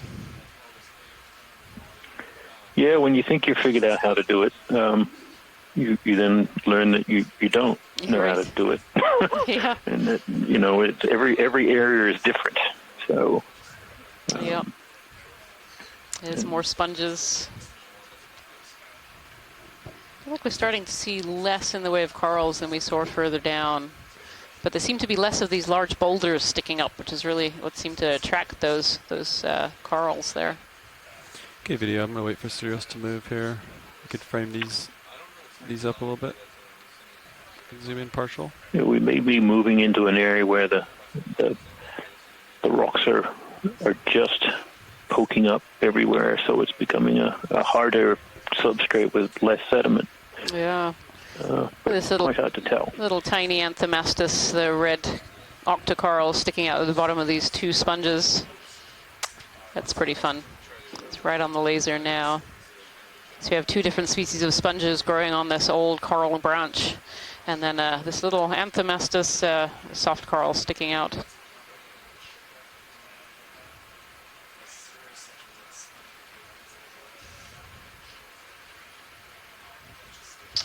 Got a recommendation from our chat room that this sponge on the left should be the cauliflower sponge. It does look a little like a cauliflower, I could agree. Watch lead pilot. Go ahead. We've had a request for a zoom on the pavement on the surface there. If you could just move down a little bit. Yeah, you could zoom in. Thank you.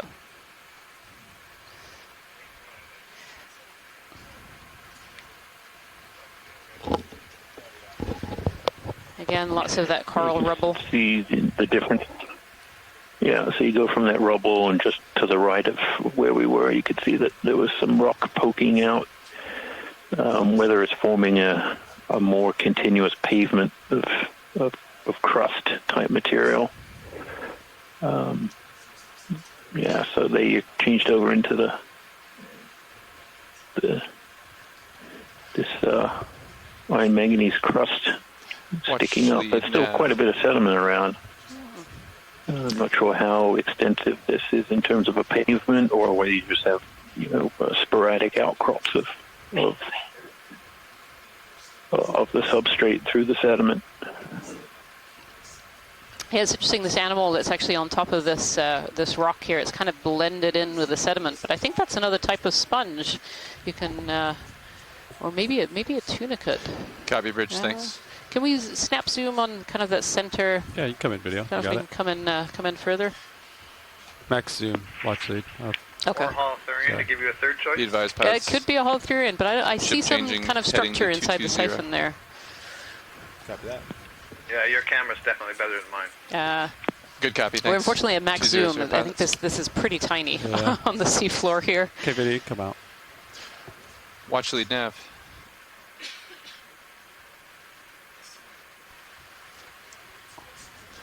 Watch lead, go ahead. Hey, watch lead. Just wanted to make sure you guys were aware we have about 15 minutes of bottom time remaining. Perfect. Thank you so much. You're welcome. I'm going to hop to this next rock up here. A couple larger colonies on it.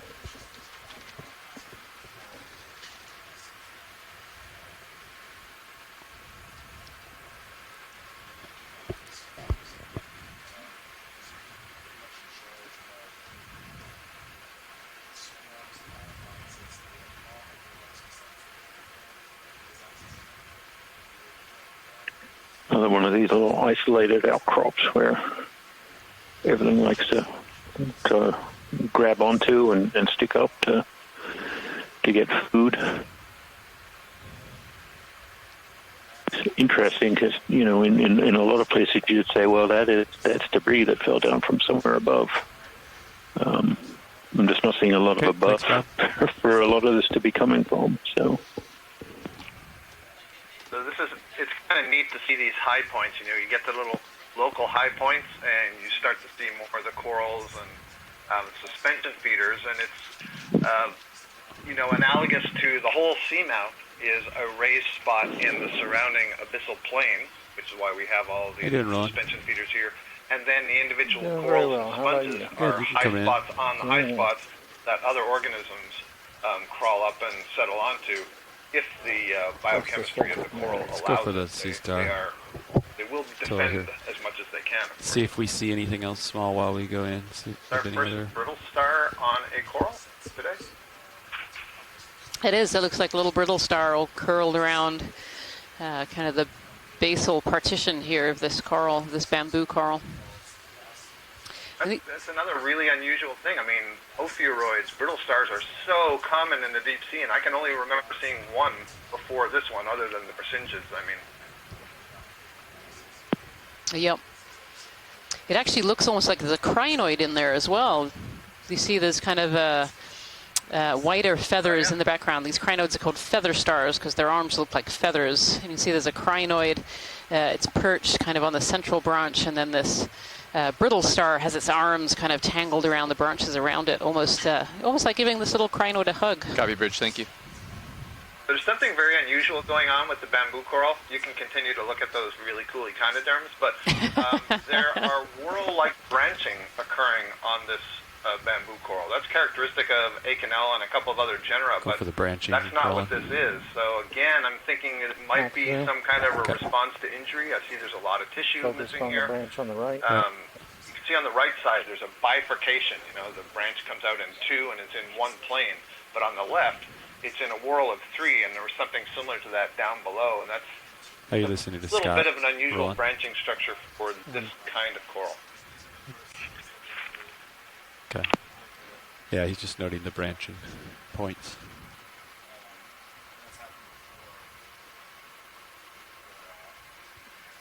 Go ahead, watch lead. Yeah. Sure. Sounds good. Video, you can come wide. We'll keep going.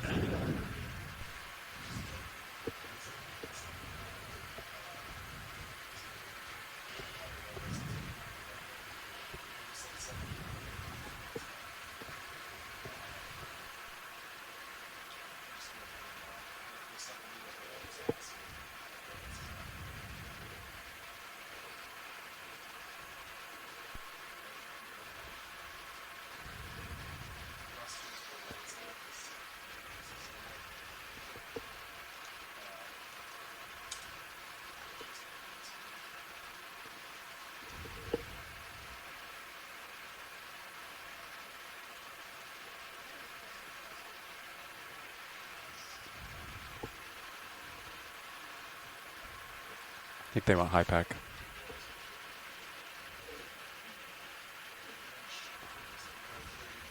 High pack right.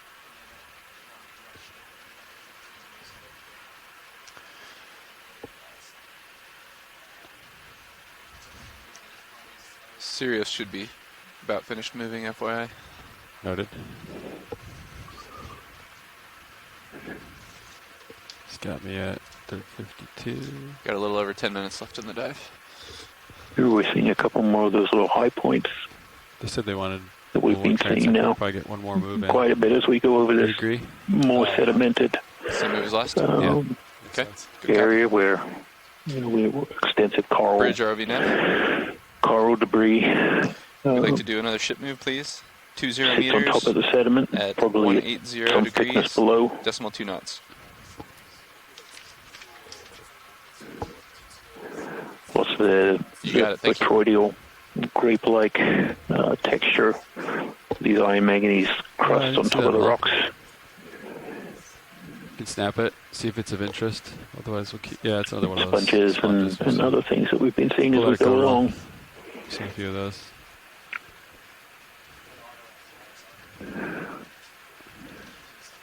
Yeah, let's see what other outcrops we see with the distance. Just going to head over to the one here on our left. There's a couple sponges on it. Going to transit a little bit here, see if we can cover a little more ground and just get a sense of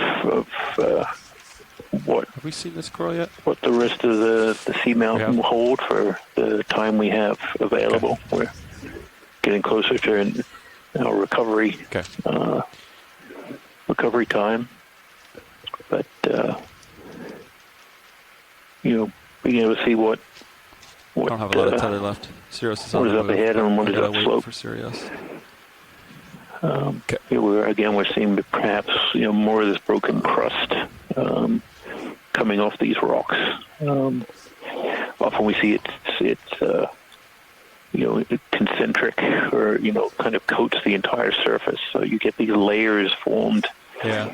Go ahead, watch it. Almost like an onion of layers of these mineral precipitates. Okay. All right, formed around it. I'm gonna sit down And, I think that's what we're seeing here. The crust is kind of broken open, and and fractured, and we're seeing the outside, and then you can see how thick the crusts actually are. Oh wow! The whole thing crust. Amazing. Take how as much thick or as they are. little Those as you want. lasers, the two red dots, are 10 centimeters apart. So we're probably looking at least 10 centimeters of crust if all of that is crust. That's amazing. That And is like such we've been a saying thick all crust. along, if they're precipitating at a millimeter per million years, and you're getting a 10 centimeter crust, that's a long time. What we don't have a great handle on, and it may vary from place to place, is how that rate can change. So if it's 2 or 3 millimeters per million years, it doesn't represent as much time. But we do know it's slow regardless of what that rate is.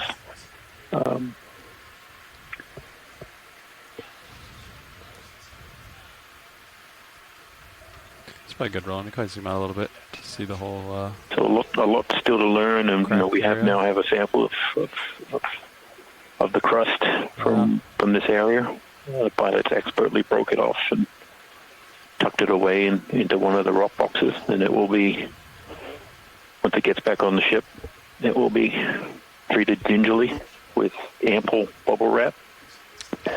We have these aren't pillow lavas or anything like that are encrusted. You're saying this is all just thick collapsed crust?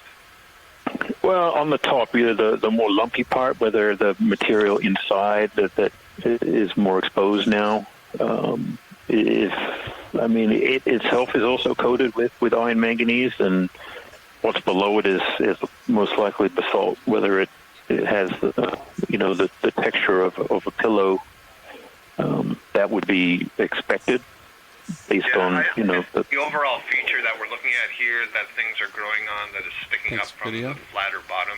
I was wondering, is that smooth a little bit? I think I have some tether to continue transecting. Yep, that is encrusted, or are you saying that basically that whole 10 centimeters thickness is all manganese crust on something? Copy bridge, thanks. It sure looks like it's crust. For that thickness, that would be an amazing thickness of crust. I'm not sure that I know of a crust that thick. And that's why maybe the rates are, for whatever reason, higher here. And that sample that was collected should hopefully answer some of that that question of how quickly is the crust accumulating. There is some nucleus, some substrate that this material is precipitating onto, and it's no doubt basalt, just based on what we know from seamounts nearby. But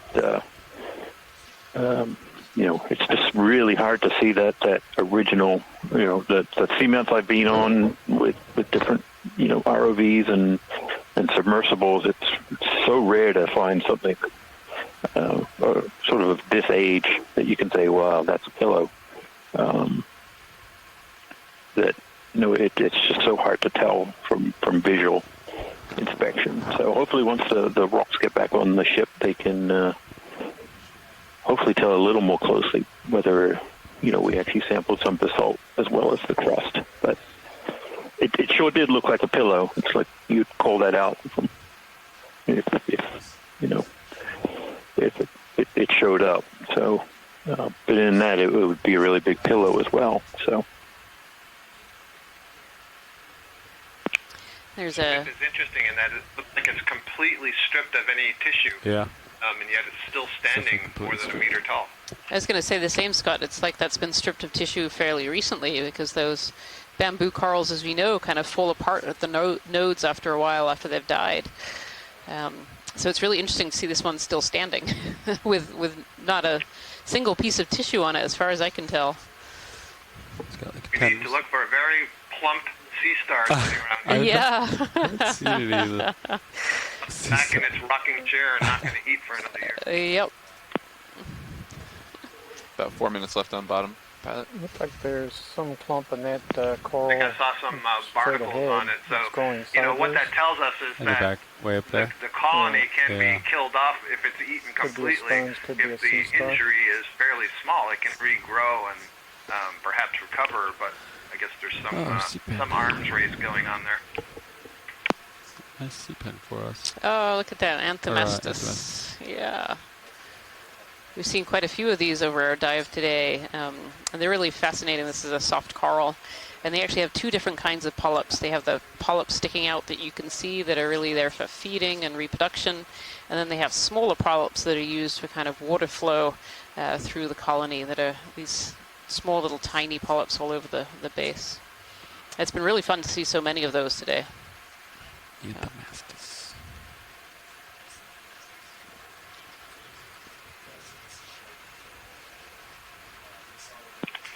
wonder how many of these really thin bamboo coral colonies we've just a few minutes. Today. Couple minutes. They blend right into the substrate if you're not right It'll down give you about 5 next minutes to to set up off the floor. Okay.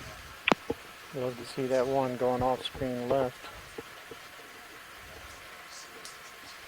Yeah, I'll head over there, Roland. Look at the last exciting colony here.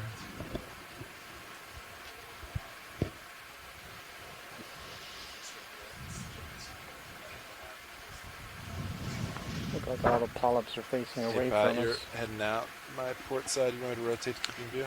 Yeah, we're done moving, I think. Corallium species there, and some more bamboo coral. Or these Geodia sponges, like in the top right there, these kind of grapefruit size, or larger. We've seen some actually much larger than grapefruit size Geodia sponges on this particular trip, on this particular dive so far. Okay, come in. Yeah, it looks like they're all kind of facing uphill, like as if. Yeah, and so this shot here is showing pretty much what we've seen most of the dive, where we have these dead coral stalks that have been covered over in the manganese oxide, and these new coral species growing off of these old dead branches and forming whole new colonies. And here we have two different kinds of coral.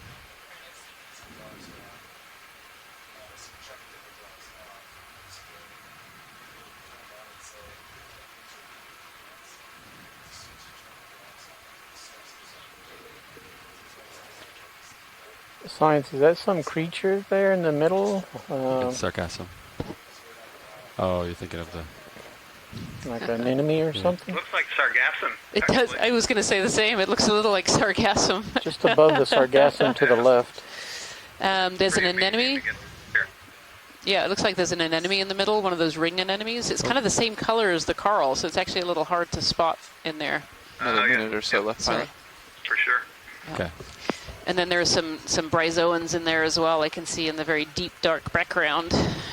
Nice job getting rid of the dust, Roland. Yeah, that white carpeting-like stuff on some of the. Maybe it's actually bryozoan growing on the sargassum that was carried down from the surface water. That's certainly true. Up on the surface here, we're seeing a lot of sargassum in the water. Oh, and there are some of our sponges in the background there. Again, we've seen a lot of this particular species of sponge, which we don't really know what it is. It's been nicknamed by our chat room the cauliflower sponge. That's a nice example there of the linkage between shallow water and deep water. That sargassum grows up right at the surface, floating at the surface, and I suppose when it dies or some other way is sinking down to the bottom, and now is providing some carbon for the deep sea organisms here. Is that pretty much it? Yeah, that's about all the time we have. Well, actually, this is pilot. It looks like it's time for us to get off the bottom. So if there's any last Great zoom view you of want, this bamboo coral. Thank you. then we're out of here. Great. Okay, co-pilot. We could probably start packing up. All right, so I'm afraid that brings us... I will start stowing Scott. Yeah, so I'm afraid this actually brings us to the end of our dive. We have reached the time that we need to leave the bottom here. But I want to thank you all for joining me, and thank you to the scientists on shore who've helped us with IDing species and giving us great information about some of the animals and seafloor features and morphology that we've seen during this dive. And I hope you'll be able to join us on dive number 2. Okay, pulling full wide. You can lift off. Thanks, Ron. Thanks, Watch Sleep. Thanks, everybody. Thank you.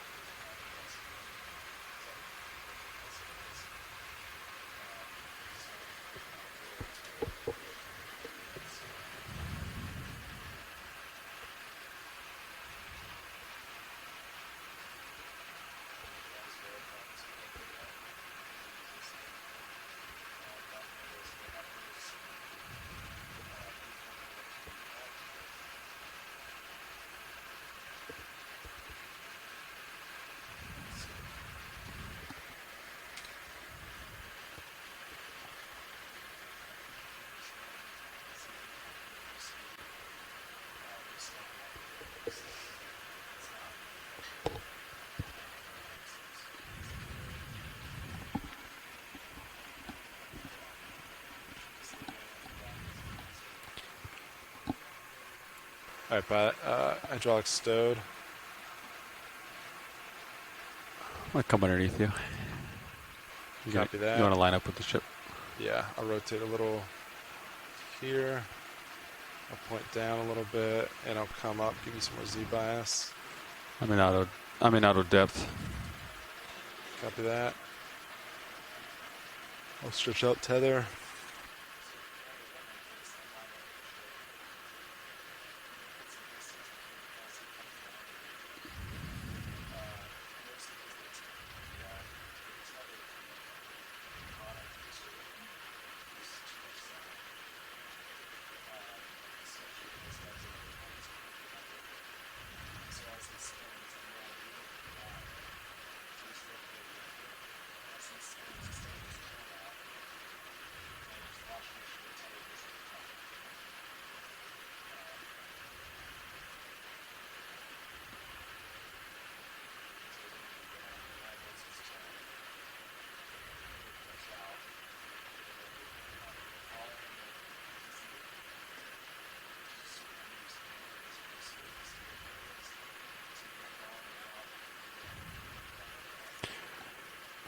Okay.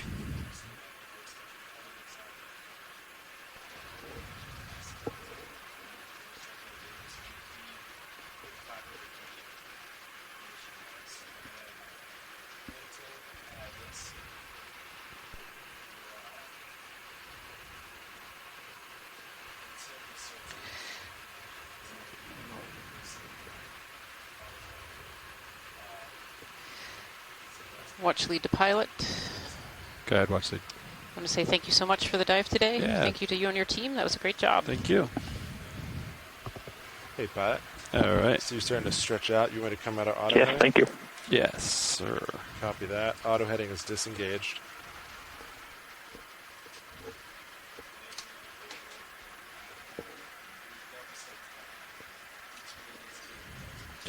All right, you want to start hauling in on the winch? Yep. Oh, actually, I got to catch up. I'm pretty below. Yeah, Delta 18. But as you start coming up, I'll start matching with the winch.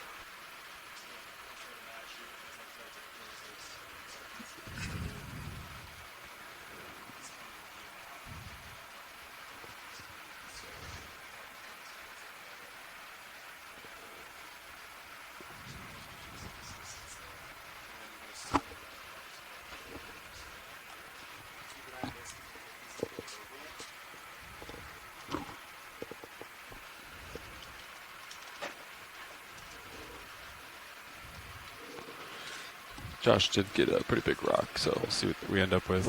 I'm at 85% thrust. Do you know what you've been using with thrust up? I think about 85, 90 depending on current. All right, that's about 30 meters a minute there. Let me back down a hair. Bridge ROV nav. Just wanted to let you guys know that we are off bottom. No problem.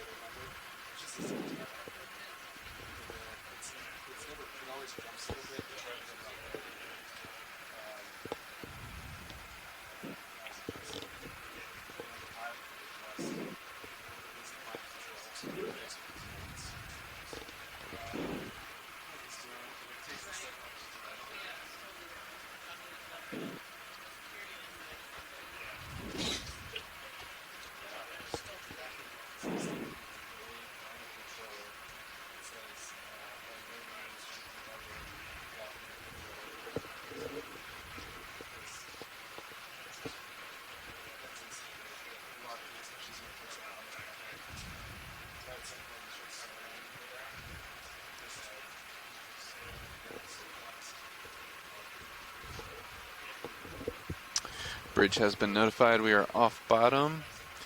Looks like you guys are all lined up, streaming well. Let me know if you guys need any ship moves forward through the water at any point. Okay. Yeah, I think we're okay right now. Copy that. Nice work. Thanks.